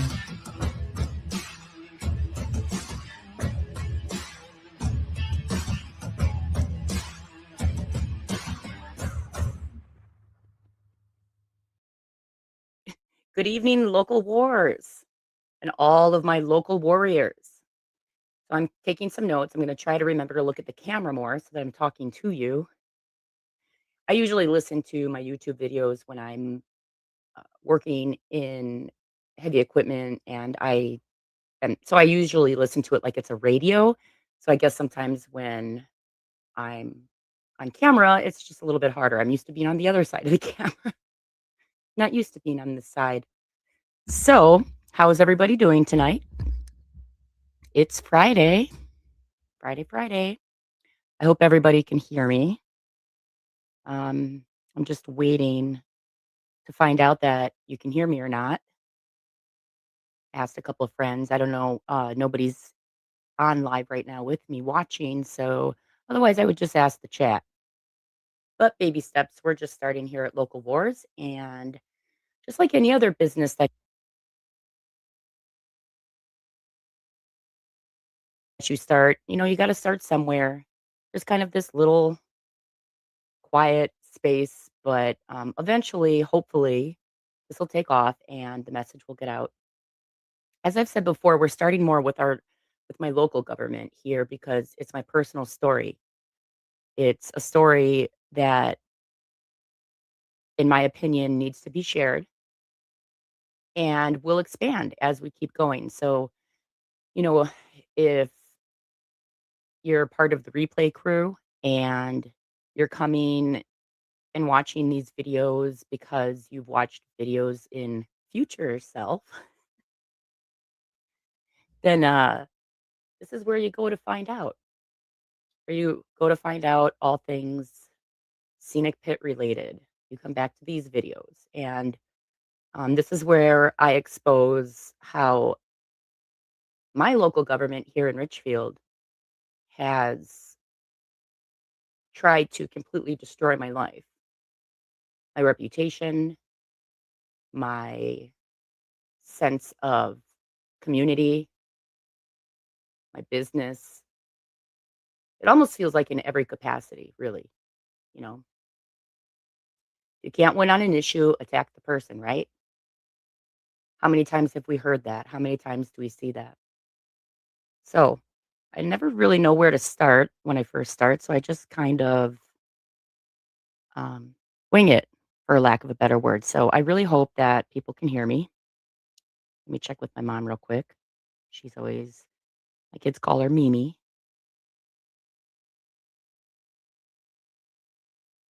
Just going to send her a little text. Okay. I don't like the angle I'm at today, but that's okay. Hopefully you all can hear me and everything's good. Okay. So last night I went to the board meeting. I wasn't going to go. Um, it's sort of one of those things that I really want to get certain things on the record, but then it's having to walk into a room of people who just already don't believe you. And oh, good. My mom said she can hear me. Thanks. Thank you, mom. And so I went last night and I shared it in a short little live after the hearing. Um, but I'll just share it with my audience tonight. So I went to the board meeting last night and I decided there was nothing on the agenda that I wanted to speak on. Um, but there's one item that's always on the agenda that I'd always want to speak on, and that's public comments. And as you saw in a recent video that I posted about that showed one of the board meetings from back in 2015, you can see that our local government is really squelching citizen input, and they're doing content based. Um, what's the word I'm looking for? Squelching, content based, wanting to censor. There's the word. And content-based censorship doesn't belong in our government, in our system of justice, in our way of life as Americans. We have a right to speak our minds, and the government does not have the right to control the content of what we say. It's our First Amendment. It's our First Amendment, and that's a serious thing that needs to be respected. The founding fathers didn't just give us the freedom to speak for no reason. When you go back in history, that's how governments control their people. Shut them up, harass them, intimidate them. Don't criticize them. And that's what a public forum is meant to do. You can praise them, you can criticize them. And there's nothing wrong with that. So I went there and I started with that. And can you believe it? It's a small victory. We had a win, local warriors. We had a small little win because they let me speak. They let me speak for the full 3 minutes. I've tried this before where I just talk about public comments section and they're like, that's not technically on the agenda, and but last night they just let me do it. And then I went on to explain to them what our episode was about yesterday, and I just reminded them of the truth and where they could go and find the rest of the story since not one board member has reached out to me.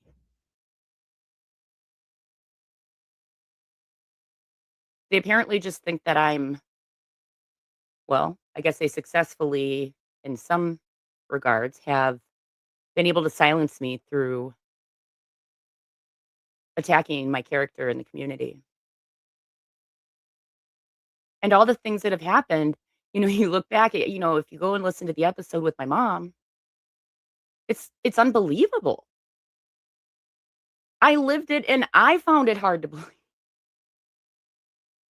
I was just thinking today I should probably make little clips to show like little sound bites like of Paul Craig when he says in that voice recording to Jim, I just wanted to hear your spin on it. I just want to hear your spin on it. What's your spin, Jim Healy? What's your what's your spin on how to deal with this lady? To deal with her. When is our special meeting? So I'll work on getting something put together. My daughter told me, "Hey mom, you should make like funny little TikTok videos." So I guess I can't disagree, right? She's younger generation, they know more about this kind of stuff. Excuse me. So, kind of going off the back of last night's video. Oh, see right there? I learned how to use my little scrolling feature. So, for the replay crew and those that are live, if you haven't yet, please subscribe. Remember to hit that like button and share this video to get the message out. I also put hashtags Justice for Karen Reed and Justice for John O'Keefe, just to go on a little few minutes about that. If you haven't followed the Karen Reed case, I challenge you to do so. Melanie Little covers it. Emily D. Baker covers it. The Glarer, Turtle Boy. If you want to see how out of control your local government can get with their power, it's a prime example. And they're trying to get this woman on murder charges. But the ACLU just filed an amicus brief. And that's pretty exciting. They filed an amicus brief on the position of Karen Reed because the jury unanimously acquitted her of the first and third charge. They were only hung on the second charge. But because there wasn't a checkbox, all this crazy stuff, I don't know. It's worth looking into, but I warn you, you're going to go down a deep, deep rabbit hole. A deep rabbit hole. But just to raise more awareness for it, I put the hashtags there. Um, the FBI got involved. They've exposed a lot of the corruption, and it's just it's wild, guys. It's wild. So it's sort of like if you like binge watching things like Netflix or something, you could go down a really big rabbit hole with this. In fact, I think there's are they on Dateline? I think the Karen Reed story might be on Date. I think they did a 2020, and I think either tonight or tomorrow it's Dateline. I'll have to double check that. But tonight we're going to be right here at home in the village of Richfield. We're going to continue to uh, pick away at all the moving parts so that maybe someone in the community sees beyond just this narrative that the local government has tried to sell them. Thank you, Courtney. She texted me back. Thank you. You can hear me too. Good. So I thought of all these different ways to tie things in but guys, it's just such So I did a little slide, and let's see if we can't just follow that, and I'll do my best to stay on task. So we've talked a lot about Jim Healy, our village administrator, chief of police, zoning administrator. How many hats does he wear? I think last night we went over how he's a detective. He's a detective. Detective police chief, Jim Healy. But as Jim Healy himself tells me, and other people tell me at Village Hall all the time, Jim Healy isn't the person who's directing all of this. He constantly says, "You take it out on me." But it's the village president who directs me what to do. Oh, well, I'm not so sure. I think a lot of it is coming from Jim Healy, but let's just go with his theory. Let's go with his theory that he's just the mouthpiece of the village president. And what kind of can of worms does that open? What kind of can of worms does it open up when we start looking at our village president, John Jeffords? Well, I'm going to start off with a little bit of an intro, an introduction to who John Jeffords is. John Jeffords was a controller. He's retired now, from what I understand. He may or may not still do stuff on the side. I don't know. But for almost 40 years, he was the controller for a sister group of companies that is part of a large road construction company here in Wisconsin. Now, you're going to hear who the name of that company is. And I just want to be the first to say that I am not attacking Payne and Dolan.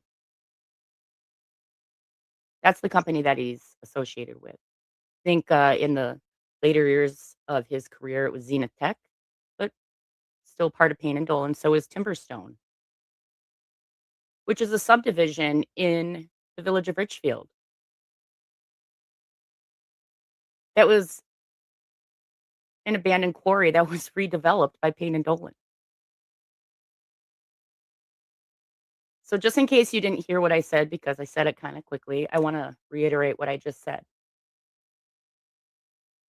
Our village president was the controller, which is a high-ranking position for the company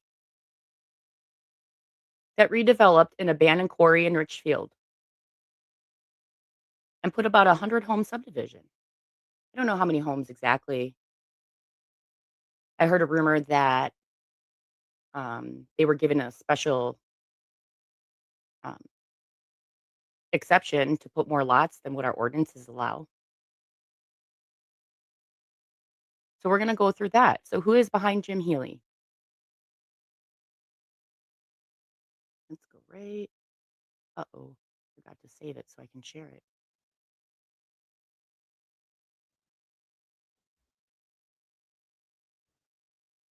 I don't even know. Untitled 3, sure. Okay.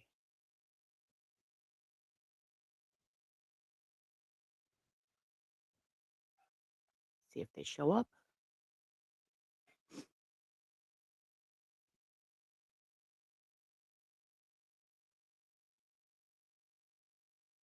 Phew, I got it. Okay, let's see how this goes.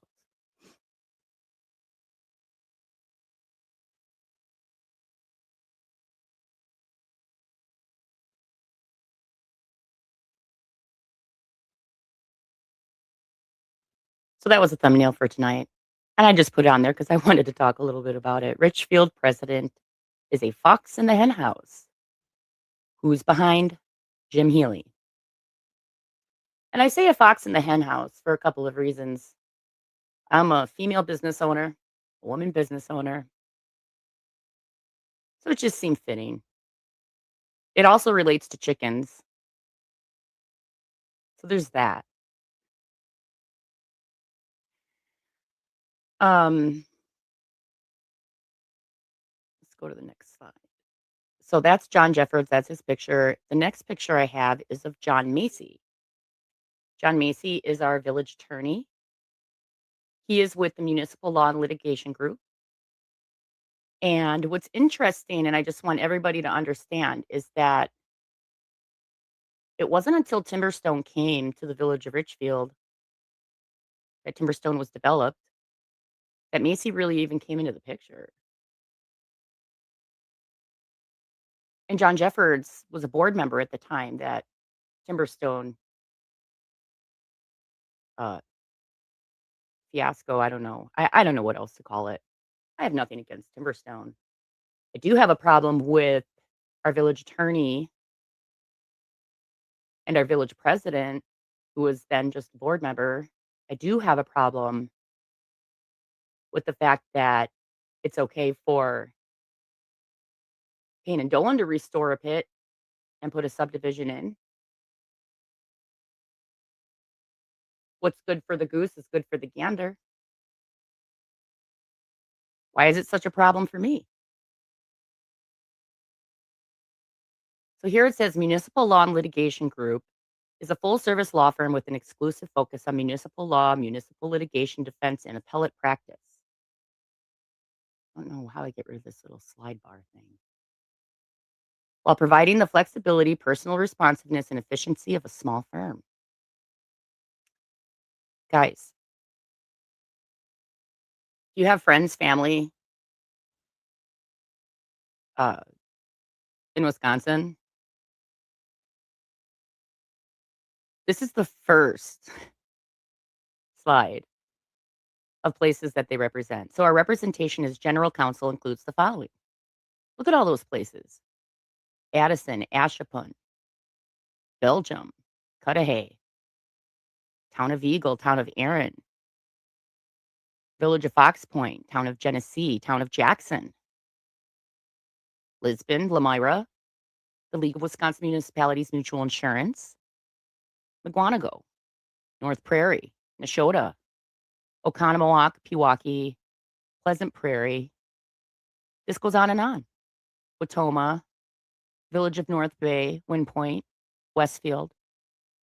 Well, let's keep going. Look at that. Special counsel. Look at us. City of Adams, Brown County, Village of Brown Deer, Campbellsport, Cedarburg, Shaniqua, Town of Hartford, Town of Kewaskum. These guys are throughout our communities here in Southeast Wisconsin. I'm going to show you why that's problematic. So here's when Timberstone subdivision came and was being developed. There's the former gravel pit, an abandoned quarry at the time, and it says Payne and Dolan Incorporated of Waukesha is developing a 289-acre subdivision south of Hubertus Road in the town of Richfield that will encompass an abandoned sand and gravel mine. A subsidiary, Timberstone of Richfield, Inc., will sell 100 lots that will range in size from 1.25 to 2 acres. New life for pit, guys. Danah Zoulek and the scenic pit's going to contaminate the community. We're going to, contaminate the groundwater. There's citizen groups being formed. RAD, Richfield Residents Against Dump, they were formed. We did that in a whole nother episode. They were formed to stop clean fill from being dumping along Willow Creek and Scenic Road. Because that's all they care about. But you're going to find out that tonight, that a while back, when Timberstone was being redeveloped, there was some contaminated waste that was accepted. It's no longer there. It was cleaned. It was cleaned out. But where it went may shock everybody here. Won't shock the board, they've been told. It won't shock John Jeffords and John Macy because they know. They know the truth. But what absolutely outrages me, is the simple fact that they're directly involved with the exact type of thing that I'm trying to do. Where's the outroar? Where's the crying? Where's the pitchforks and torches for them? Well, there isn't.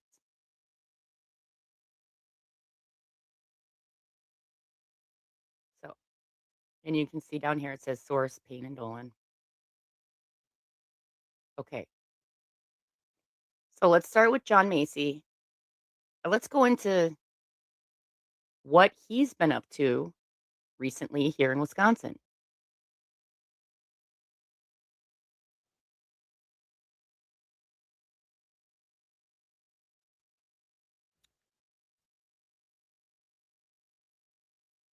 I want to make this bigger so you guys can see it better.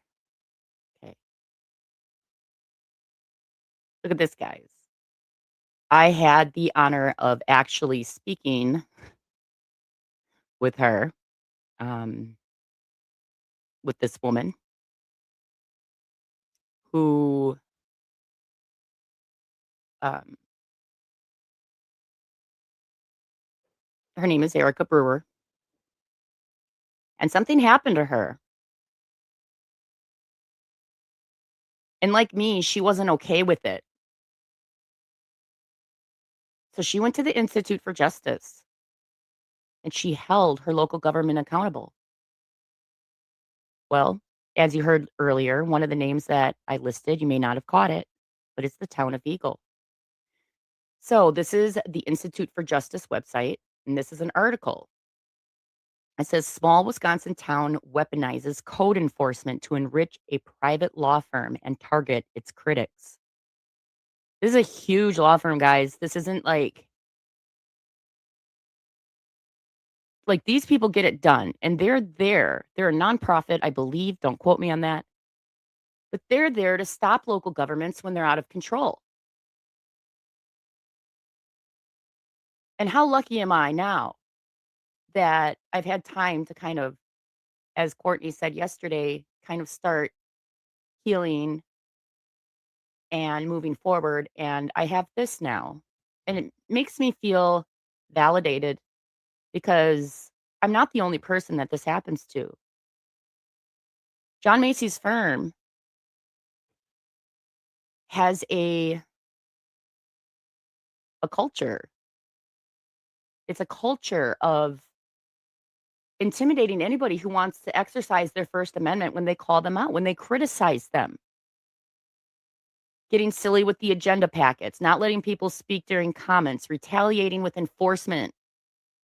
Let's just read the article because I think the Institute for Justice probably says it a lot better than I can.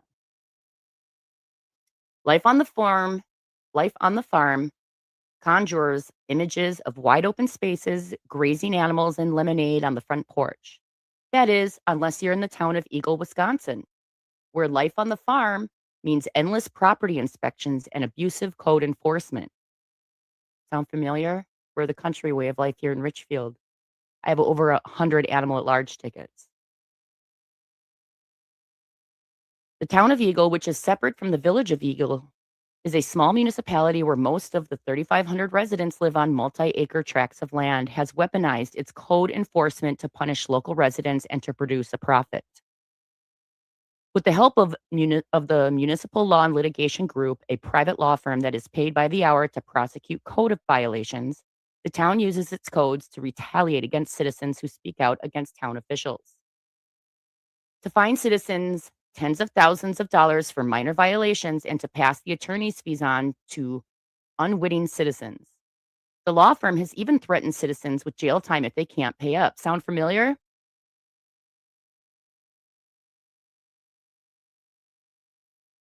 Sounds like a little abuse of power there. Gross.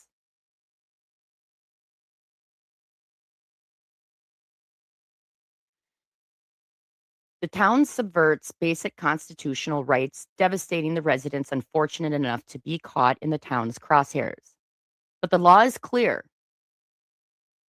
Governments may not infect their enforcement systems with perverse financial incentives.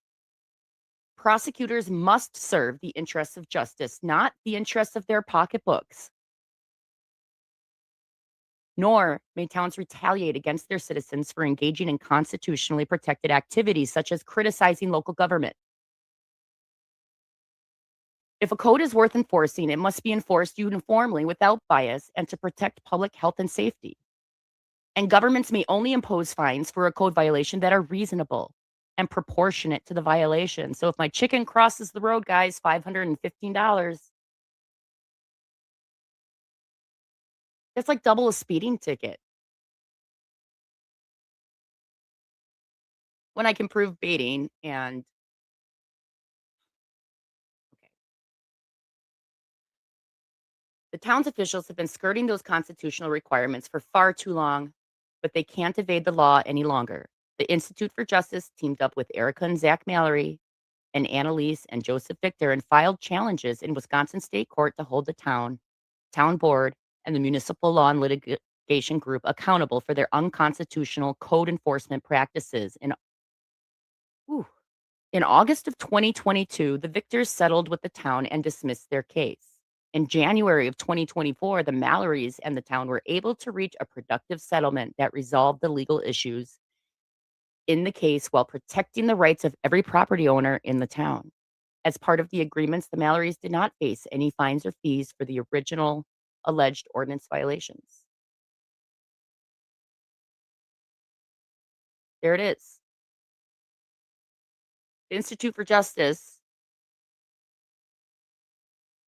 represented these folks and stood up to Municipal Law and Litigation Group. In another episode, we'll get into a deep dive into that case, but I just kind of wanted to touch the surface tonight and explain to you who John Macy and our municipal attorney is.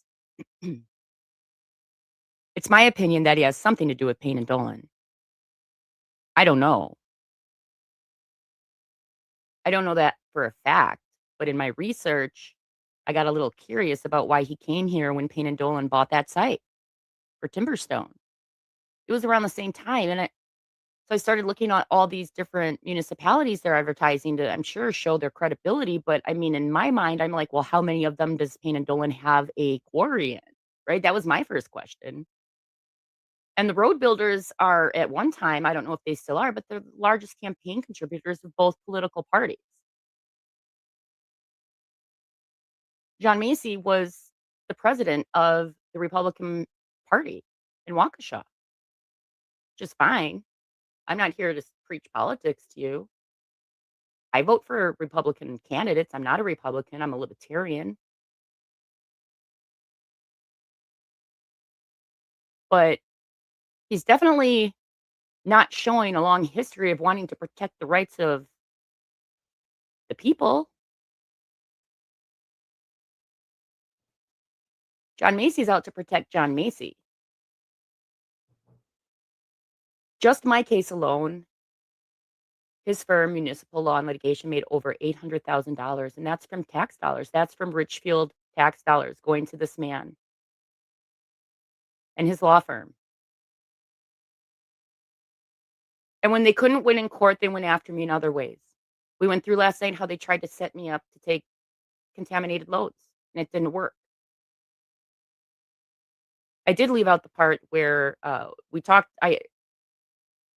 we did talk about how one of the neighbors followed trucks to the site, and I didn't get into that, but I think we know who those residents were, and I think it's the former mayor of Delafield. But we'll do a deep dive into that too, and I'm pretty sure I'll find the emails where it states their names.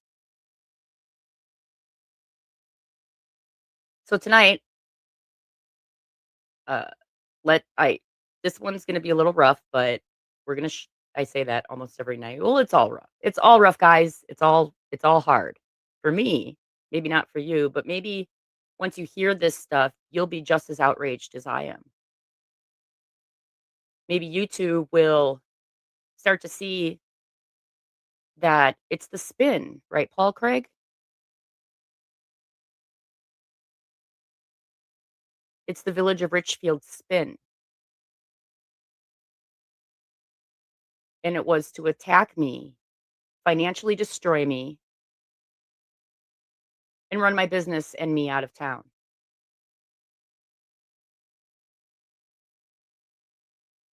Disgusting.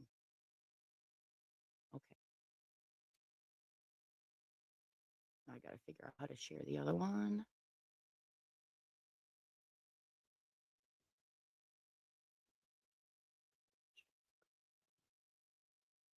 Here we go. This one.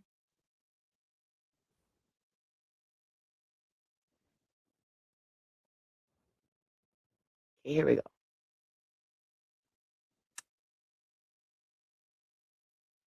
So this was during the Payne and Dolan restoration of that pit when it was being redeveloped. It starts off with someone named Scott Batchelor. It says, "Hi, Toby. I was offered 8,000 cubic yards of clean topsoil for free today from a very reliable source. They want to start dumping on Monday. I told them they could, but I need to notify you so that if people saw trucks going in and out on Monday, they wouldn't freak out. The material was going to get dumped onto a farmer's field, but due to the weather, they cannot access the field. It would be silly to pass it up or dump it on our current property versus in the pit. So I told them to dump it just east of the, I don't even know what that says, something huts. Maybe people in Timberstone know what that is. Please let me know if you have an issue with this. It should make great cover material for the restoration of the pit. The material is tested by Ayers and Associates, and I will get a copy of their information to you for your records." Okay.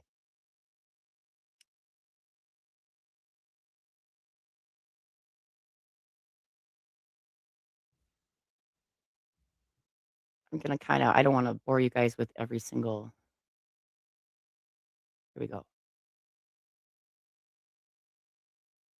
So this is from a hydrogeologist, I believe.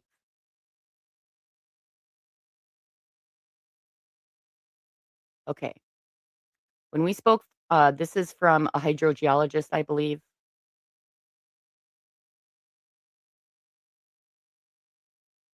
Um, they're talking about this was actually dredging material. It wasn't really topsoil. Okay. And it says here, the hydrogeologist is basically explaining to them what this material was. And it says right here, the alleged topsoil turned out to be dredge spoil from the Village Park Lagoon in Brown Deer, Wisconsin, which is a very different material altogether. Upon learning that dredge spoil rather than topsoil had been delivered to the Jacqueline site, Payne and Dolan required that this material be removed. When the dredge spoil was removed uh, from the Jacqueline pit, it was over excavated. The Jacqueline pit, by the way, is the abandoned quarry where Timberstone is.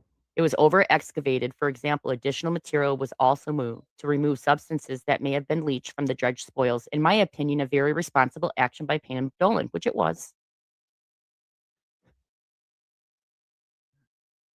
Okay, so it talks about what happens to the spoils. They conducted a preliminary assessment of the soil and groundwater at the Jacqueline pit.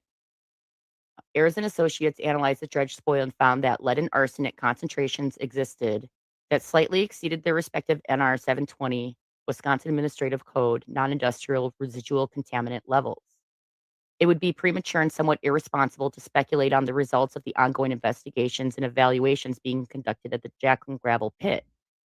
At the same time, it would also be premature and somewhat irresponsible to flatly state that there are no soil and or groundwater problems at the Jacqueline pit. The dredge spoils originally stored at the Jacqueline gravel pit now reside in the Wissota pit, also in the town of Richfield. The Wissota pit, guys, that's where I am. But it's not my side of the pit. It's the east side of the pit.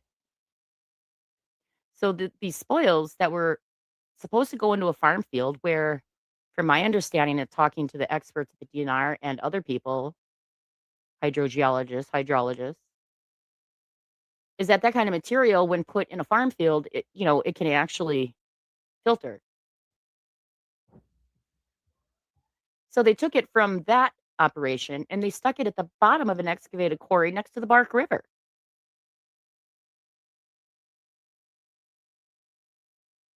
I mean, are you kidding me? They're trying to catch me taking dirty loads that they set up. Somebody set up.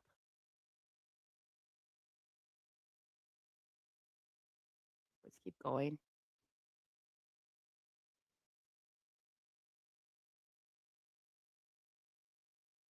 There's so much here, guys. And I'm happy to send this to anybody who reaches out to me. I'm happy to send you all of it.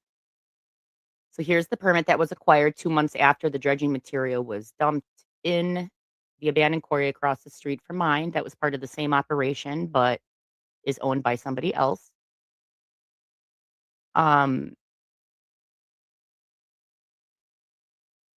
Guys, clean fill doesn't need a permit. Low hazardous waste needs a permit. This type of fill needed permit. And although Payne and Dolan did the right thing at the Jacqueline pit site, they claim they don't know where the trucking company took it, and fair enough, maybe they didn't. But they know now. The village president knows now. And he's willing to stand up in front of the community and say, if I take even one bad load, that it'll be millions on the taxpayers' backs for sewer and water. Well, how is this okay?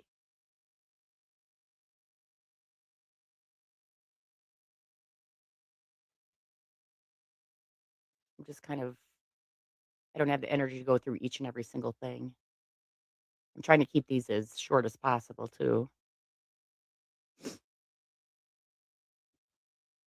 You know what, Paul Craig? I think this is very concerning. Paul Craig, this is concerning.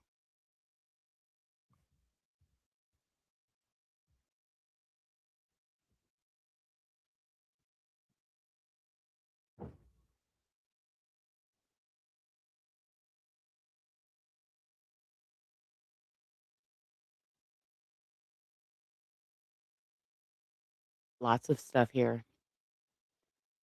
There was one I was looking for, though.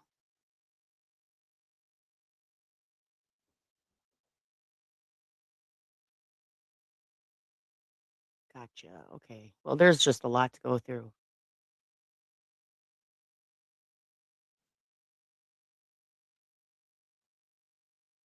But the facts are the facts.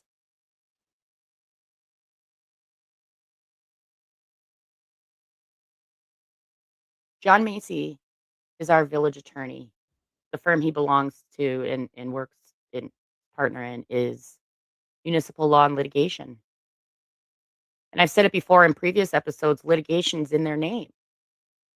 What business do they have perpetually having, like, who benefits from them getting involved in these lawsuits? It's not the taxpayers, it's not the citizens. I don't believe it's their local government either. John Macy and the Municipal Law and Litigation Group benefits. They benefit.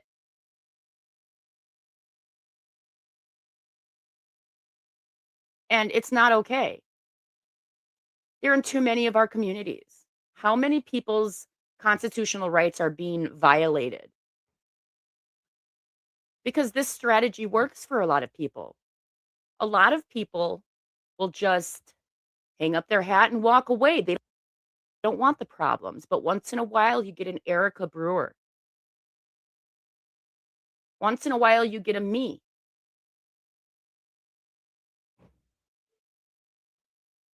And we need more of us that this has happened to come together and stop this nonsense.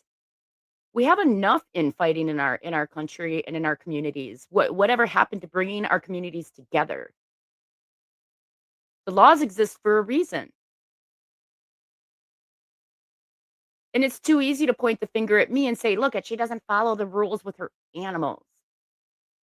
That's easy. It makes me look bad. Look at CCAP. Go ahead. I invite you. Go to CCAP. That's, if you're not from Wisconsin, that is our court system. And you can see how many tickets I've been issued. All it does is prove what I'm saying. I look like a criminal. I've never been arrested in my life. Despite the narrative that the village of Richfield had sold to the community that I'm some sort of crazy violent person. I mean, if I had a penny for every time I heard, oh, we fear for our personal safety. One night I went in and I criticized the board after a board meeting, and they literally like followed me to the door and locked it. Like they were afraid. I'm like, what? Like, what? I'm not going to do anything. This is weird. I'm upset. I'm telling you that I'm upset with you. What you're doing is wrong and it's not okay. The other day I got upset. I told them because they won't shoulder the road, and I called Jim Healy and I said, this is outrageous. By 3 o'clock today, I'm going to be at the village hall picketing because until you shoulder my road. Well, I actually, even though I really meant it when I said it, I didn't, I found out later that the village closed early that day. Are you afraid of my First Amendment right? Jim, I threatened to come and exercise my First Amendment right by picketing. Hardly dangerous. Hardly something to be afraid of. But that's for another episode, and that's going to be the theme of our next episode is they fear for their personal safety? And we're going to go through all these silly, goofy rumors. Maybe I'll do a little video clips of people in the community about their favorite scenic pit Danah Zoulek rumor.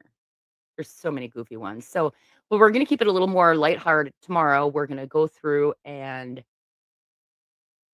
we're going to do that.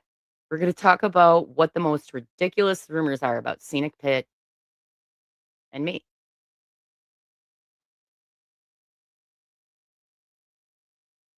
I think it'll be fun. We definitely have to have a guest. Do you think we should bring my mom on for that? I got really good feedback about my mom. Everybody's like, your mom's so cool. Your mom's fun. Like, and she is. She's great. Love you, mom. Well, I didn't go on too many soapboxes tonight. I hope I explained it well enough. I didn't want to get too geeky and nerdy about it. I just wanted to kind of put the basics out there about who John Macy is, who John Jeffords is. And remember, guys, these are my opinions based on my research and how I interpret things that I read. Trying my best not to be the hammer that only sees a nail.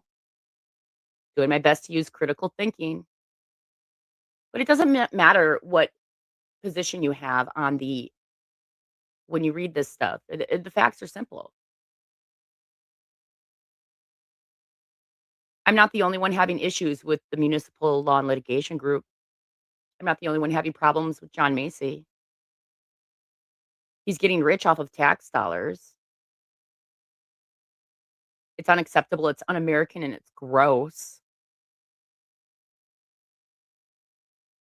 And he should be ashamed of himself. And I'm allowed to say that. And it's my opinion. And you can't take that away from me. Or anyone else, or Erica Brewer. Or anybody else that, wants to speak out when what their local government is doing to them is wrong. Because apathy kills. I've shared before that when we would leave our base on a convoy in Iraq, my buddies from the Army can remember, it always said complacency kills. Because complacency does kill. And complacency is just like apathy. If our country falls, it's because we allowed it to. It's because of the people we're allowing to control our government. It's the people right here in our backyard, in our hometowns.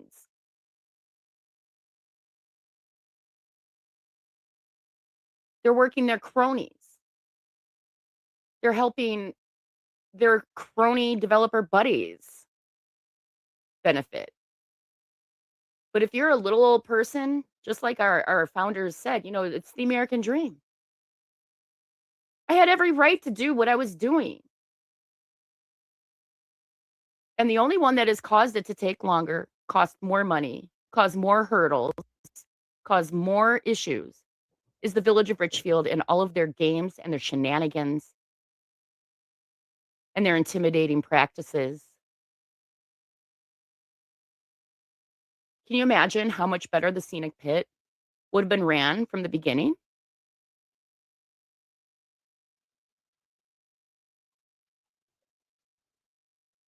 I can only do the best I can with what I have.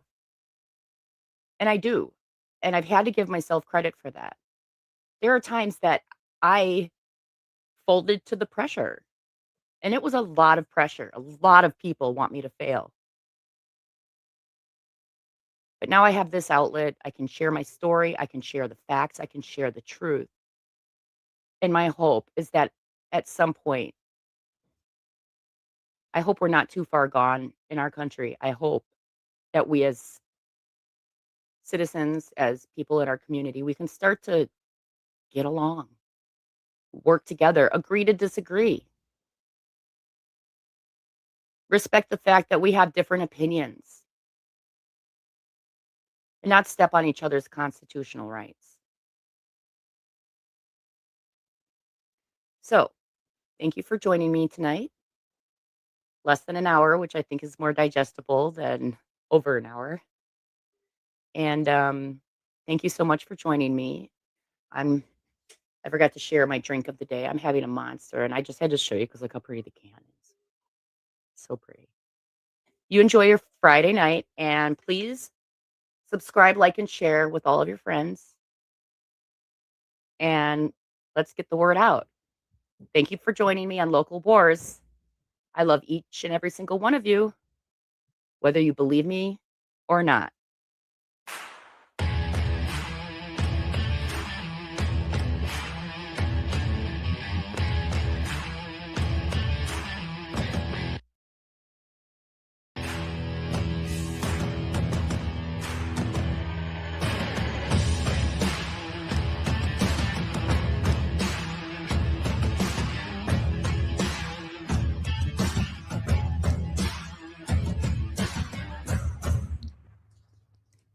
Okay. Well, I'm glad that worked out for everybody, I hope.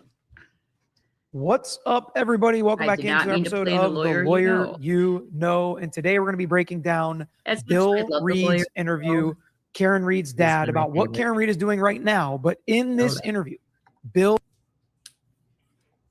Let's get rid of that. Still getting used to StreamYard. It's been a while since I've been live. I was going to try something, stay on task. So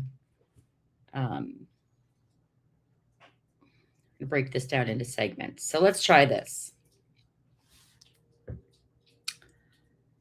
Hold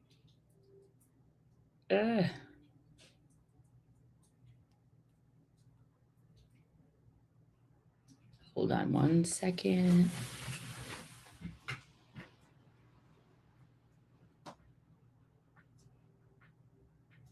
It's kind of a rainy day today.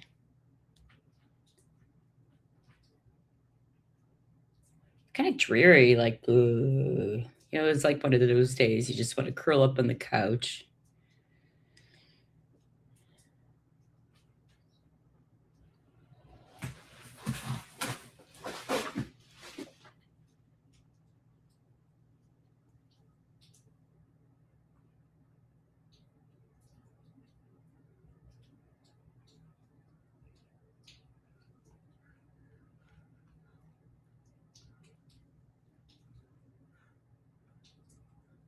All right. Trying something a little different. We'll see how it goes.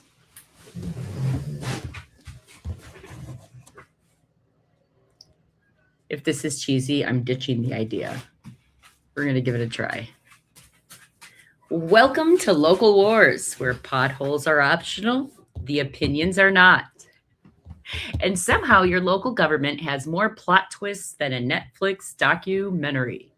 Now, before we get into it, let's just acknowledge the obvious. The world, it feels weird right now.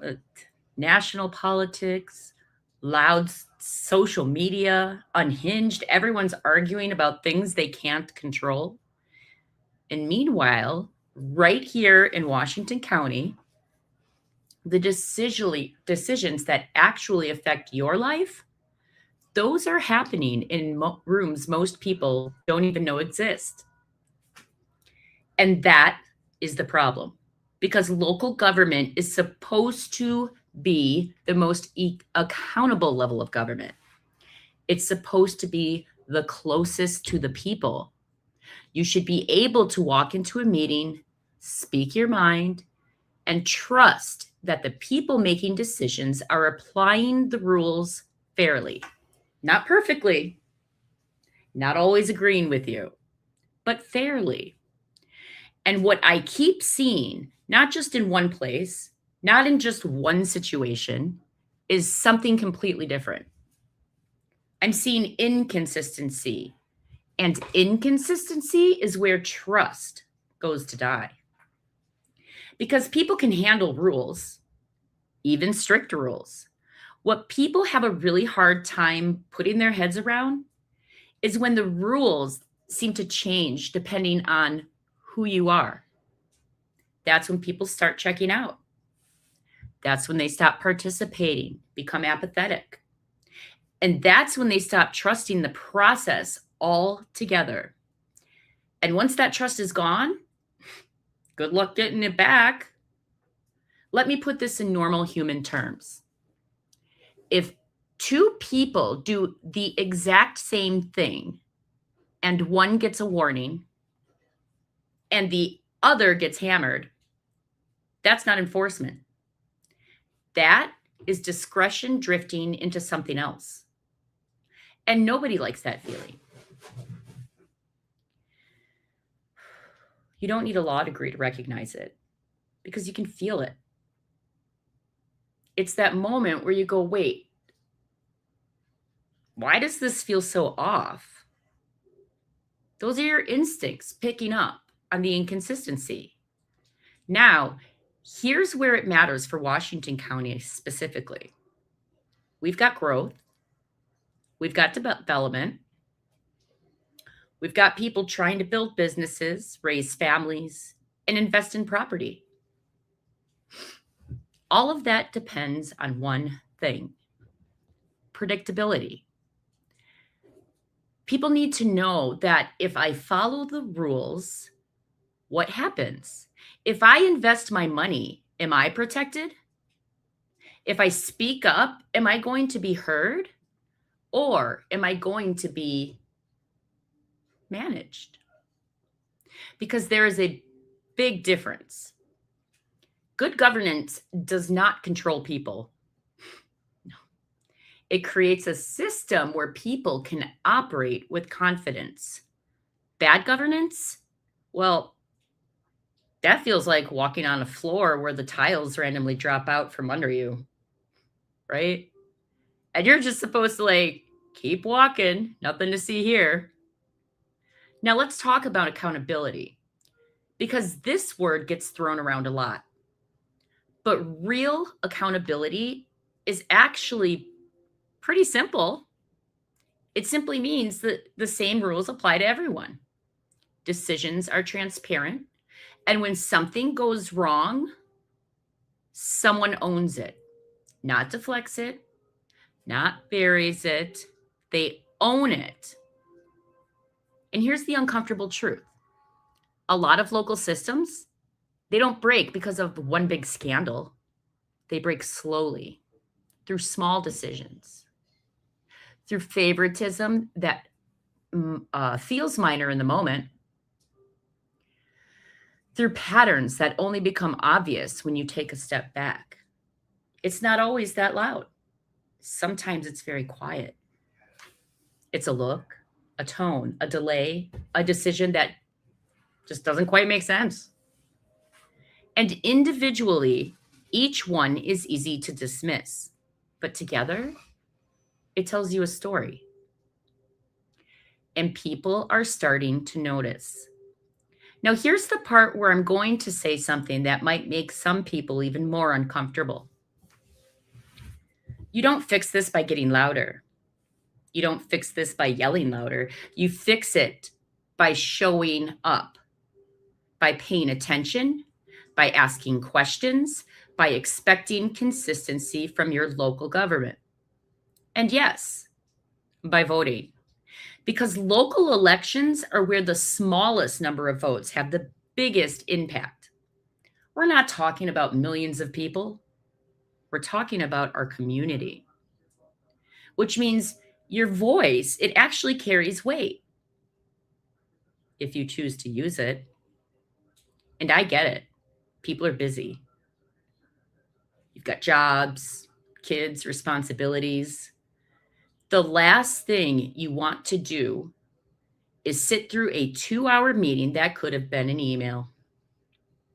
But here's the trade-off. If you don't pay attention to local government,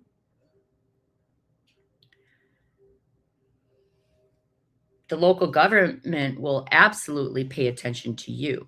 And usually at the worst possible time.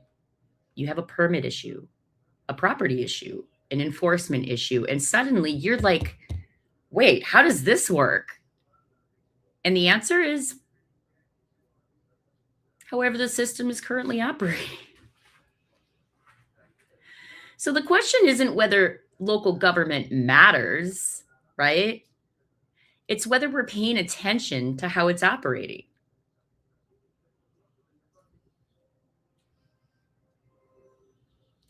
Because Washington County deserves better than confusion. It deserves consistency. It deserves leadership that understands that authority is not power over the people.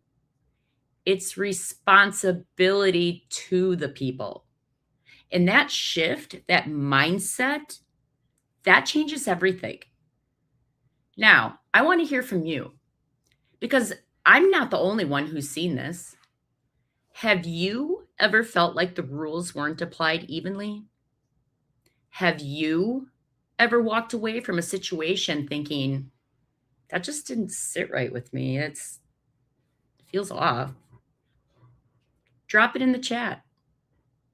Not to complain. We're not trying to be negative Nellies all up in here, but to connect the patterns. Because once people start connecting patterns, that is when accountability stops being optional and starts being expected. This isn't about being anti-government, blah, blah, blah. It's about being pro-good government. There's a huge difference. Good government earns trust. Bad government demands it. And people in Washington County, they're ready to trust again. But the trust has to be built on something real, something consistent, transparent, fair. That's the foundation. So, if you've been sitting on the sidelines thinking, someone should probably say something about that, consider this your sign. You don't have to run for office. You don't have to become an expert. You just have to stay engaged. Ask the questions. And please expect better because you deserve it. Our community deserves it. This is local wars. We don't want to scream and yell, even though from time to time, sometimes I get a little spicy. But what we do is expose the truth. And once you see it, you can't just go back, right? That's not how it works. This is interesting. We've been live for over 5 hours. This is officially the longest live stream I have ever done. So thank you. Oh, wait. I think I get to use some. Let me try this. I had up to 5 people at one time watching. Now I have 0. That's okay. Baby steps, baby steps. Now I forgot what I was doing. Oh, yeah.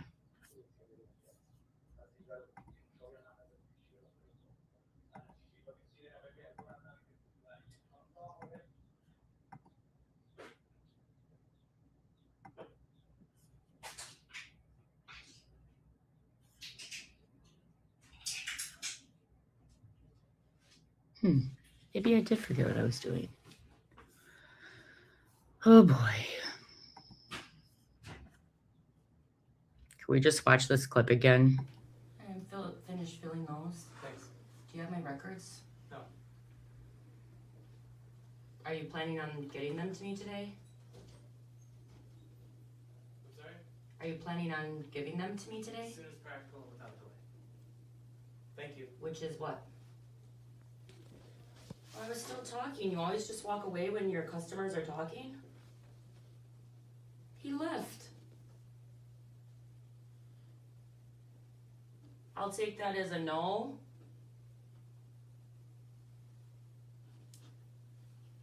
Well, I'll be.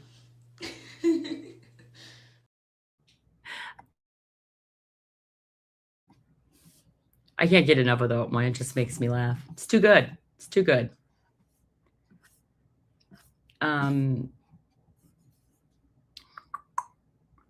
Trying to think if I should play another episode. That seems to be working. I don't know. I'm just thinking with it being a holiday weekend and stuff, you know, there's probably people doing last minute running around getting Easter baskets and whatnot. Maybe we can try to hit something around 8. Hopefully more people will be home. I don't know. I'll find another video though. Hold the phone.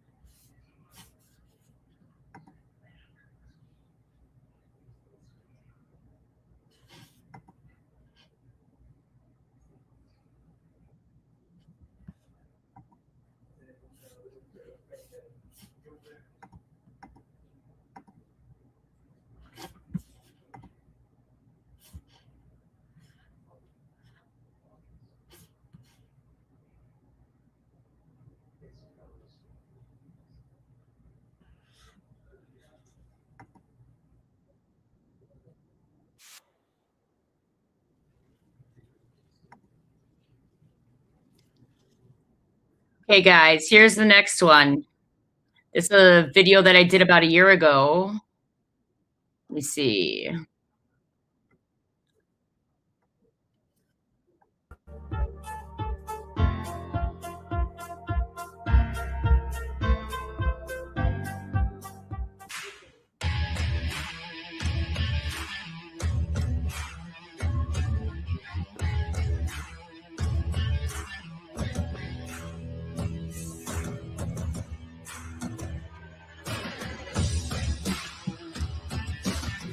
I just want to let everybody know that if you're just joining, I'm just going to play one of the older episodes. I'm playing some of the older Local Wars episodes since it's earlier in the day, and we've been running for, 5, 6 hours now.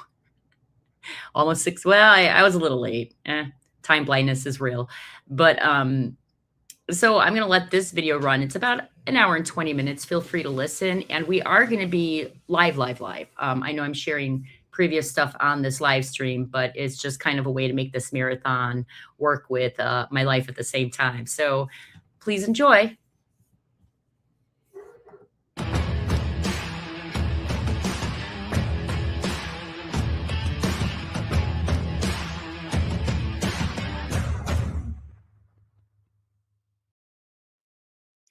Good evening, local warriors. I'm Danah Zoulek, and welcome to tonight's episode of Local Wars.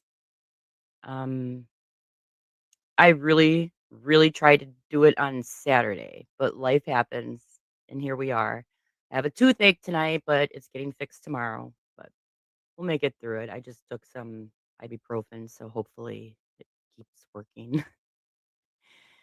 So, I've been getting good reviews from everybody so far about this channel. It feels a little weird still. I mean, it's new to me. It's something I got to get comfortable with. And the best way to do it is just pretend like I'm just sitting around talking to my friends, just like I would anybody else. I try to just be candid and honest and share with you my experience from my perspective and doing the best I can, as I always say, to use critical thinking. Um, so tonight we're going to talk about the boundary dispute, and a lot of things surround the boundary dispute. So basically, my property is 40 acres, and to the south, there is a neighbor who owns another property, and we share a boundary line. And very early on, they claimed that the southern driveway to our property was theirs. Half of it was theirs. And well, anyways,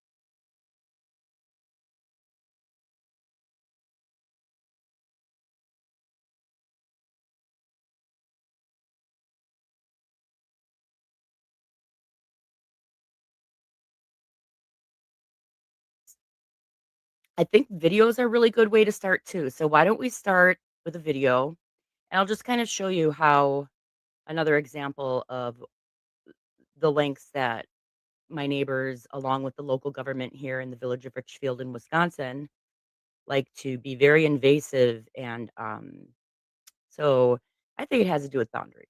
And I haven't shown it yet on this channel. So let's just start with that. And we'll go from there.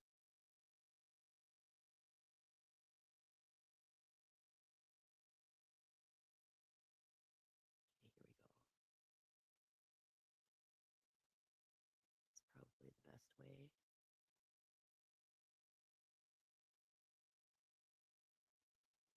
Here we go. She caught neighbors trying to spy on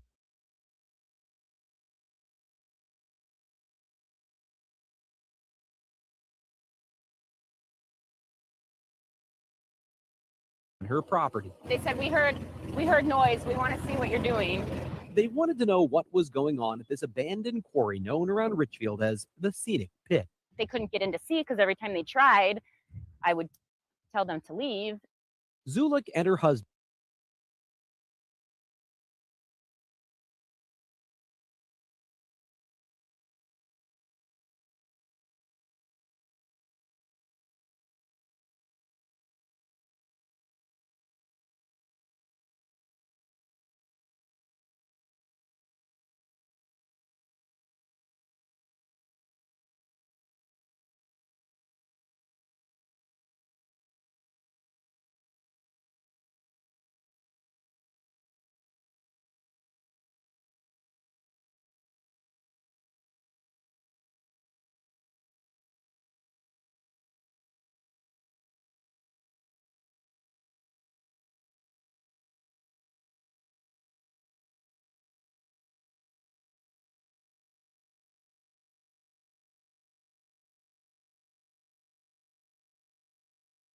been planned to restore the land and build homes on it. And that meant for years they would need to operate the site as a sort of landfill. There's clean fill that needs to go somewhere, and there's places like our place that needs the clean fill. Concerned about truck traffic and potential groundwater contamination, neighbors formed a group called Richfield Residents Against the Dump. And in July, one of the group's members sent up a drone, like this one, to get a look at what was going on inside. Because they can't see the quarry, they flew up and around and over. This video was posted on the group's website, and the drone pilot emailed a link to the village of Richfield, which was embroiled in a lawsuit with Zoulek over the quarry. The court will admit that the issue was close. While a Washington County judge did rule against Zoulek, the drone video had nothing to do with it. It never actually captured anything of consequence. But to Zoulek, that's not the point. You want to talk about being pissed? I'm pissed! She's angry that the group she had every right to block at ground level went quite literally over her head. Tell me why a private citizen that I know nothing about can just fly a drone over my property without permission. The drone pilot is a Richfield resident named Stephen Mahler, who did not respond to multiple requests for an interview. In an email to the village of Richfield, he said he only flies his drone for recreational purposes, period. This wasn't just recreational flying of drones. So Zoulek complained to the Washington County Sheriff's Department, which told her there was nothing they could do because no individual person had their privacy violated. I said, so the next time I see a drone, I will be running naked through my pit. The FAA could not determine if Mahler had violated any specific regulations, but it did send him an educational letter outlining the important distinction between flying a drone for recreational use or some other purpose. All right, here we go. While drone technology is still relatively new, the market for drones. Okay, now I'm going to go to the end of it because you can always go see Isn't it. It was just a taking Fox off, 6 it's investigation. soaring. And private businesses. If you've got, it's a patchwork. Cities and counties are at least 3 of them. The airspace is all public domain feet. Are we getting any closer? What about 100 feet? Is that high enough yet? What about 200 feet? Or just how high does your property line go? In Wisconsin, there is no law specific to private property. Instead, the Badger State has taken a different approach. It's a very loose standard. Last year, Governor Walker signed a law that makes it a crime to use a drone to record another person in a place where they have a reasonable expectation of privacy, a definition that's not yet clearly defined. Front yard versus backyard, front porch versus back porch. But the law only focuses on recording a person. Did I go to the wrong side? And that's why Zoulek recently went to Madison Hi. How are you? to meet with lawmakers. It only protects you if they actually video you. She wants something on the books that protects private property from aerial trespassing. I'm hoping that they put stricter laws on drone activity. Just because the aircraft can do it doesn't necessarily mean that you should do it. Peter Minette just hopes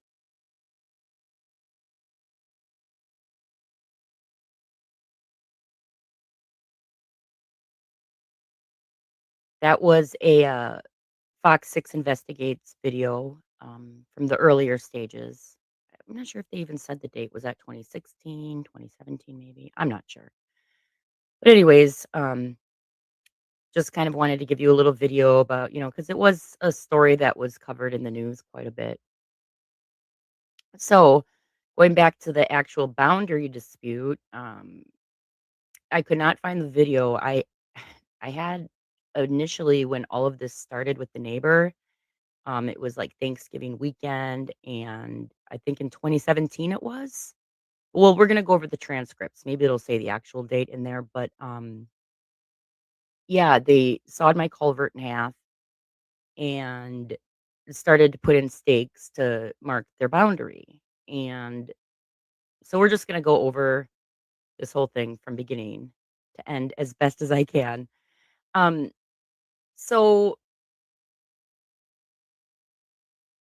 let's start with an aerial view. I got this off the Washington County GIS map. And I find it really fascinating. Like,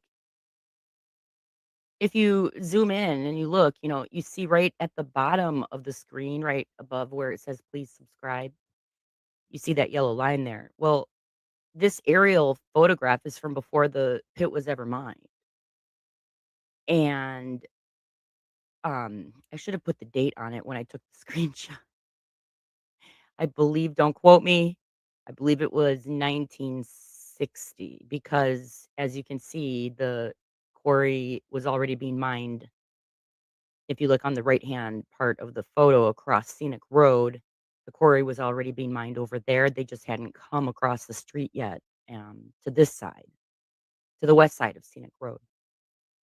But you can very clearly see that there is a driveway to the south, and that driveway goes directly to the barn. So that building down there is the barn, and then the top driveway is to the house. So it was very common back in rural areas, for this exact thing to happen. The family would live in the house, and then they would lease the barn out to farmers or, have some sort of agriculture, run a bit small business, whatever it may be that they were doing. Very common. Um, but yeah, you could see it hadn't been mined yet. It was a farm field. I think it's fascinating history lesson. So that was, I believe, 1960. Let's see if I. Okay, so I believe this is in the 1970s, and then this is now. Well, back in maybe 13, 2015, but more modern, more current. Not since we started filling. This is before we started accepting fill. But you can very clearly see that that driveway is there even when the mining was there. So the driveway is still there. That's how it is. That's always been part of this property. As you can see, there's a mature tree line, and there's even uh,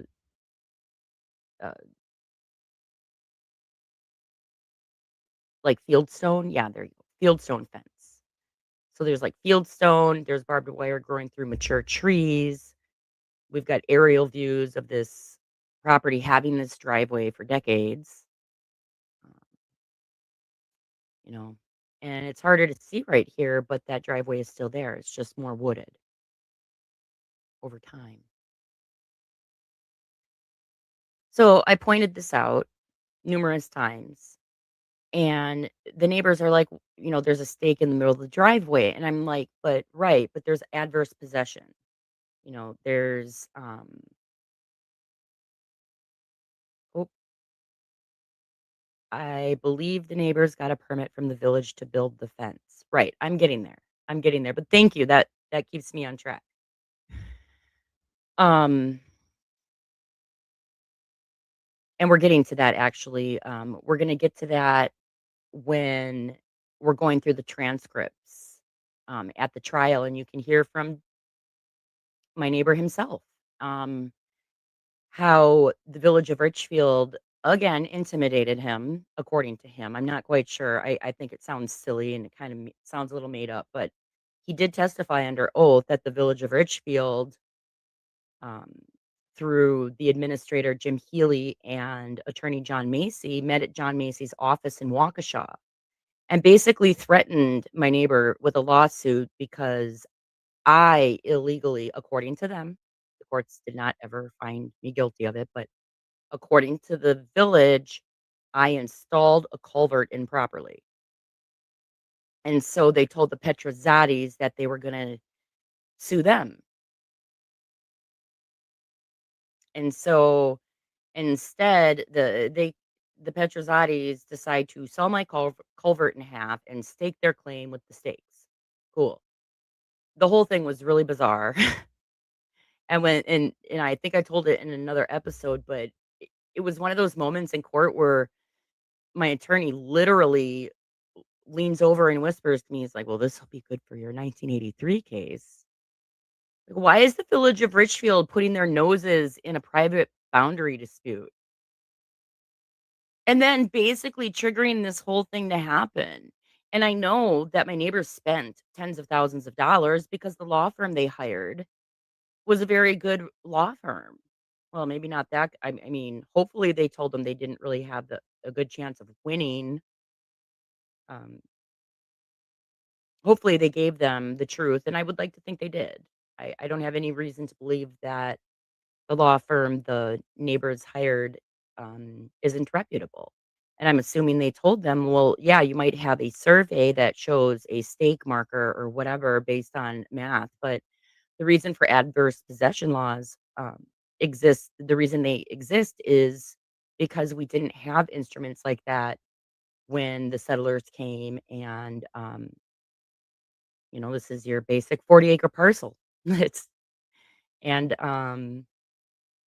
they put up their fences, they treated boundary lines for what they were, and it's been recognized for that for over, like, well, we could prove in court at least since 1950. I think there's aerial views from the 40s even. But we're gonna go through all of that. So let's go ahead and start with the decision from the court.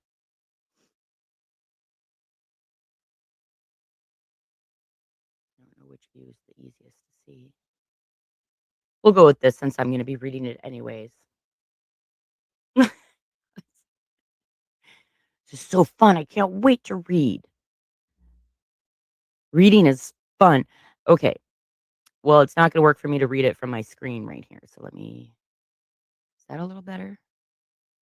Is that oh. Okay. Decision and order for judgment. So this is there a date? Filed 12/16 of 2019. Okay. Now keep in mind all of the video I showed of the horses running all over the village on CBS 58. That that all happened in January of 2020. So it was in this decision came down and the tickets started within a couple days of this decision because my fence was destroyed in 3 places. So just wanted to kind of on a timeline put all my viewers on how this all happened. Okay. So decision and order for judgment. This is a boundary dispute case. A trial to the court was held over 2 days, July 9th and 10th of 2019. At a July 11th, 2019 telephone conference, the attorneys agreed on a briefing schedule, which was reduced to a written order. Pursuant to the order, the plaintiffs filed 2 post-trial briefs. The defendants filed 2 post-trial briefs. The court thanks the attorneys for the briefs. A complete transcript of the trial has been filed, and we reference and was referenced by both sides in the briefs. The court received 29 exhibits, including photographs and surveys. The court adopts the statement of facts in defendant's first brief, pages 2 through 5. Adopting the terminology of the attorneys in their briefs, the plaintiffs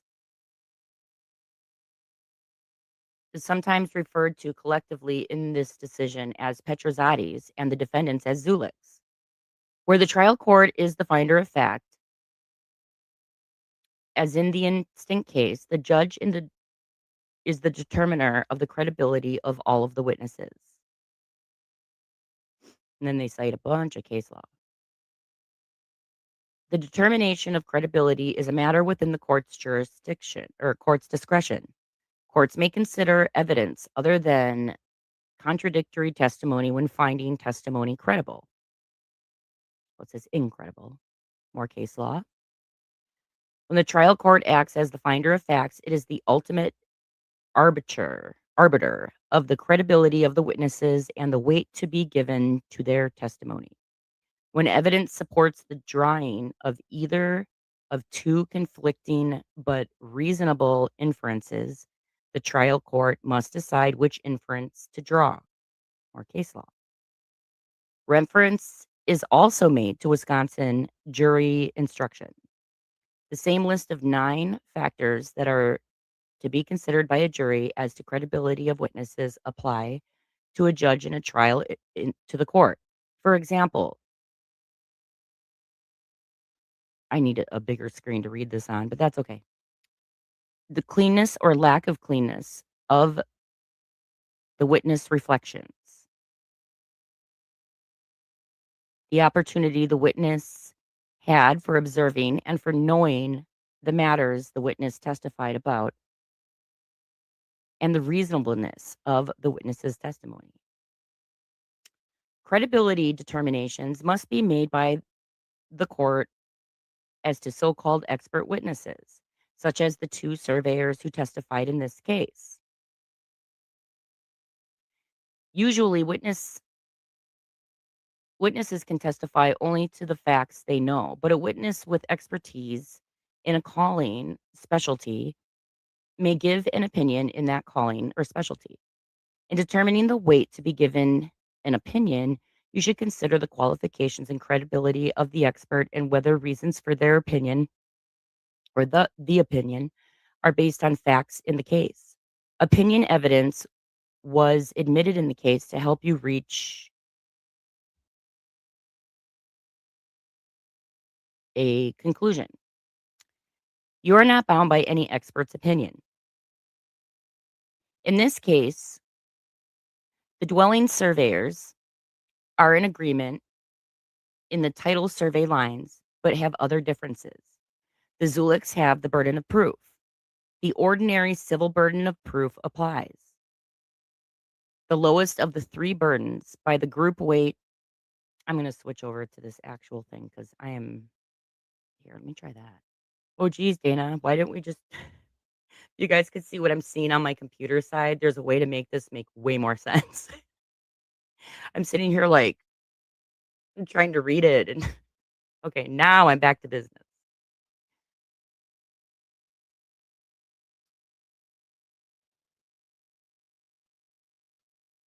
In this case, the dueling surveyors are in agreement on the title survey lines but have other differences. The Zouleks have the burden of proof. The ordinary civil burden of proof applies. The lowest of the 3 burdens by the greater weight of the credible evidence to a reasonable certainty. Credible evidence means evidence the trier of fact believes in light of reason and common sense. Reasonable certainty means that the trier of fact is persuaded beyond a rational consideration of the evidence. Absolute certainty is not required, but a guess is not enough to meet the burden of proof. So, Zouleks have the burden to prove adverse possession and also, of course, to prove their alleged damages counterclaim. The law on adverse possession, as it applies to this case, is concisely and adequately briefed by the attorneys for the defendants. The court determines and finds that the testimony of the surveyor for the Zouleks, David H. Jacob, is more credible than the surveyor for Petrozates. Jacob actually physically did the survey work himself.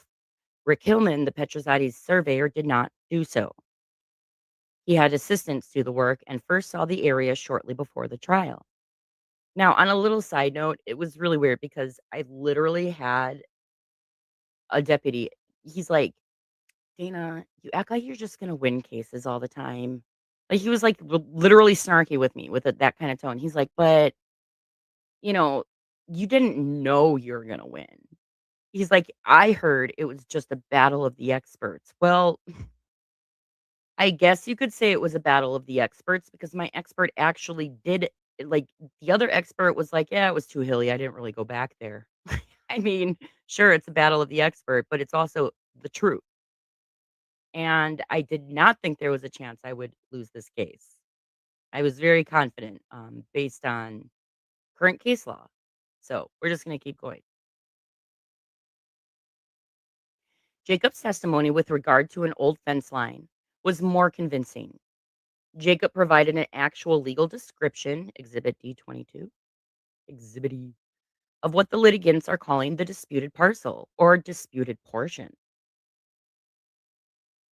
Surveyor Hillman agreed that Exhibit D22 is an accurate legal description of what is shown on Exhibit D8. Similarly, the court does find the testimony of Richard Holtz, who with his sister sold to the Zouleks, to be credible and does find that there indeed is and was an ancient fence line. His testimony is the most significant non-expert testimony in the trial. He was born in 1944 and was and is familiar with the land, which was in his family for 4 generations. The case law demonstrates that the resolution of boundary disputes depends on fact-specific analysis. Here are a few snippets, just samples of his testimony, questioning by Attorney Vanderloop, which is my attorney. Question, is it fair to say that you're familiar with the property at 609 Scenic Road, the Zoulek property? Oh, yes, I grew up there. Okay, and you interacted, strike that. When you're growing up, you would have daily interactions with your parents? Yes. You would have known where they considered the boundary lines to be? Yes. Were your grandparents alive when when you were young? Yes. Would you have known where they considered the boundary lines to be? Well, I'm assuming that they would thought it was where the line fence is. There was nothing to the contrary. And another example. Do you ever recall any neighbor throughout your childhood and prior to Mr. Kaiser claiming that they owned anything north of the fence? No. And had there been a boundary dispute going on with your family from the time, say, you were 12 on forward, would you know about it based on your interactions with your parents? Yes. Another example relating how he showed the boundaries to Tom and Dana Zoulek about the time it was sold to the Zouleks. Question. Okay, and at some point, strike that. And where did you show Mr. Zoulek the property line was? Answer. Where? Well, we walked the entire 3 sides. Of course, the road is the 4th side, but we walked around the whole farm. Um, on a side note, guys, that was when the lady whose children go to school with my children, that that was literally the time that she came, like, running at us. "You can't be out of there on a trail," and we're, like, literally trying to figure out the boundary, like, calm.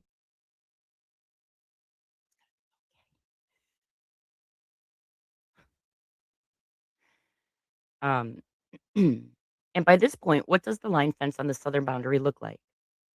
It was about the way as it is appears now. It was rock piles and then existing pieces of barbed wire. Were you able to discern where the fence was? Yes. Okay. Again, what was most convincing to my mind was the fact that there were trees. There were 2 feet, 3 inches or so across with barbed wire sticking out of both sides. Another example. For the period of time you own the property and before, do you ever recall anybody claiming ownership of the land that is to the north of the line fence other than your family? No.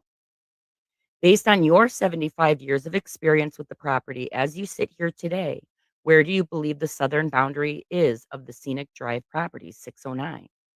It's the line fence, the stone line fence.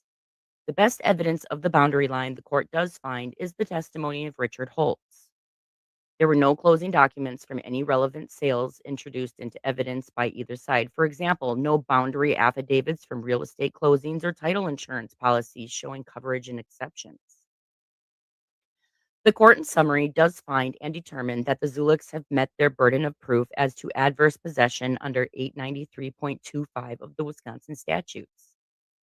Number one, an action for the recovery or the possession of real estate and a defense or counterclaim based on a title to real estate are barred by uninterrupted adverse possession of 20 years. A person who, in connection with his or her predecessors in interest, is in uninterrupted adverse possession of real estate for 20 years may commence an action to establish title under Chapter 841.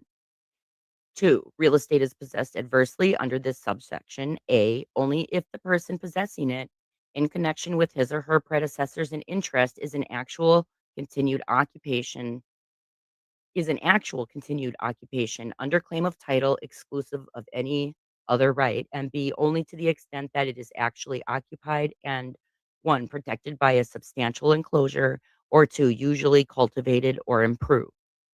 The court adopts the reasoning on pages 7 and 8 of Zulek's first brief and pages 3 through 5 of Zulek's second brief construing this Wisconsin adverse possession statute.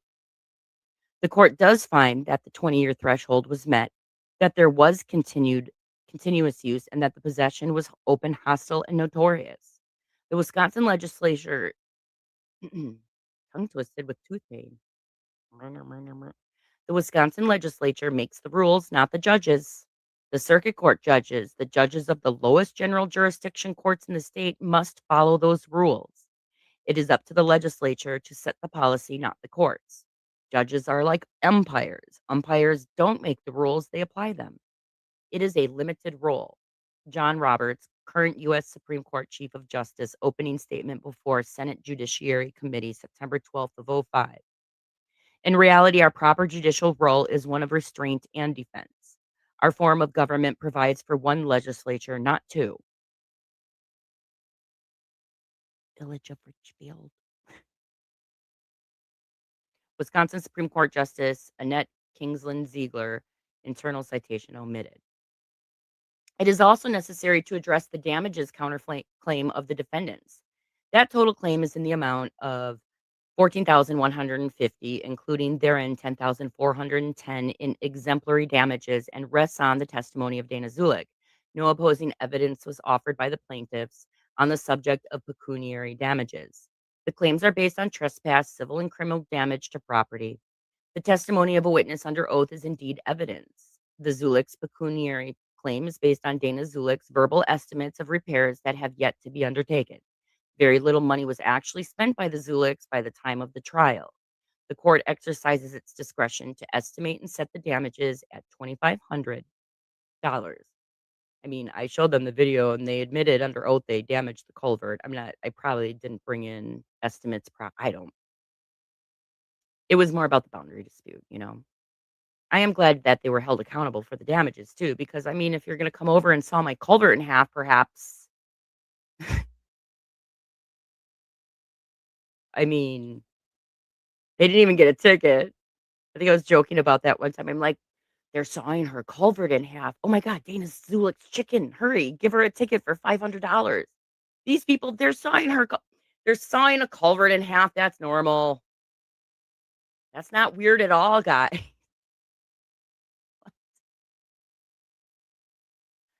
Totally normal.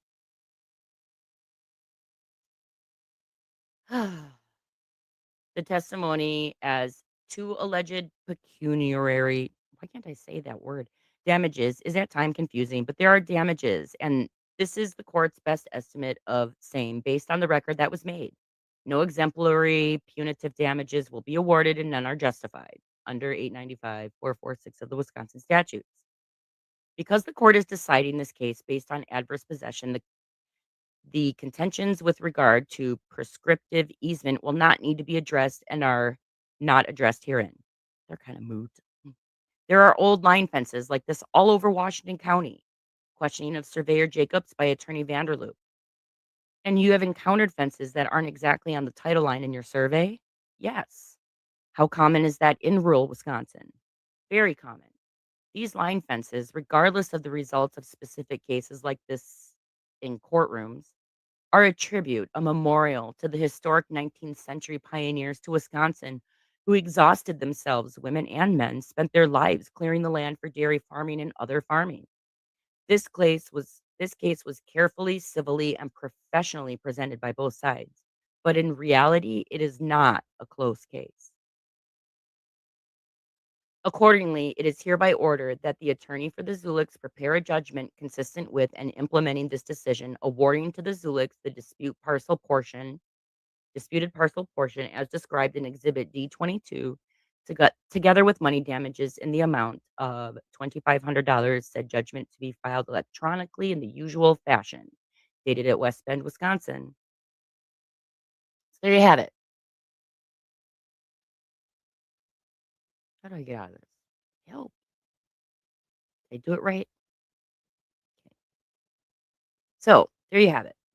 That was the boundary dispute case and the decision. So it was quite the experience, you know. I still wish I had that video, but let's go over some of this testimony here. And now I'm going to tie in the Village of Richfield and John Macy, the Village of Richfield attorney, through municipal law and litigation. And this is under oath testimony by Doug Petrozatis.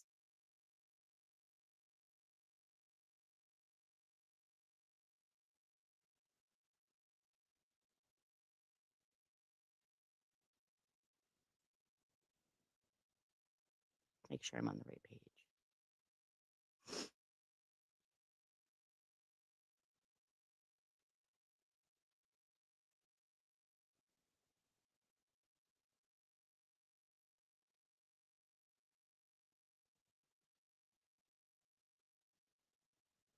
Okay, let's see. Okay, so here Doug Petrozatis is admitting he sees a culvert going in. but he never really looked around to see if there was a culvert to begin with, which there was. We were replacing an old culvert.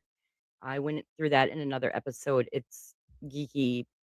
It's basically if you have like an old culvert, you can replace it if it's not completely dead. There's all these rules, but we were also, well, we'll leave that for another day. Okay. Did you ever go for the purposes of looking? I've never been in the driveway to notice a culvert, so I never thought, gee. So this is from Doug Petrozzati. I never thought, gee, I should really go make sure there isn't a culvert. And then if we can rotate the view here, but this should be exhibit 17. This is another picture you took? Yes. Yes. And what exactly do we see in this picture? Did I start at the wrong place? I did, guys. I'm sorry.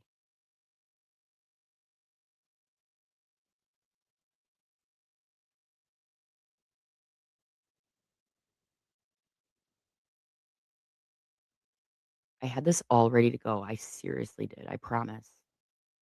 And then I lost my spot. Let me see if I can find it real quick.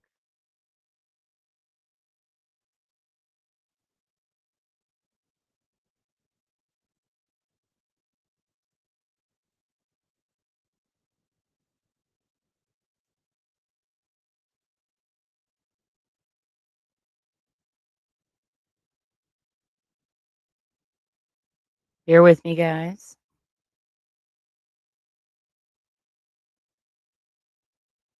Here, I'll play something interesting for you while you wait. We can watch me trying to do the open records request again with Jim Healy. I'm finished filling those. Thanks. Do you have my records? No. Are you planning on getting them to me today? Sorry? Are you planning on giving them to me today? As soon as practical without delay. Thank you. Which is what? I was still talking. You always just walk away when your customers are talking? He left. I'll take that as a no.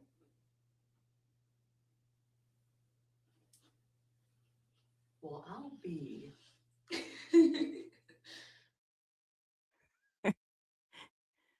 I can't get enough of that video. It cracks me up. Okay, I did find out though. So we get to go to 165. Like transcripts are a lot of pages. Okay.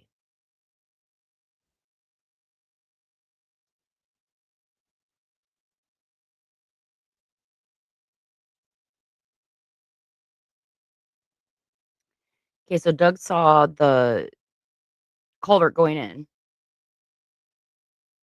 And he admits not seeing the gate going in. So this is his attorney, I believe, asking him these questions. Did you see a gate being installed at the disputed portion? No, I never saw the gate going in. And it seems like it was months later when they put the gate up.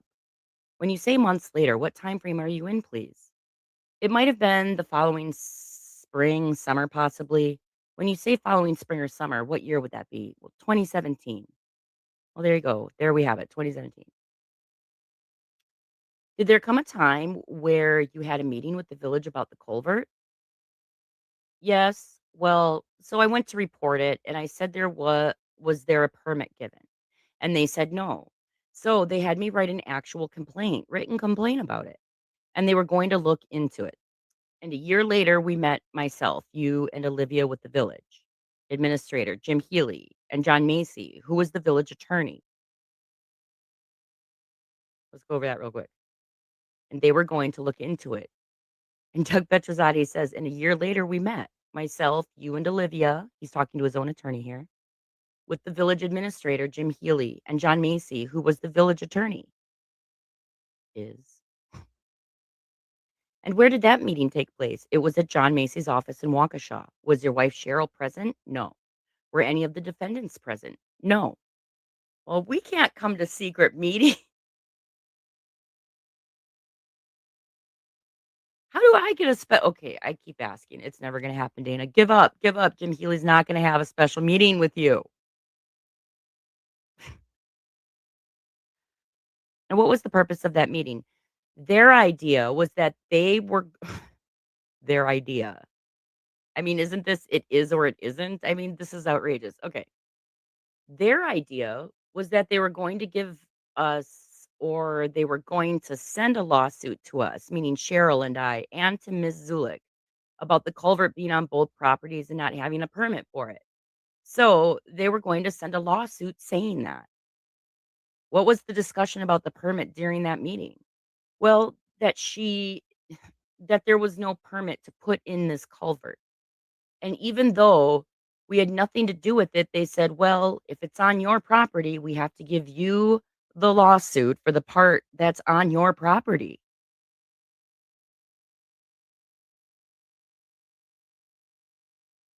Does that sound weird to anybody else on here? Like, you're just reading la la la, it's boring, boring, boring. And like, but picture what it was like sitting there for me. And we're listening to this, and my attorney's like, we're like, what? Or we're in the twilight zone now, guys. Twilight, we're like, oh my God. Like literally that happened.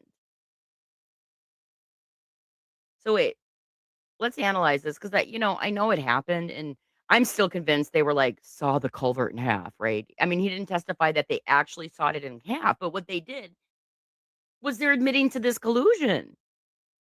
What business is it of the village of Richfield at this point that we're having a boundary dispute? And we'd already keep in mind we were at the Court of Appeals.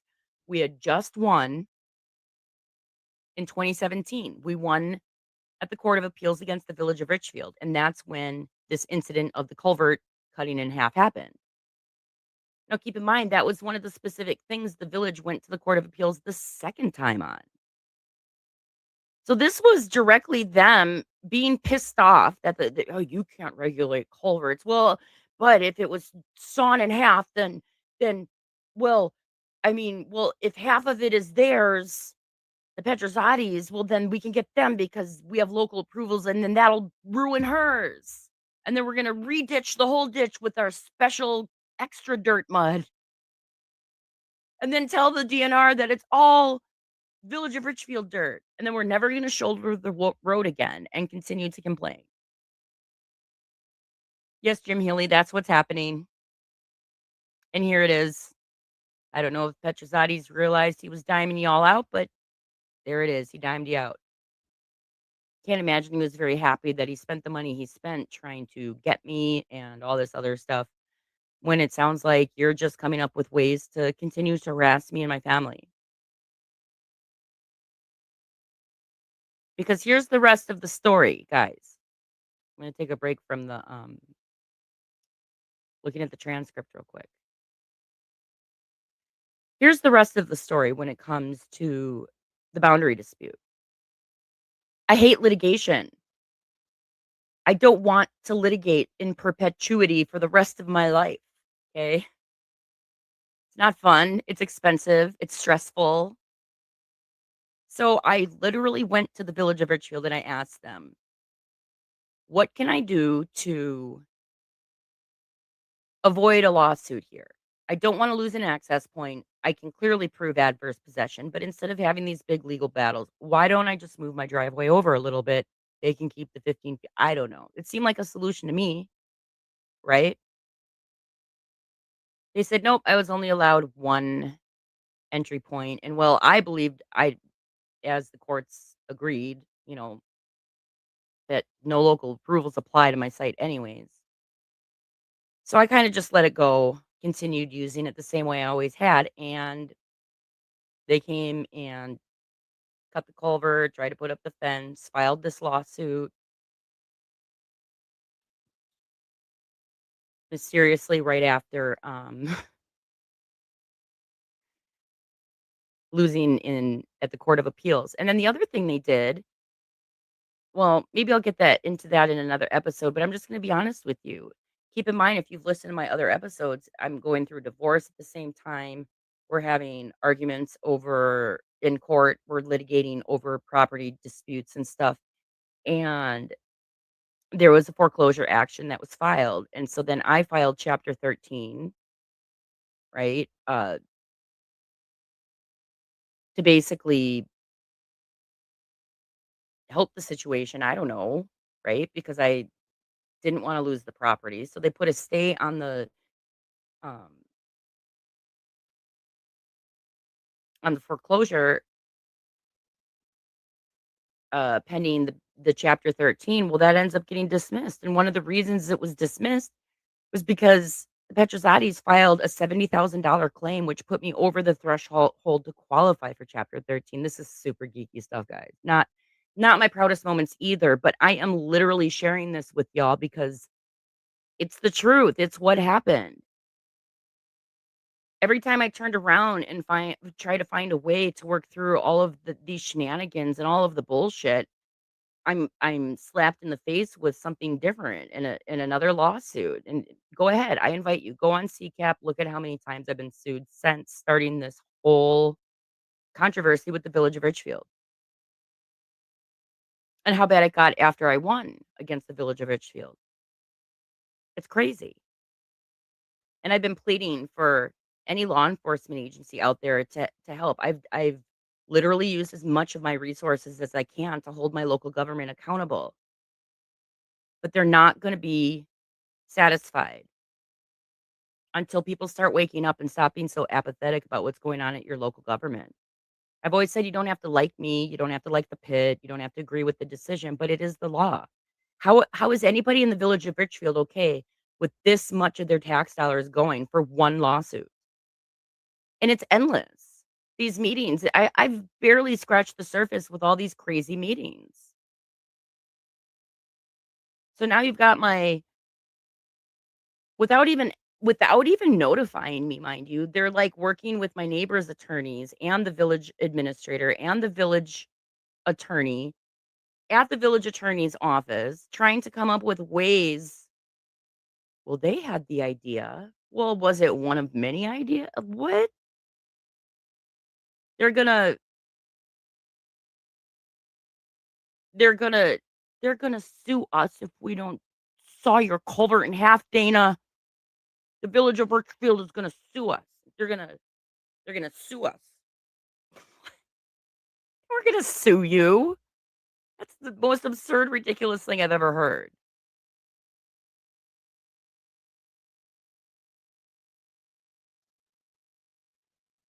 I don't know.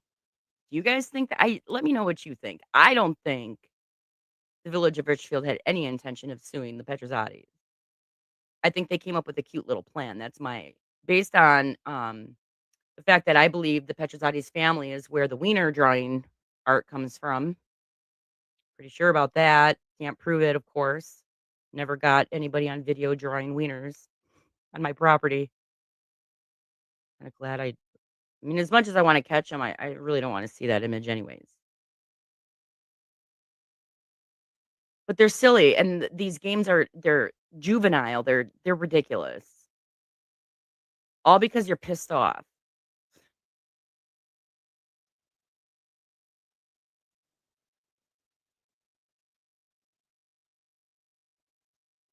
It's crazy. It's a lot to process. It really is. I don't know if I want to go through much more of the transcript. So weird.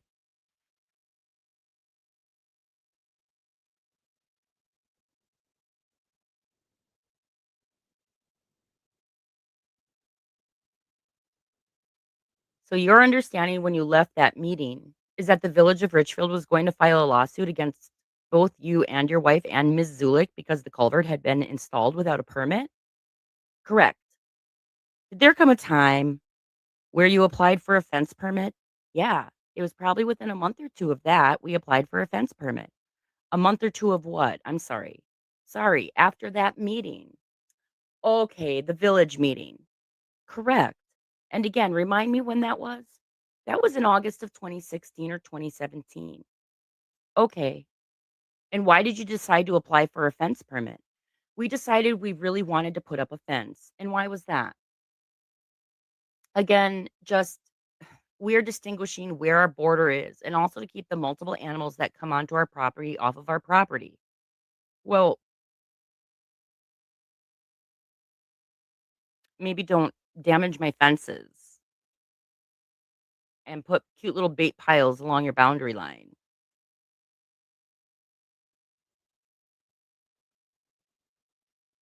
And what are you referring to as multiple animals? Horses, dogs, goats, cats, chickens. And who owns these animals? Ms. Zoulek.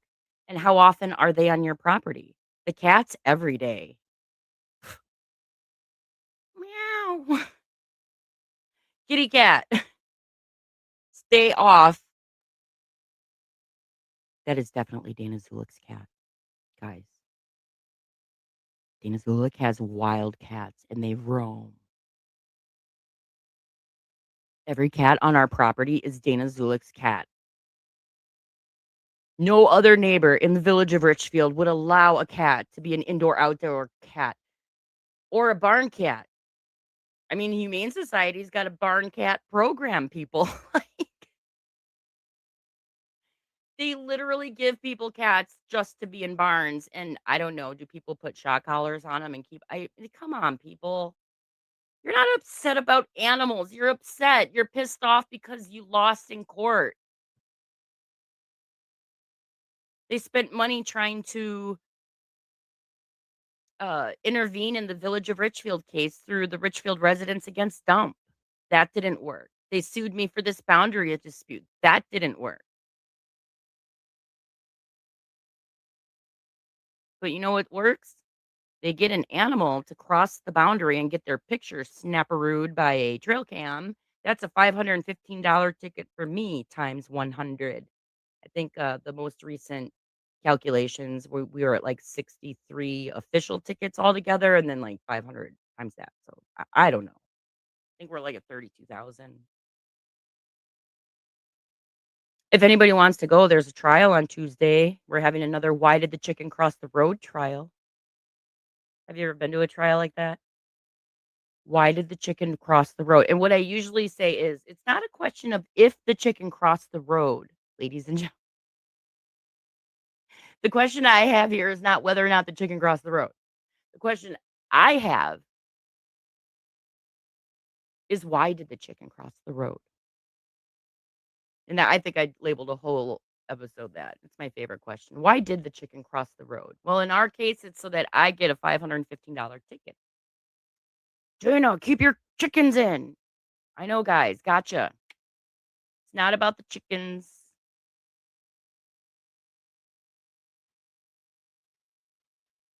What were the steps you took to get the fence permit? I went to the village hall, met with Joel Jaster, I believe is the inspector. There is a fee. And also he said there was something we had to get from Washington County. I don't remember what that was actually labeled. But we had both the village permit and what we needed from Washington County. And what did you do after you got the fence permit? Well, we waited a while. I mean, it was just time to put up that big of a fence was going to be a while. It was over. That's 2017 over Thanksgiving. My sons were both going to be around and said, let's put up this fence. But first, we wanted to get rid of the culvert and the gate that were across it, across this area. Okay. And the permit you had to pick up to install the fence, did that include anything about removing the culvert or gate? No. Okay. So what happened? So we cut the culvert in half at the property line going by. Guys, in the world of rational choices, I'm going to give this like 2. I mean, I could see like if you're oh, I don't like my neighbor, I'm going to go saw their culvert. I'm okay. I can see feeling that way or expressing it amongst yourself in your mind. Okay, if you're me, nothing's in your mind, and I just sort of word vomit all the time and tell everybody everything I'm thinking. But like, I would definitely say that out loud. I would be like, man, I'm so mad. We should like saw their culvert in half. I could see myself thinking something like that, right? But then like logic, reason, common sense, those goofy things start popping into my mind, and I think that's weird. I would actually take a blade on a tractor and go over in a boundary dispute and in this case, guys, it wasn't the Edward Scissorhands. You know, like with the fences, they're the Edward Scissorhands. This time they were like I don't know what character uses a blade. I wish I was more into like those action movies. I feel like someone's gonna be like, Dana, hello. There's like superheroes out there that have blades for hands. Well, that's what happened that day. I think I just accidentally kicked my microphone. I hope you didn't get a big toe in your face. Okay. So we cut the culvert in half at the property line going by to stick those in the ground. That was from the old 98 survey, which I also matched. We learned today matched the 2015 survey, and we cut the culvert in half, took that half of the culvert, threw it on to Miss Zoulek's property. The gate was held up by two. It was a green gate that had kind of shape. It was held up by two white posts. With my tractor, I was able to pull the post out that's on our side, just swung the gate over and dropped the post on her property as well. And who was present when you did this? My sons, Sam and Ellis. Anyone else? No. Was your wife present? No. Did you see the defendants during this removal of the culvert and the portion of the gate? No. What happened next? We removed them. We decided we're going to have lunch. We went to have lunch. We came back out with some fencing and fence posts and attempted to start erecting a fence. Okay, I'm going to stop you. How much time passed from the removal of the portion of the culvert and the fence, the gate, until you went back with the fence? Over an hour, hour and a half, I'd estimate. Okay, so approximately what time of day did you return? I would say 1:30 or 2. Okay, and then what happened? Well, as we were putting up the fence, while we were up there trying to figure out, because again, we were describing how rocky the soil is, it's hard to put in stakes. We were trying to come up with the best method to do so. Just put in the stakes.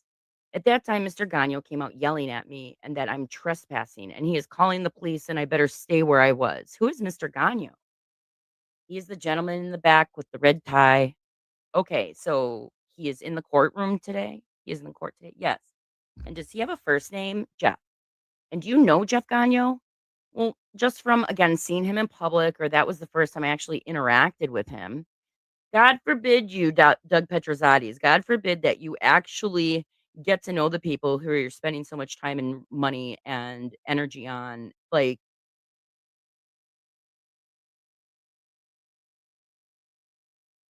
it's just weird to me.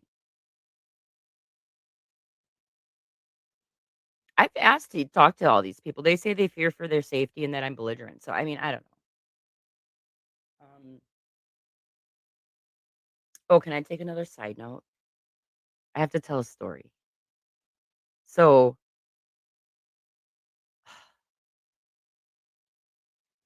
I'm operating the dozer the other day and I'm listening to podcasts, and this podcast pops up, and they're like, how to deal with rude people. Oh, maybe the maybe the algorithm's switching, listening to my rant sometimes. How to deal with rude people. And one of the techniques is like staying silent and looking at someone for like 4 seconds with like,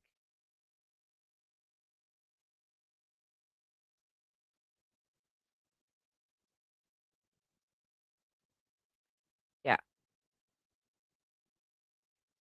And I should have practiced that because a couple nights ago I went to talk to my friend. I was driving by um the American Legion in Hubertus, and a friend of mine was standing out there, and I stopped to say hi.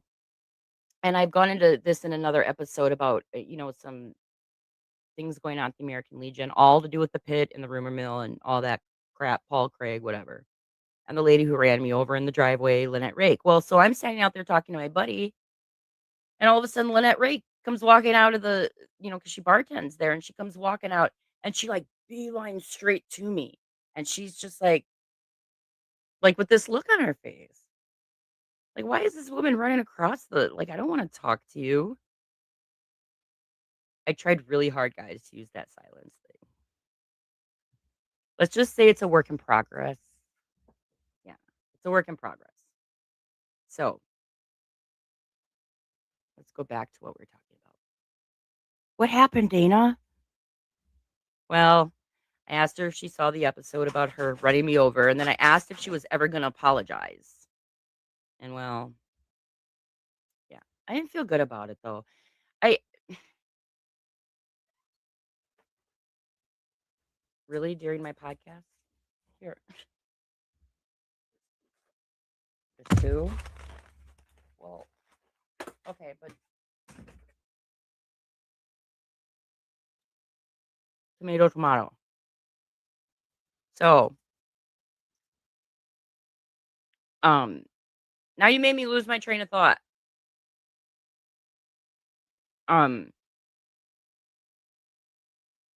So basically, I don't even remember where I was at. Oh,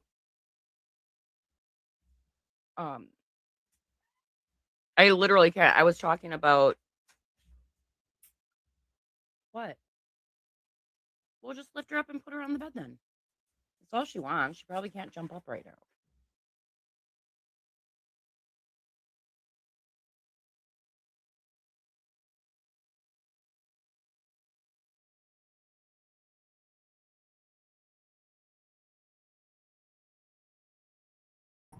We're going to take a little break. We didn't have too much traffic today. That's fine. No big deal. But we're going to be back tomorrow because this is an all weekend marathon. We didn't get to get into all the stuff that I wanted to get into yet. I'm waiting for more viewers. So make sure you like and subscribe. And tomorrow, I'm not going to be running old videos all day. So we're going to go live and we'll have a lot to talk about. But today was good for getting my feet wet again. It's like I said, it's been quite some time since I went live and it feels good.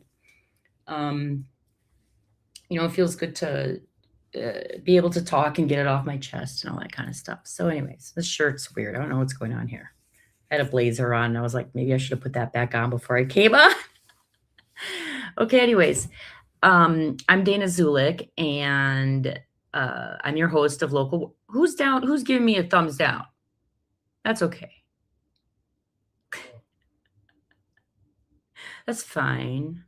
So anyways, I'll be back tomorrow and you guys have a wonderful night. Enjoy your family. Hopefully it stops raining. I haven't looked at the weather. I don't know. But have a great night and yeah, I love each and every one of you, whether you believe me or not. Bye.